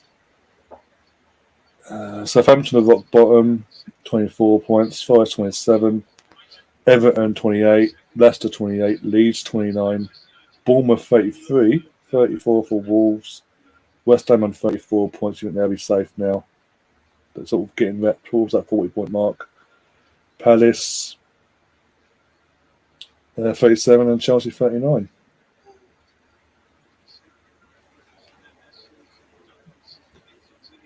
Oh dear. As I say, in terms, do we know when West Ham play Man City? Actually, that first game in hand. It's got to be soon, isn't it? I think it's start of May. Yeah. We ain't got like the games ain't too bad, mate. The next 3 games are like Fulham, West Ham, and Leeds, I think, or Leeds and West Ham. Yeah. It's the last 4. Like if they could slip up in their one of these 3 games, mate, it'd be brilliant news. Imagine they slipped up in both of their games in hand against West Ham and Brighton. Because West Ham a bit, the tails are up, there's confidence. Then they're in the semi-finals of the Conference League, against AZ Alkmaar. But obviously they have a confidence domestically now. They might have something to fight for to secure their place in the league for next season. That could be a different game now. And Brighton obviously, no matter what happens in this game here today, what we're watching now, they're going for European spots anyway in the league. They want to secure that Europa League spot. They got good midfield as well, wouldn't they? With McAllister and Casado. Yeah, because that's all Casado is down at the moment. Like, nursing his ankle on my screen. Might be getting up. Yeah, just the way he's planted it. That's all. We should be fine. Touch wood. And it's only took Tom 3 hours and 46 minutes. The Eddie emojis are out. Oh dear. We ain't doing extra time here, are we? Could, yeah, it looks like it. Unless Brighton nick one here. I say nick on, but obviously they would deserve it. But it's just United. You can think, it's Man United at Wembley, FA Cup semi-finals. You wouldn't think that Brighton have played the way they in terms of be the dominant side that they have been today. But fair play to them. And I'm going to say it now. If Brighton were to get through today, I think they'll win this. Good chance, mate. Good chance, because I think they got. I know it's Man City in the final, but still, I think they will. It won't be like what? Do you remember Watford? Oh, don't! That really hurt. That really annoyed me that day. Like, imagine doing all that work to get to the final, and you then go and put your number 2 in goal and get battered 6-0, and then the number 2 decides to stay on for another year. 6-0, wasn't it? Yeah, 6-0. Absolutely. I think Sterling got a hat trick in that final. I think it was Sterling. It was absolutely. Fair play to the Watford fans. Though they actually stayed for the entire. They witnessed the entire thing and stayed along to the end. Not an empty seat from the Watford end. Fair play to them, obviously. But that'd be. If I was a Watford fan, I'd be so annoyed though. The day at Wembley is an FA Cup final, first one in decade basically since I was here and Elton John was your owner, and you completely capitulated and rolled over from Man City. You didn't even make them work for it. Chris asking who's God, Marco Owen or Eddie Nketiah? I'll let Tom answer that one. Oh dear. Let's have a look at La Liga, how that's doing as well today.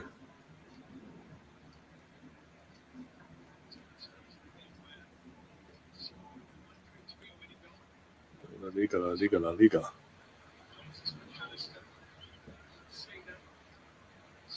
Come on, Brighton. Come on. 10 minutes to go. Corner. No. I don't know. I have no idea.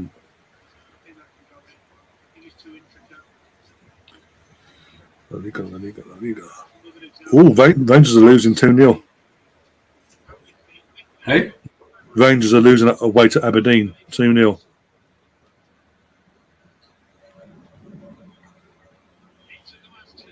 Right, let's have a look. La Liga, here we go.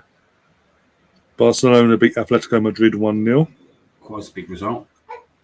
Ferran Torres.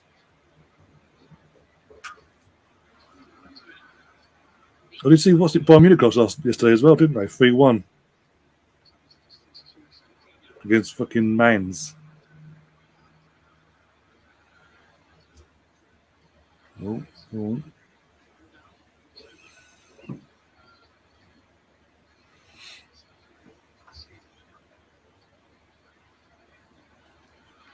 That's a game late. That's a game tonight. Juventus versus Napoli in Turin.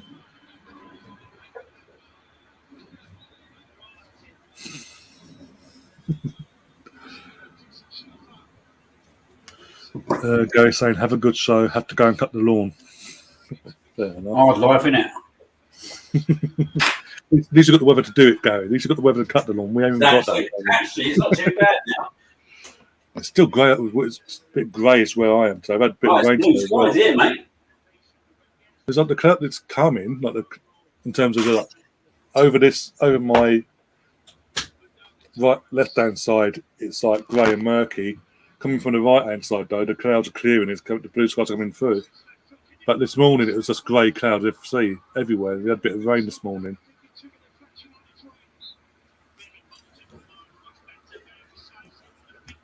Assisted by Rafinha. There you go. Oh dear. The one that got away.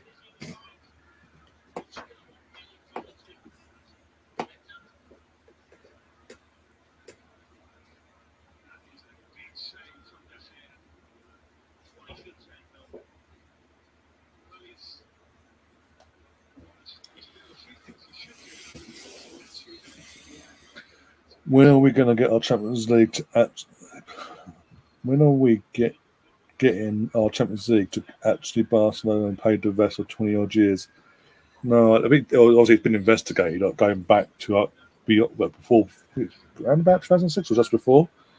But it's all been investigated, so we've just got to wait, haven't we? So they can't exactly pay anyone off. They ain't got no money to pay anyone off, so it's only a matter of time. Everyone knows that's a one game. That's a one game as Arsenal I can never watch back, even in highlight form. What's that? But the Champions League final in 06 against Barca. That's it. Whenever I watch the season review DVD, as soon as the Wigan games end, like the highlights of the Wigan's ended, I turn it off because I can't. It just does my head in. Even before all this news about the paid dress and all that, I've always felt we were robbed anyway, because obviously Samuel Eto'o was offside, slightly offside for the first goal, and never got flagged up, and then Layman's had never been sent off because obviously if the ref allows the game to play on, they go 1-0 anyway. Ludovic Zuli scores the goal, we would have come back anyway with 11 men. But we had to play literally a majority of the final with 10 men. And then Henry was wasting chance after chance, which pissed me off. Lundberg had a chance as well. Kleb. We were so dominant in that final. I don't know how we didn't win that. It's just hurt. It's the one final I can't watch back. It hurts too much.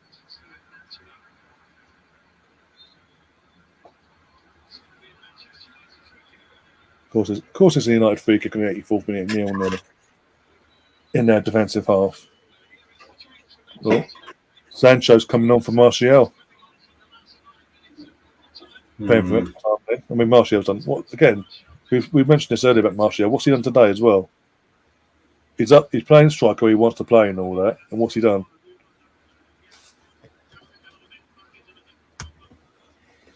Oh dear.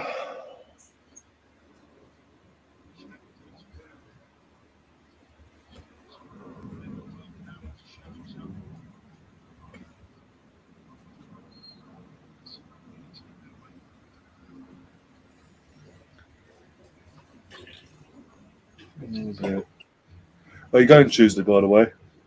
The Youth Cup final. I ain't got a ticket. You can just turn up, can't you, and get them? Youth Cup, isn't Yeah, it? I went on the website. There was nothing there. I'll double check. I'll phone up tomorrow because they haven't sent me my tickets. They haven't sent the PDF to print off yet. Oh, is it? So I need to phone them up anyway in the morning. So I'll phone them in the morning. I'll ask. See, they're still for sale. How many thousands do you reckon is going to be there? They haven't said nothing about that. They've been ramming on the women's game next Monday, but they ain't said it about the attendance for Tuesday at all. Exactly, Bobby. I'll have a look. I'll call. I'll call up in the morning. I'll let you know. If so, I'll pass the number. I'll pass the number over to you. And you can, Yeah, cheers, mate. if so, you do get and you're able to get tickets. Let me know, and I'll bring the stuff I got for Christmas for you. I'll bring down as well. Bring down for you. Oh, mate, yeah, I'll let you know. Yeah, We're meant to be meeting someone up London on Tuesday, but it was supposed to be the evening. But they're like West Ham fans, so I might just get them to sit with me. Yeah. Well, I mean, why not? It's not like that. It's not that kind of game, is it? Like, exactly. She's a woman, isn't it? Girl, anyway. It's a woman, so. No, exactly. Have a laugh. Meet Joe as well. Oh, yeah, because he's going as well. Yeah, he's going as well, yeah.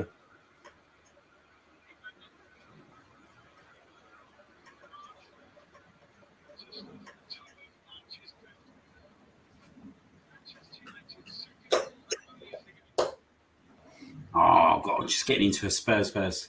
Someone Spurs first. Oh, yeah. That's karma. Today was karma. So for that Spurs fan that paid his mate for his spare ticket for Friday, and then went, oh, look where I was here when they crumbled. That's karma, motherfucker. Jamie O'Hara, if you're listening, karma. Talking about fucking drinking Arsenal's tears. Worry about your own team. It's not going to get into European football next year. I mean, Danny Welbeck's gone. I mean, even since Danny Welbeck's gone off with his injury, right and look threatening. I'm sorry, even this lad has come on for him like, he looks threatening. You go in the front room one sec, mate. I'm going to take him in the front room. Yeah, no worries, mate. No worries. Come on, Brian. Come on. 88th minute. Come on. Let's go, Brighton. Let's go, Lewis Dunk. Let's go, Brighton. Let's go, Lewis Dunk.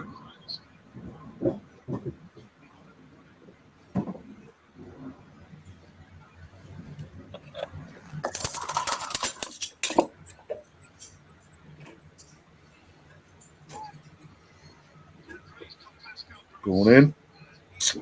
No red. Picking out a team player in red. Bloody hell.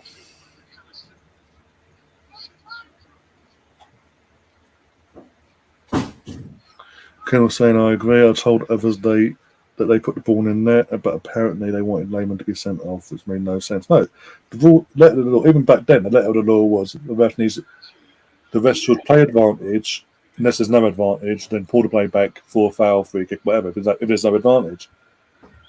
From the foul that was committed, there was an immediate advantage where the ball fell straight to Ludovic Giuly. He put it into an empty net, so there would have been Barcelona 1-0. But for some reason, after he scored, he initially went off to celebrate. The ref disallowed the goal and pulled it back for a foul. Yeah, I stand by it. 11 v 11, we were dominant anyway in that game. We would have trounced the bastards. But no, can't have that, can we? And now we know why.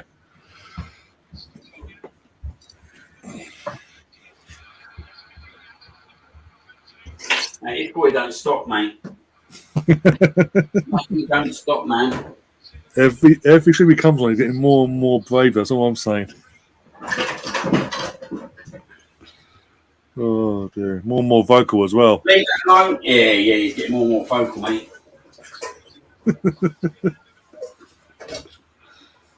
Oh dear. Get out of it. What a boring game. Thing is, yeah, like, you know what United are like. Yeah. They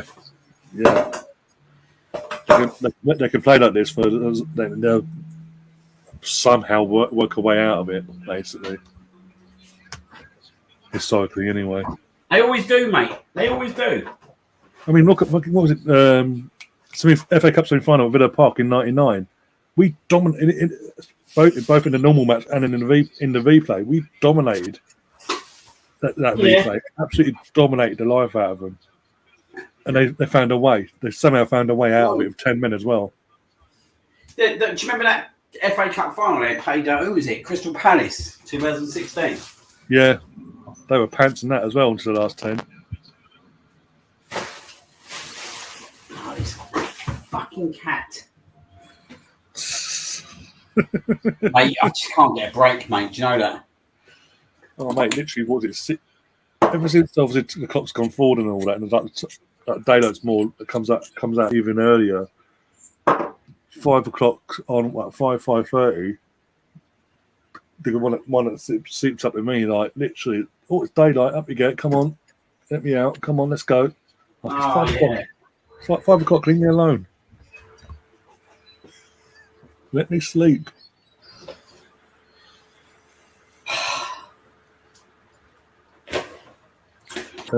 Colonel saying his name's Bobby, just hoping his last name's Moore, he can win us the World Cup. Last few seconds of injury time before we go into extra time. We need someone to win us the World Cup. It certainly ain't Harry. Oh, the sooner he loses the captaincy and retires and whatever, I mean, international football, the better. Bobby, get out there.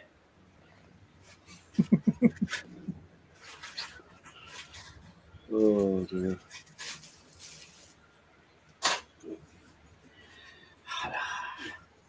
And then watching this rubbish don't make it much easier. No. Typical United, typical. Oh, it's probably United, isn't it? Yeah. Get out of it. Right, Here we go. Extra time it's coming. right, mate. Cup semi-finals, cup finals. Yeah. Oh dear. If it weren't for De Gea today, Brighton would have won this in normal time. Bastard. Doesn't turn up for Thursday, turns up for today though. Yeah, I'm not doing that. Nah. Yeah, not bad.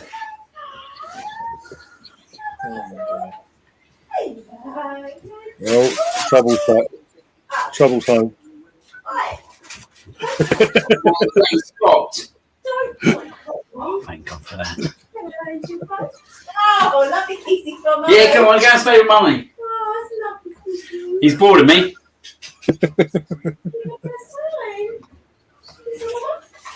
Oh, thank you. Yeah, Bobby did his job early for the girls. It's okay. Pardon? Bobby did his job early for the girls. Got us a 2-2 draw, so that's okay. Yeah, exactly. Mate, I'm a bit. Don't come in here and stop messing around. Oh, I missed no round. Honestly. Touch your face. Oh, dear.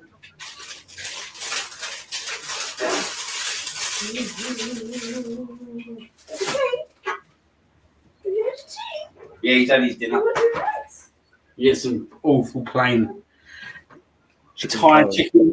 Oh, he likes that. Oh, it's bland as anything. He likes it. Why are you eating it? I was just checking it for him.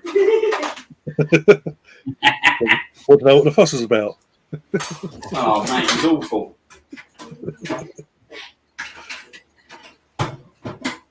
It's for Mama. It's for Mama. It's for Mama.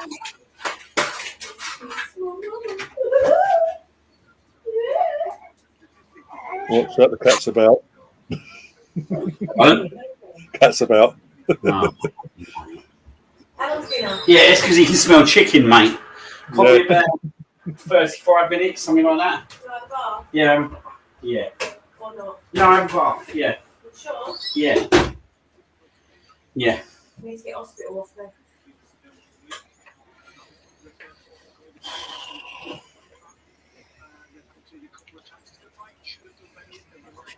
Well, this is a bit of a this was a bit of a good idea, wasn't it? What you need to. Yeah, I was hoping for a Brighton to go high, bang. They have to an extent. This is that final part, but the ball in the net hasn't come about yet. Yeah. Because Because they were the better team, weren't they? Yeah, they've been. And they've especially that second half. They went for a bit more in the second half, creating more chances. Actually tested the goalkeeper, and another day they would have scored. But it is what it is. Obviously, the extra time now. Thank God, thank God the replays are pretty much all but gone. Can't stand replays. But yeah, I said this. I've always said this. We said this earlier. They need to ditch this Wembley semi-final malarkey. Go back to the neutral grounds of Old Trafford, Villa Park, and all that. Yeah, fully agree, mate. Yeah, fully agree.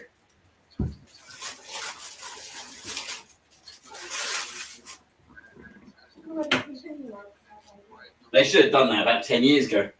Yeah.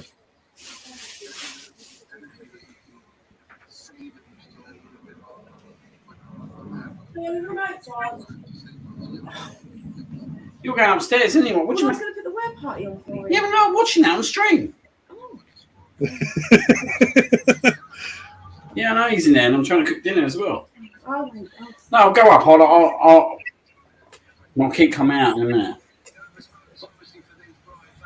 Oh, Slabitza's coming off of United. Leave the door open, Sarah. Come out here anyway. Nah, that's all right. Who's coming on? Slabitza for Anthony. Anthony's gone off. Slabitza's gone on. He scored a few goals for them, isn't he? Yeah. Veteran, yeah.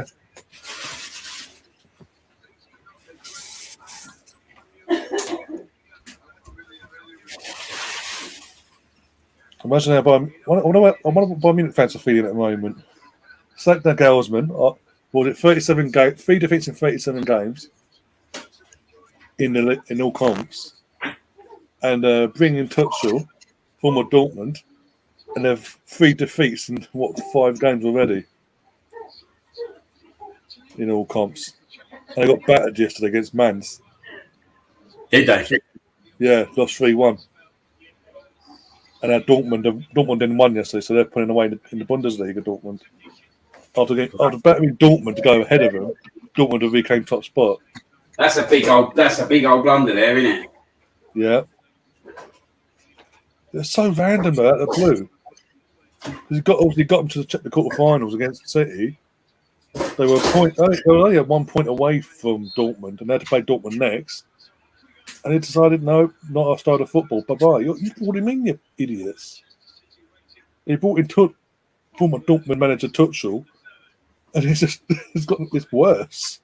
Loving it, because obviously I don't like Dortmund anyway. Bayern Munich anyway. Can't stand them.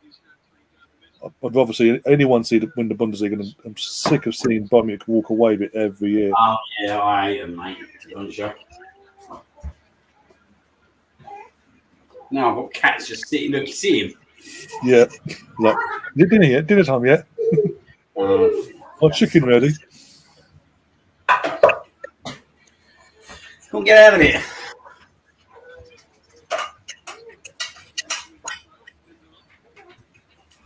Yeah, Dortmund are top of the league after playing 29 games, won 19, drawn 3, lost 7. Goal difference of 27, 60 points. Bayern Munich are a point behind after playing 29, winning 17, drawed 8, lost 4, with a superior goal difference of 46 to 59 points. Union Berlin are 153 in third. Yeah, Diet Coke. Yeah, they made a big blunder there, haven't they? Yeah, just a tad. And I'm pleased about that as well. It obviously meant Man City stayed in Europe a bit longer. They should win it now, Man City, to be fair. If they get past Madrid this time, then yeah. I think if Napoli had gotten through against AC and then got to the final, I think it would have been a tougher game. But obviously, Napoli went out, did they? Yeah. Everyone was giving it the bigger about them, weren't they? Out the wet box. Out. That's why I put that one up there, because he kept getting at your things. It's not that. It's bloody bridesmaid bags and all.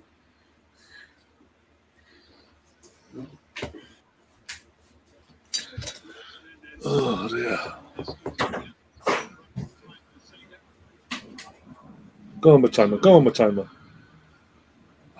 Final pass there.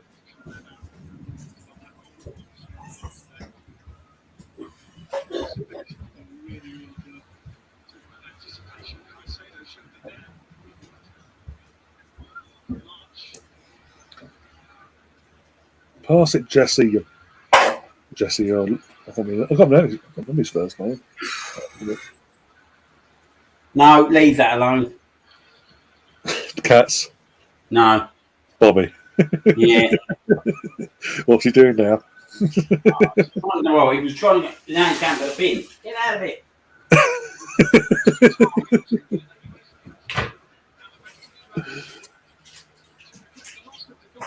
That's just being inquisitive, Dad. Mate, he don't give up. Worse than the Cats, I tell you. Oh dear. Yeah, all right. You got them all now. You got Bobby. You got the Cats. You got everyone. Mate, I don't know how I do it sometimes, honestly. Oh dear. It's hard work. Leave it. Like, he wants to touch literally everything now. Oh, go on, go on. Oh, the touch, you fool. The first touch. It's going penalty shootouts, isn't it? Or United's second half winner, mate. That's Yeah, what but something like that. Out of nowhere, gets a run of play, scrappy 1-0 win by United, yeah.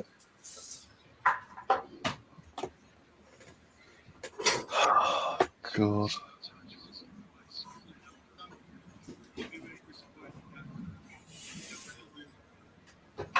No. Pitch brown.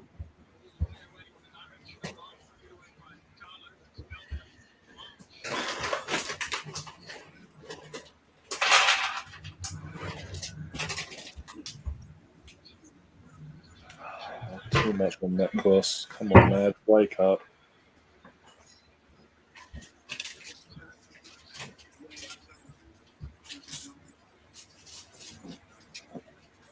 Oh, dear. Leave it.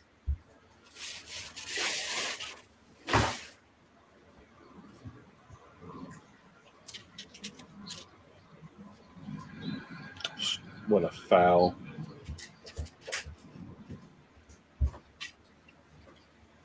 Oh, dear.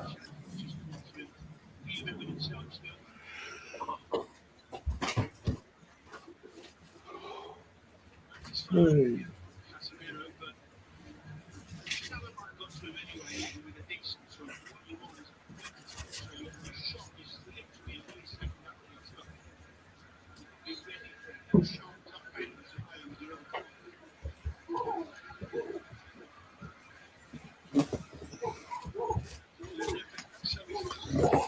Come on, darling. Come on. Next chasing the Cats. Mate, don't mess around with them, boy. One sec. You kick your ass. He will as well, mate, Leo. Oh, dear. He don't take prisoners.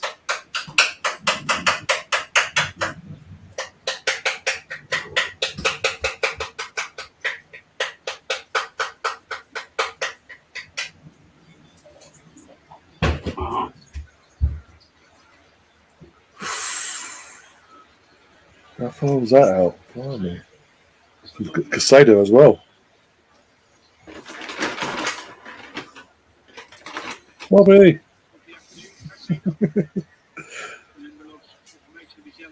Okay, this is taking multitasking to a new level.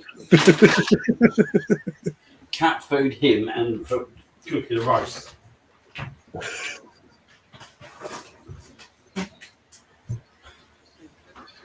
Fucking Cat's heard the bag as well. Thinking, right, my food.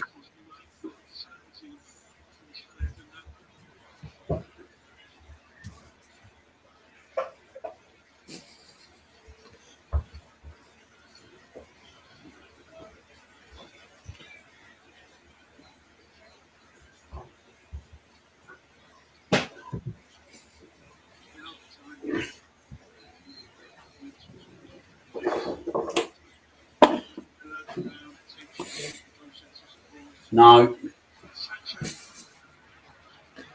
Oh, defend, please, Martin. Please defend. Let's take you in there. You can go sit in there.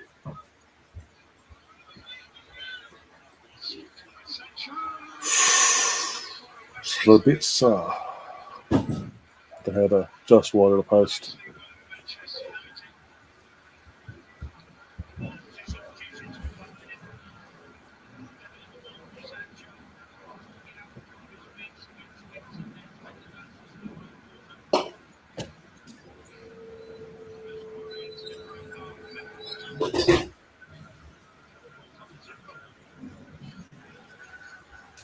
Come on. There you go, Brian. Come on, come on, come on. March. Go on, Brighton. Oh, mate, the final pass, guys, wake up. It hasn't been good all game, has it? With Brighton, apart from the few opportunities they have, well, the fact they've tested De Gea in the second half. Oh, yeah, they've had chances, mate. Aside from them, though, it's like their final pass has been lacking. Yeah, that was a chance. It wasn't a chance. It was a chance to get it in. Yeah.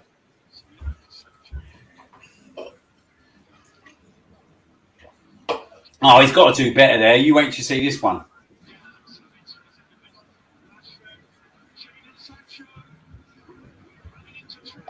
Fred.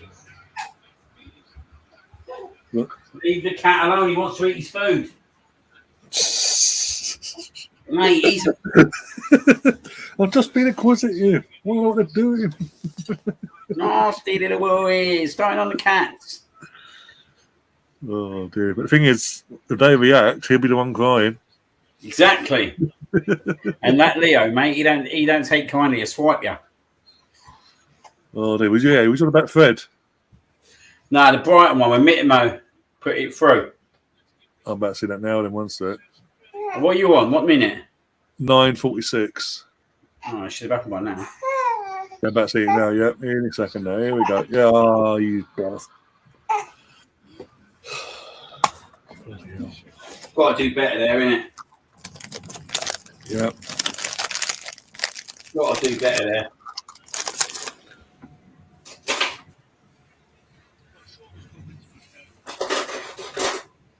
Colonel saying, remember Ryo Miyachi, the Japanese Messi? What happened to him? Load of hype, never lived up to it. Oh, yeah, do you remember him? Yeah. Yeah, as I say, the next best thing was that we had. Never played him. Never lived up to that hype. Even when he left us, never lived up to that hype. Went out, was it West Brom he went out on loan to as well? Why was it Arsenal? Barely played. Fucking, what was it? Junichi, before him, what was it? The early 2000s.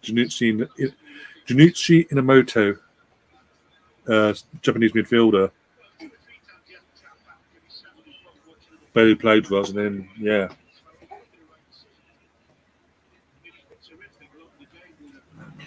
Ghost, okay. We took Bruno off. Okay.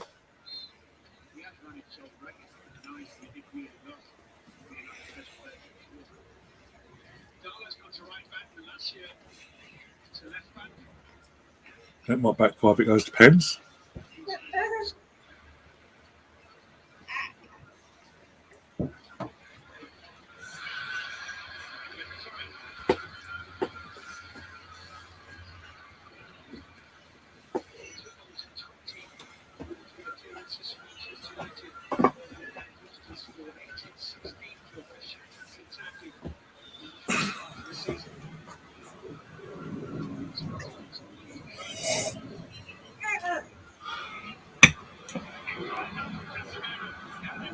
Go, go, go, go, go. Oh, the final pass. What is it if you're in a final pass this today, Brighton? Come on. Come on, Bobby. It's not come. Well, there's almost 6 minutes left. Yeah, in the first half of extra time, yeah. Oh, is it? Oh. Yeah, Yeah, because it's 15 minutes each half, isn't it? Yeah. I'm sitting there, yeah, I don't know what I was thinking. I think that's what they call baby brain. No, come on, man. Leave him alone.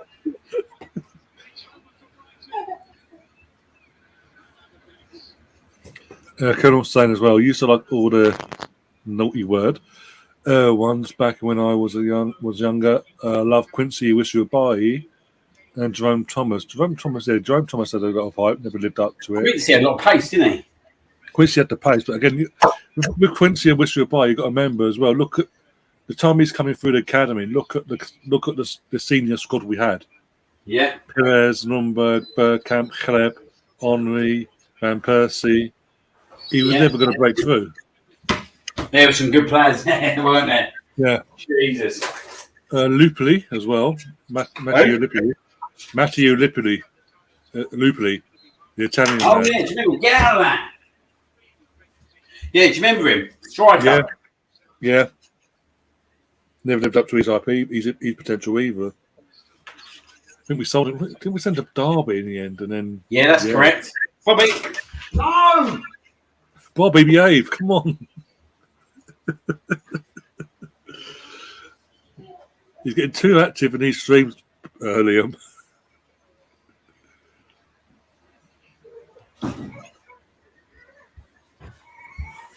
Oh, mate. Getting too active in these streams. That's why Stefan ain't in here commenting. Yeah.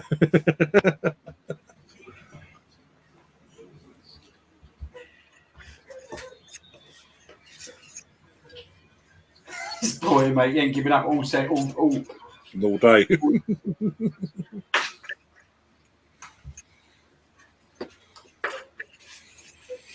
Yeah, that Lupoli, he scored a few goals, to be fair for us, didn't he? Yeah. In the old league. Yeah.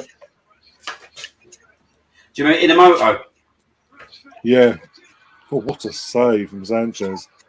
No, I was saying earlier, you didn't see Inamoto came with a big rep.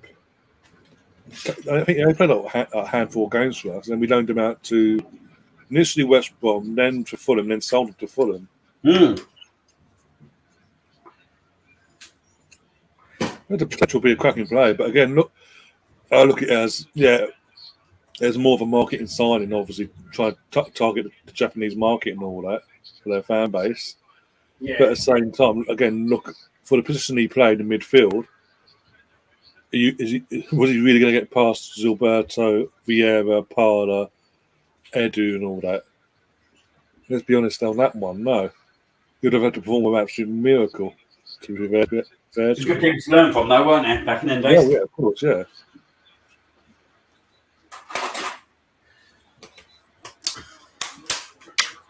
This ref is not having. He's having one today, isn't he? Gives part the free kick. Here he comes again. When Jack Wilshere FA Youth Cup wins the FA Cup, or won the FA Cup, FA Youth Cup winning team, like Mark Randall, J. Emmanuel Thomas, again, massive reps they had coming from our academy. Frimpong? They were giving opportunities as well, especially Mark Randall initially, before J. Emmanuel Thomas, Mark, never lived up to it. And remember that Fran Meridia? Fran Meridia, yeah, he was another one, but had the next Messi and all that sort of thing. Scored a couple of goals for us in the League Cups against Liverpool and all that, and then I remember that Liverpool game. Just disappeared after he left us. What's that? Was that Liverpool game? Yeah, at the Emirates, yeah. Yeah, 2-1. It was a good goal as well that he scored. Obviously, turned out to the winning goal. He scored 2 that day, didn't he? I think so, yeah. But I'm saying the second one in particular was a really good goal, actually. Considering it was I think it was his second or third start at Arsenal.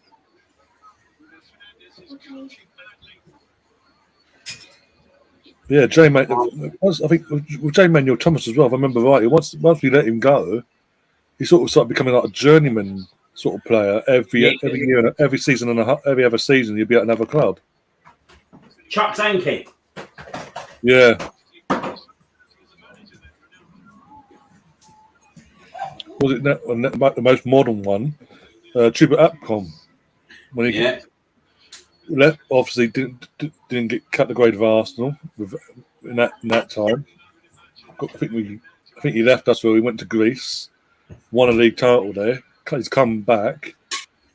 I think he's now settled at Middlesbrough and started to show potential, but it's took a while for him though. I'm happy, and obviously as one of our ex-academy players, I'm happy for him. But it's a shame it took him so long to show potential because he did have that potential to be a cracking striker for us.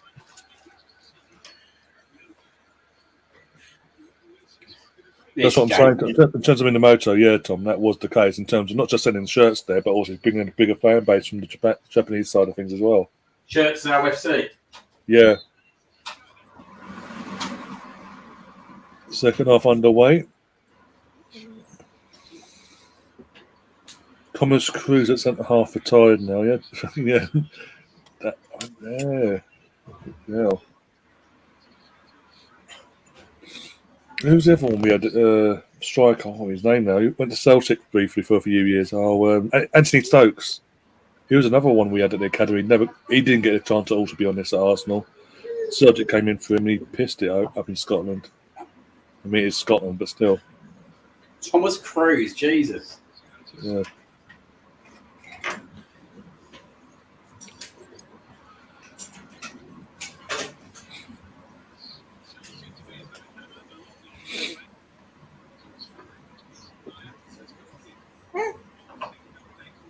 Oh. Oh.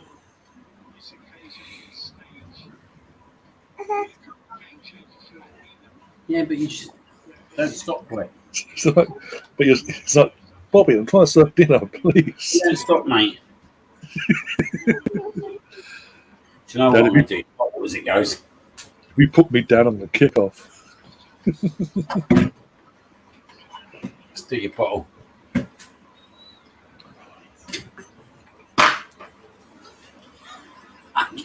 Multitasking at his finest, you. And it's live as well for everyone to see. If anyone ever wants any tips on multitasking, come to me. Good man. Oh, go on. Just take the shot. Yeah. Oh, straight the goalkeeper. Jay Simpson, he's another one. Yeah, he became a journeyman as well, like bloody Emmanuel Thomas. He became a journeyman at one point.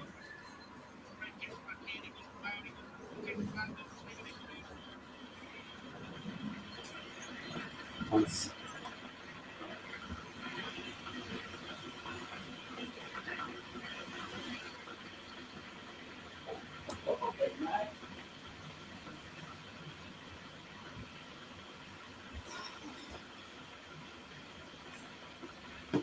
Oh my God.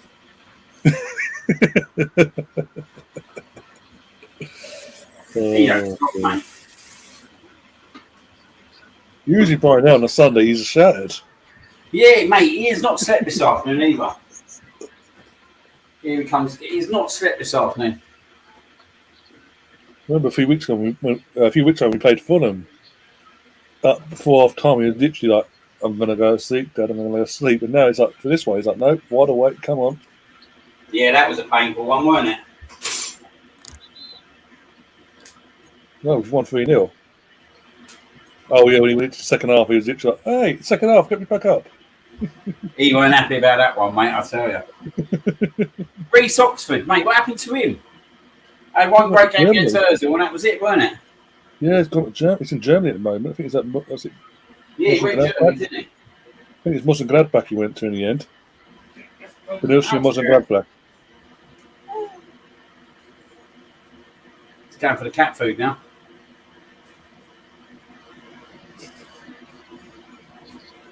Rashford's gone down.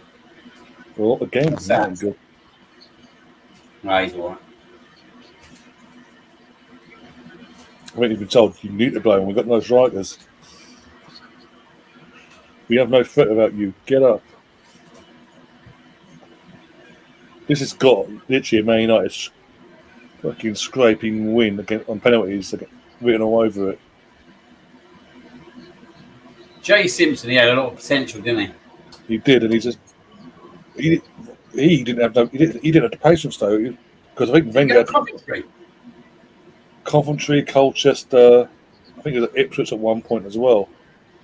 He ended up at Leyton Orient in the end, as Colonel says, he had his best stint there as well.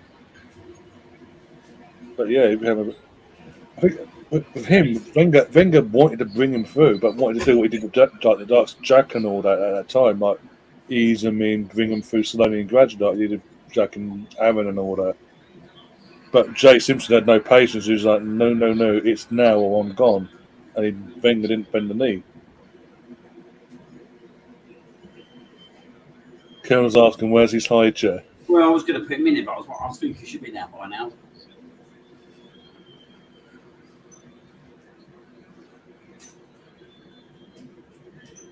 Yeah, in terms of Leeds Oxford, from what I can make out, he's doing okay in Germany as well. It's just obviously did that one game at West Ham with Slaven Bilic at the time. And then, it's like man of the match, and then Slaven never played him again. That was a proper Arsenal performance, wasn't it? First game of the season.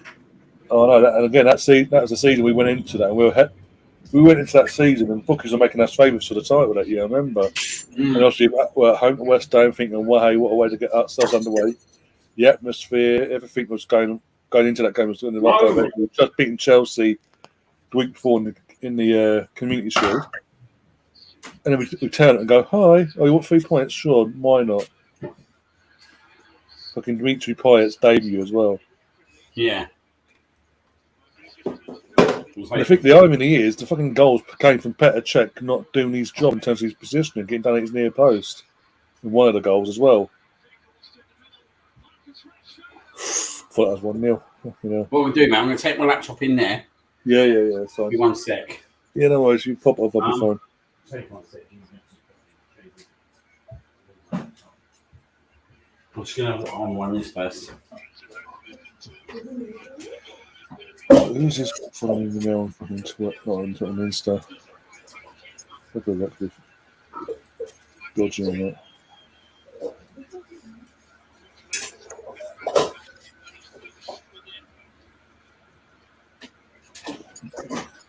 Pardon me.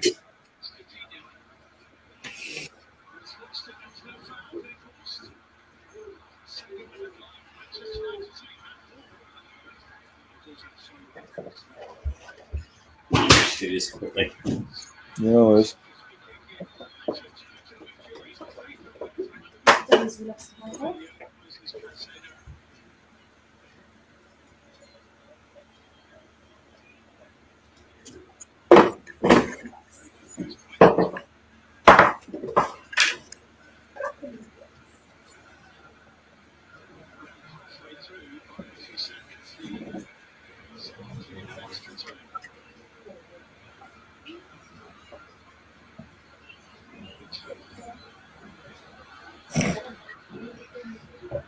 Actually, what I'll do, mate, let me tell you for a minute, I'll stay on my voice.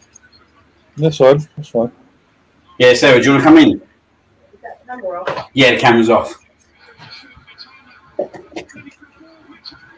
Oh my god! I know. Just seen it. Oh my god! Hasn't been quite has it? Oh no! What have Brighton got to do to get that ball in there?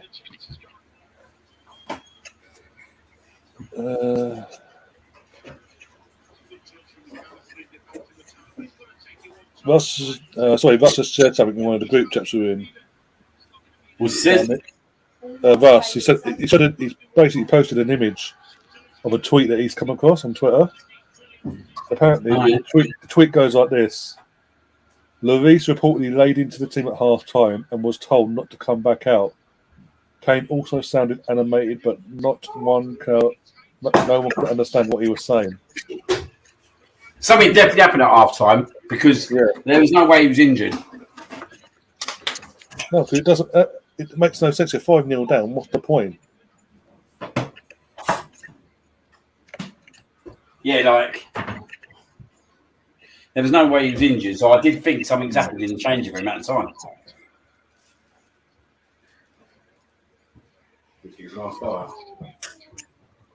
What?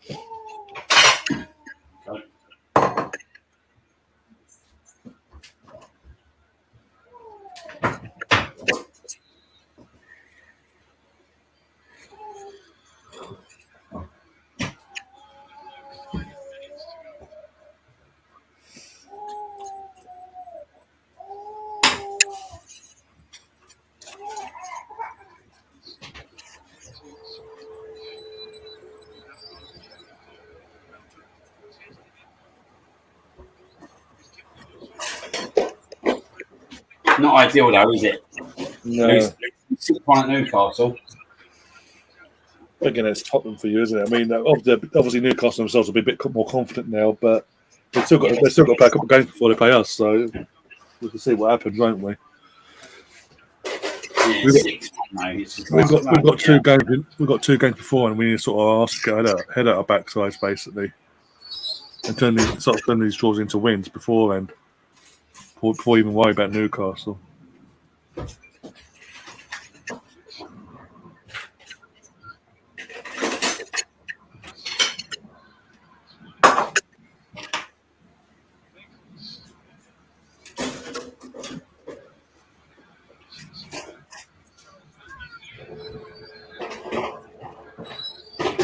Yeah, this has got penalties written all over it.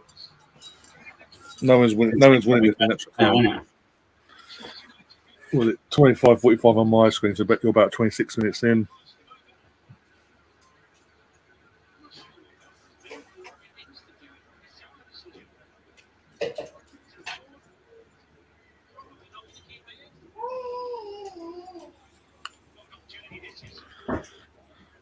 Oh dear. Did you get the old severe alert, Sarah? Yeah. I didn't get it. Did you not get it? No. He actually didn't. He was live, and his phone didn't go off, so I can back that up. I didn't get it either. The network you on. T-Mobile.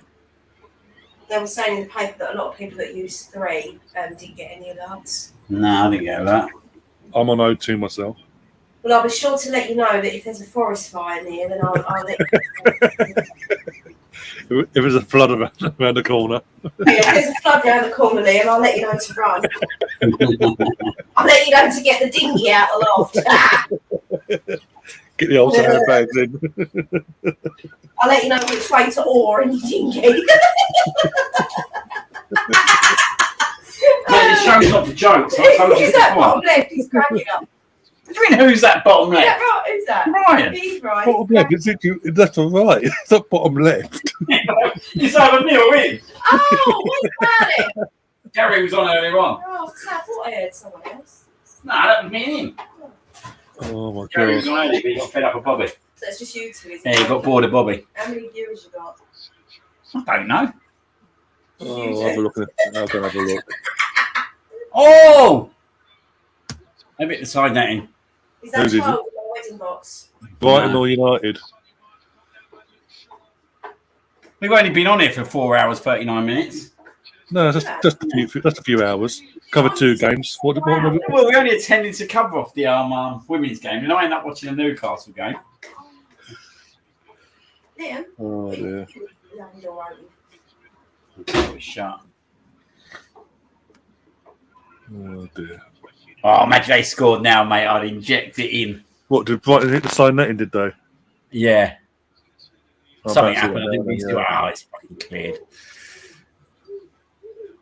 Are you not doing anything? What, in a moment? Yeah. Watching the game? Can you break some cheese while you do that thing? Oh, no, I'm not grating cheese, man. Okay, all right. Next year. I'm no good at grating cheese. Mate, I'll be multitasking all fucking afternoon. Yeah. To be fair, yeah, it's like 4 jobs at once. Oh, welcome to my world. You men crack me up. What do you No, want, literally, Liam? he's held literally in one moment. He's held the baby, done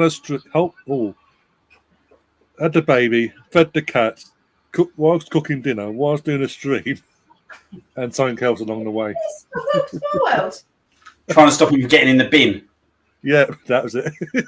Welcome to the life of a woman, lads. I'm not getting involved. I'm just saying what he did. He ain't even slept this afternoon. That's what makes me I'm laugh. surprised he had 2.5 hours this morning. He ain't gonna sleep. He had a baby no more. He don't eat and sleep. Well, technically, he is technically. He's a good boy. Is he a good boy? Where is he? Can you see him? I can hear him. He's playing with a toy. Let me just go make sure it's a toy though. Better not be my wedding box. Yeah. Oh boy. Who's got this last set, Pete? Oh, United. Yeah, That is shocking. That is shocking what they've just done. Penalties, mate. Yeah. You're about 30 seconds ahead of me or so. Got a penalty shootout to watch now. So I've got this all while I eat my dinner, haven't I? Well, I don't know. Man, no, penalty's only gone for about 5-10 minutes. 15 maybe. Who we cheering for? Brighton. Brighton, obviously. Never want United to win anything. Got that in there? Yeah. I love how you guys see them in your Arsenal shirts. Not even playing today. Thank God we're not playing as well. Wednesday. We played earlier. We're fine. Got a 2-2 draw. Man City Wednesday. Oh, Matt Tottenham lost 6-1 at Newcastle. They were 5-0 down in 20 minutes. I was Scotty boy was exploding. Oh, I love that. Yeah.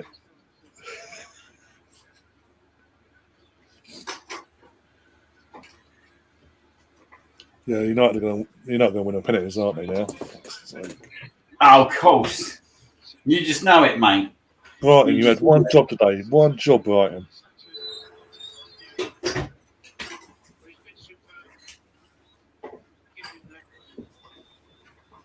Oh, dear. Yeah, you're about a minute or so ahead of me by the sounds of it, which was just gone on my end. So everything, Liam, everything goes through you. Oh, yeah, Jesus. Well, at least it's not an Arsenal game. Yeah, at least. That's the one good thing. That's the one big consolation.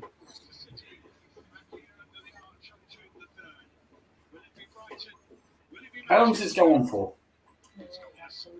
20 minutes. I can never be done for 20 minutes. All right, cool.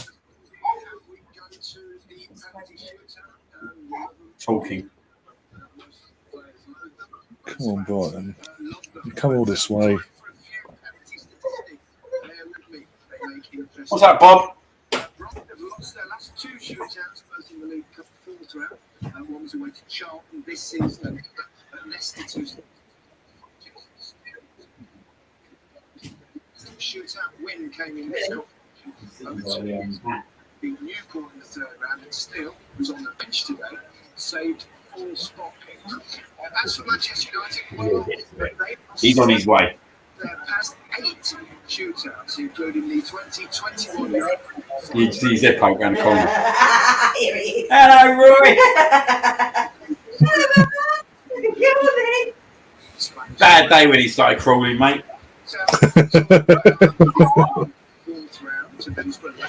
Wait till he starts walking. Wait till he starts walking and you're in trouble. Oh, Jesus Christ.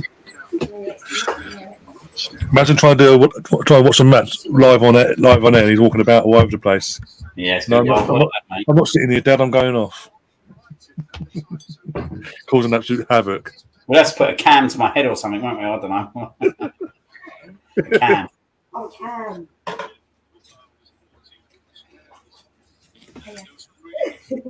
Oh, yeah.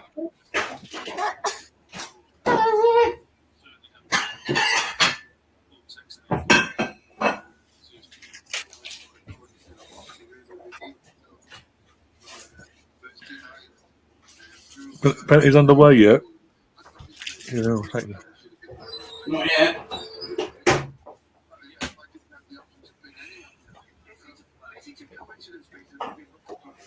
Not watching.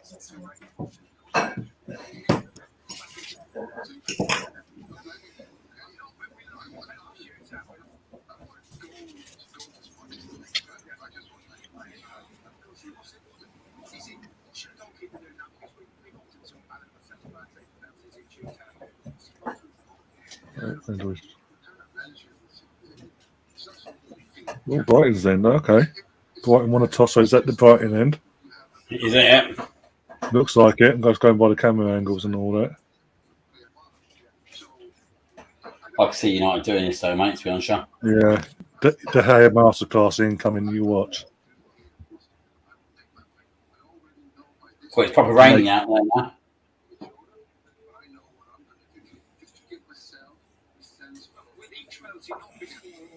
I don't know if Brian got a penalty kick takers. I don't honestly don't. Date on your stream? Just call me Michael Fish. What's tomorrow's? What's the weather like tomorrow, boys? Mate, there's a penalty shootout going on there. Yeah, Brighton's end in front of the Brighton fans. So yeah, Brighton is stepping up his first penalty, mate. All right. Again, everything's going through you now, so I'm behind. Oh, good penalty. A lovely little first penalty that was, mate. Lovely first penalty. Lovely jubbly. I really enjoyed that. Come on, Brighton. Come on. McAllister. World Cup, yeah.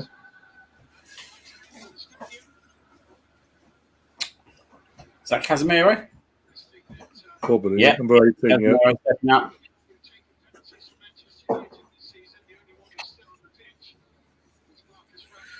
You'd expect him to score, wouldn't you?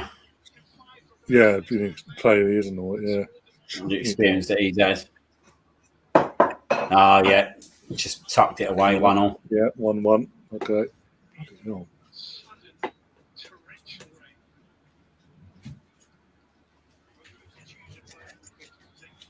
Who's up for Brighton now, I wonder? The Tony maybe? I don't know.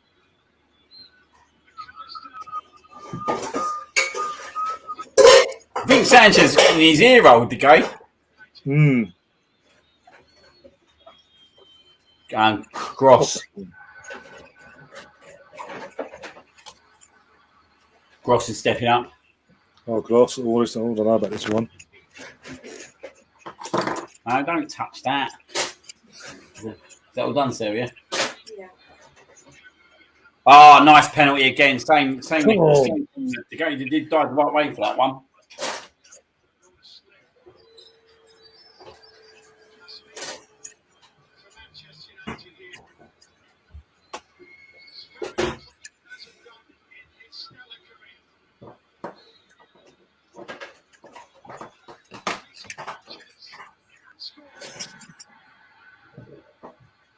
Dalot stepping up.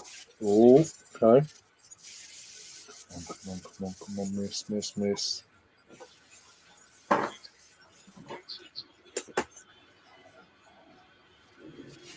2-1 up, Brighton.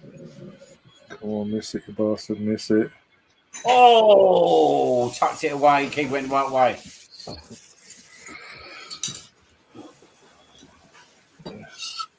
Yeah, scrape it being fucking Manchester Derby in the final, isn't it?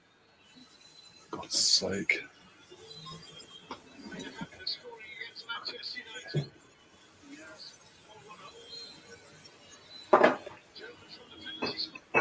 What's a connection course? I know it come off and I brought it out. First time round. How are we doing? 21. I can't see who's taking it. But Brighton. Oh, yeah, 3-2. Keep Come on. Undav.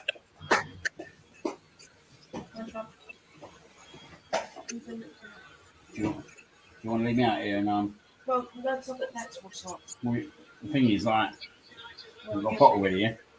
Okay. What do you want me to do? Come up with that and help me. No, I ain't coming off for this. Absolutely not. Speed 3 machine. Let's have a look. Throw it out. Let's have a look. I've been in the kitchen all the time. Sancho. 3-3. Okay. Shame we couldn't do that in the Euros.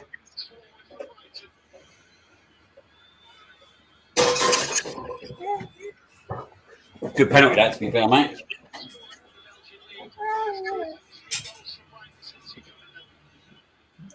just seen the Brighton third one now. I'm way behind. Casado stepping up. Come on, Casado. Come on, Casado. Oh, no, it's not Casado. Who is that? I don't know who it is. Number 30. No idea. I don't know. Come on, mate. I've got a bad feeling about this one, mate. Oh, no, 4-3. Sent to go the wrong way. Good. Come on, come on, come on.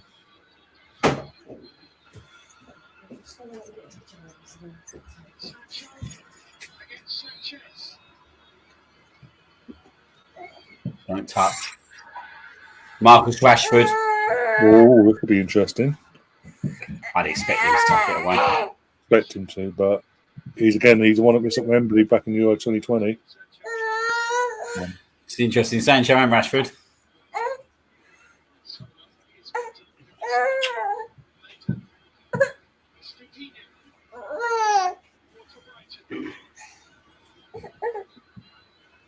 Come on, please, miss. Pressure moments now, mate. Yeah, squeaky bum time. 4-4. Oh, for God's sake. They're going to squeak this out, aren't they? They're going to fucking do it now. You watch. Oh, they'll do it, mate. This should be the one, won't it? That was a really good penalty, to be fair. Oh, for God's sake. They haven't deserved it if they do win this United. What a penalty, number 30.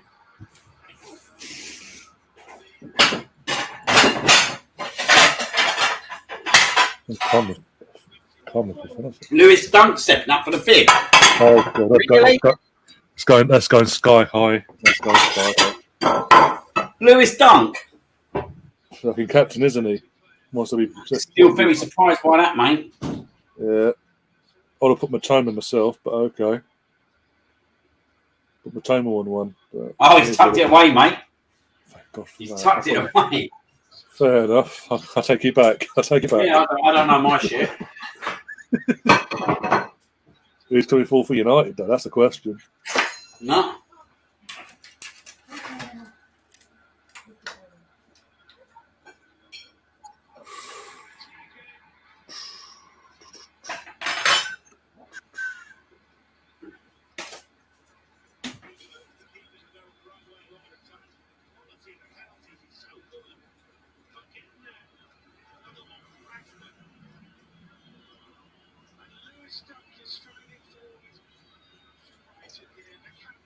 Oh! Missed? Got hands to it. Oh, you still got him in, did it? Yeah. It's like it's teasing us now. That's when you know you're not going to squeak this in sudden death now. God.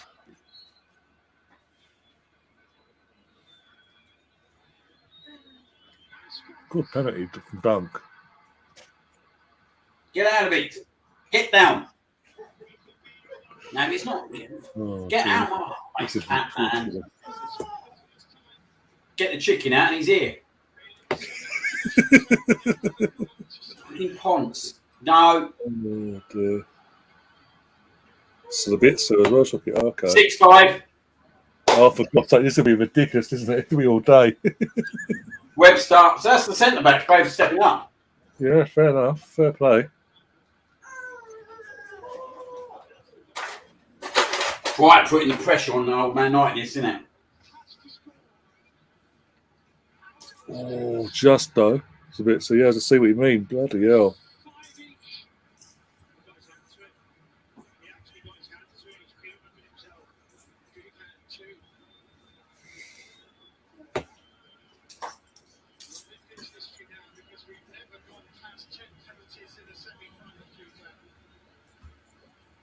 Six.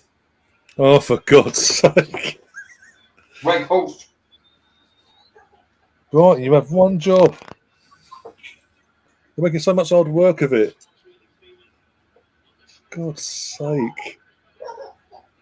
You watch. There's going to be a miss now. You watch. Either Brighton or United will miss next one now. Too good to be true, this.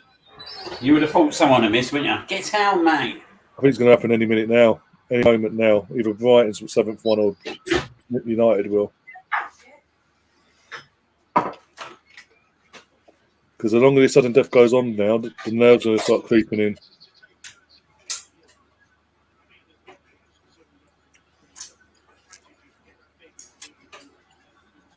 Oh, he's missed it! Told you. He skied it, Smart just skied it so high. What did I say? What have I... Jet March, you idiot. What did I just called it as well. I said one of them a miss. The 7th one. Oh, no. That's it. Yeah. It's game over, mate. Fantastic. So Manchester derby. Yeah. Two teams, neither of us want to win the final, but okay.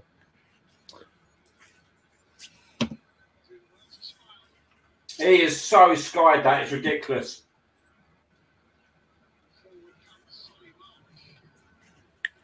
Yeah. Over. Done. Yeah, Game over. It's game over, mate. Yeah, Lindelof. Yeah, it's a scene now.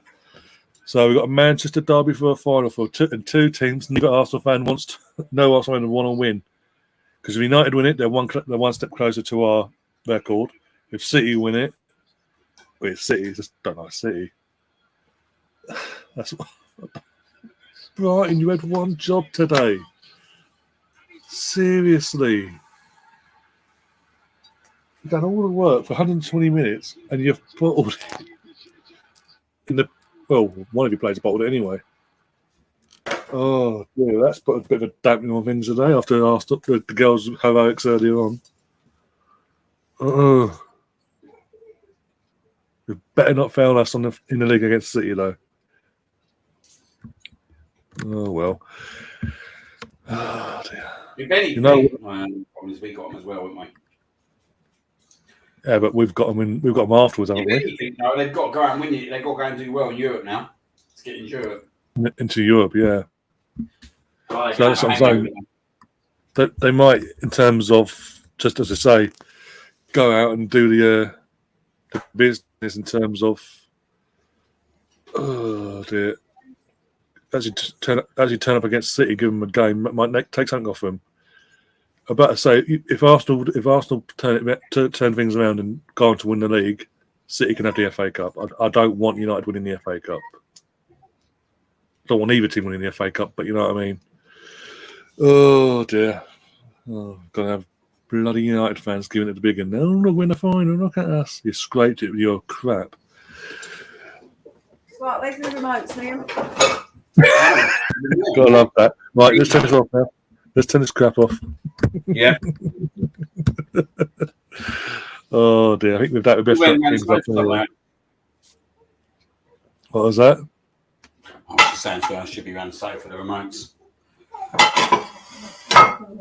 Oh dear. I think with that though, we're best wrapping things up, going for just shy of 5 hours now, covering 2 games. You won't get that on any other channel, put it that way. If you are new to the channel, do subscribe and all that jazz. Smash the like button, share the content. But Liam, what have you got coming up on your channel this week? Nothing, mate. Absolutely nothing at the moment. Nothing planned. Oh, okay, fair enough. No. Oh dear. In terms of ourselves over here, we're going to do a podcast tonight. I'll probably do that tomorrow now because of the timing and all that to set it all up. So I'll probably do that tomorrow. And then after that, Wednesday we're back again for the big one. What could make or break our season in terms of this league title, this title race against Man City. And then trying to think, that's Wednesday. Probably do another podcast in reaction to that on Thursday. Depending on what happens, what mood I'm in after Wednesday night's situation, whatever happens there.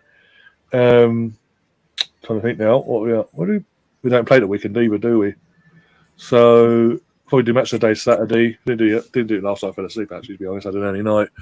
Do match of the day next week, and then the women's second leg. Gary will have to do. Hopefully, Gary will be able to do it because I'm at the game on second leg. So hopefully, Gary will be able to fill in for me on Monday for that, and then back on Tuesday the following week for the Chelsea game. Oh dear. That's, as I say, it's really don't in my mood, but it is what it is. May not get all the luck here, just a tad. The cool thing is, we were saying it in that time. It's got if United are going to win this, it's going to be they're going to luck out basically. And yeah, they Typical got United. yeah played for 120 minutes. For 120 minutes against Brighton, they were crap. Yeah. And the penalty shootout saved them. Oh dear, but it is what it is. But yeah, we'll see you see you tomorrow, and then see you on Wednesday. If you don't see you tomorrow, we'll see you Wednesday either way. Oh dear. If you want to become a member, the details are on the channel as you join. It's 99p or £2.99. All the perks are listed, etc., etc. Down. Aside from that, I will see you soon. As always, enjoy the rest of your morning, afternoon, or evening wherever you are in the world. The main thing we take away from this stream is the Arsenal women, with all the injuries we have, can still have that fight about them to perform this miracle, being 2-0 down to Wolfsburg and bringing it back to 2-2, and giving us something to get behind them on their next Bank Holiday Monday in 8 days' time. But until then, again, thanks to Liam, thanks to Gary as well for earlier on popping in. Thanks to Bobby as well, and everyone else in the chat that has obviously come along, kept all the regulars and all that have kept us chatting as well. All the conversations we've been having back and forth, the debates, etc., etc. And we'll see you on the other side. And as always, up the Arsenal. Come on, you Gunners.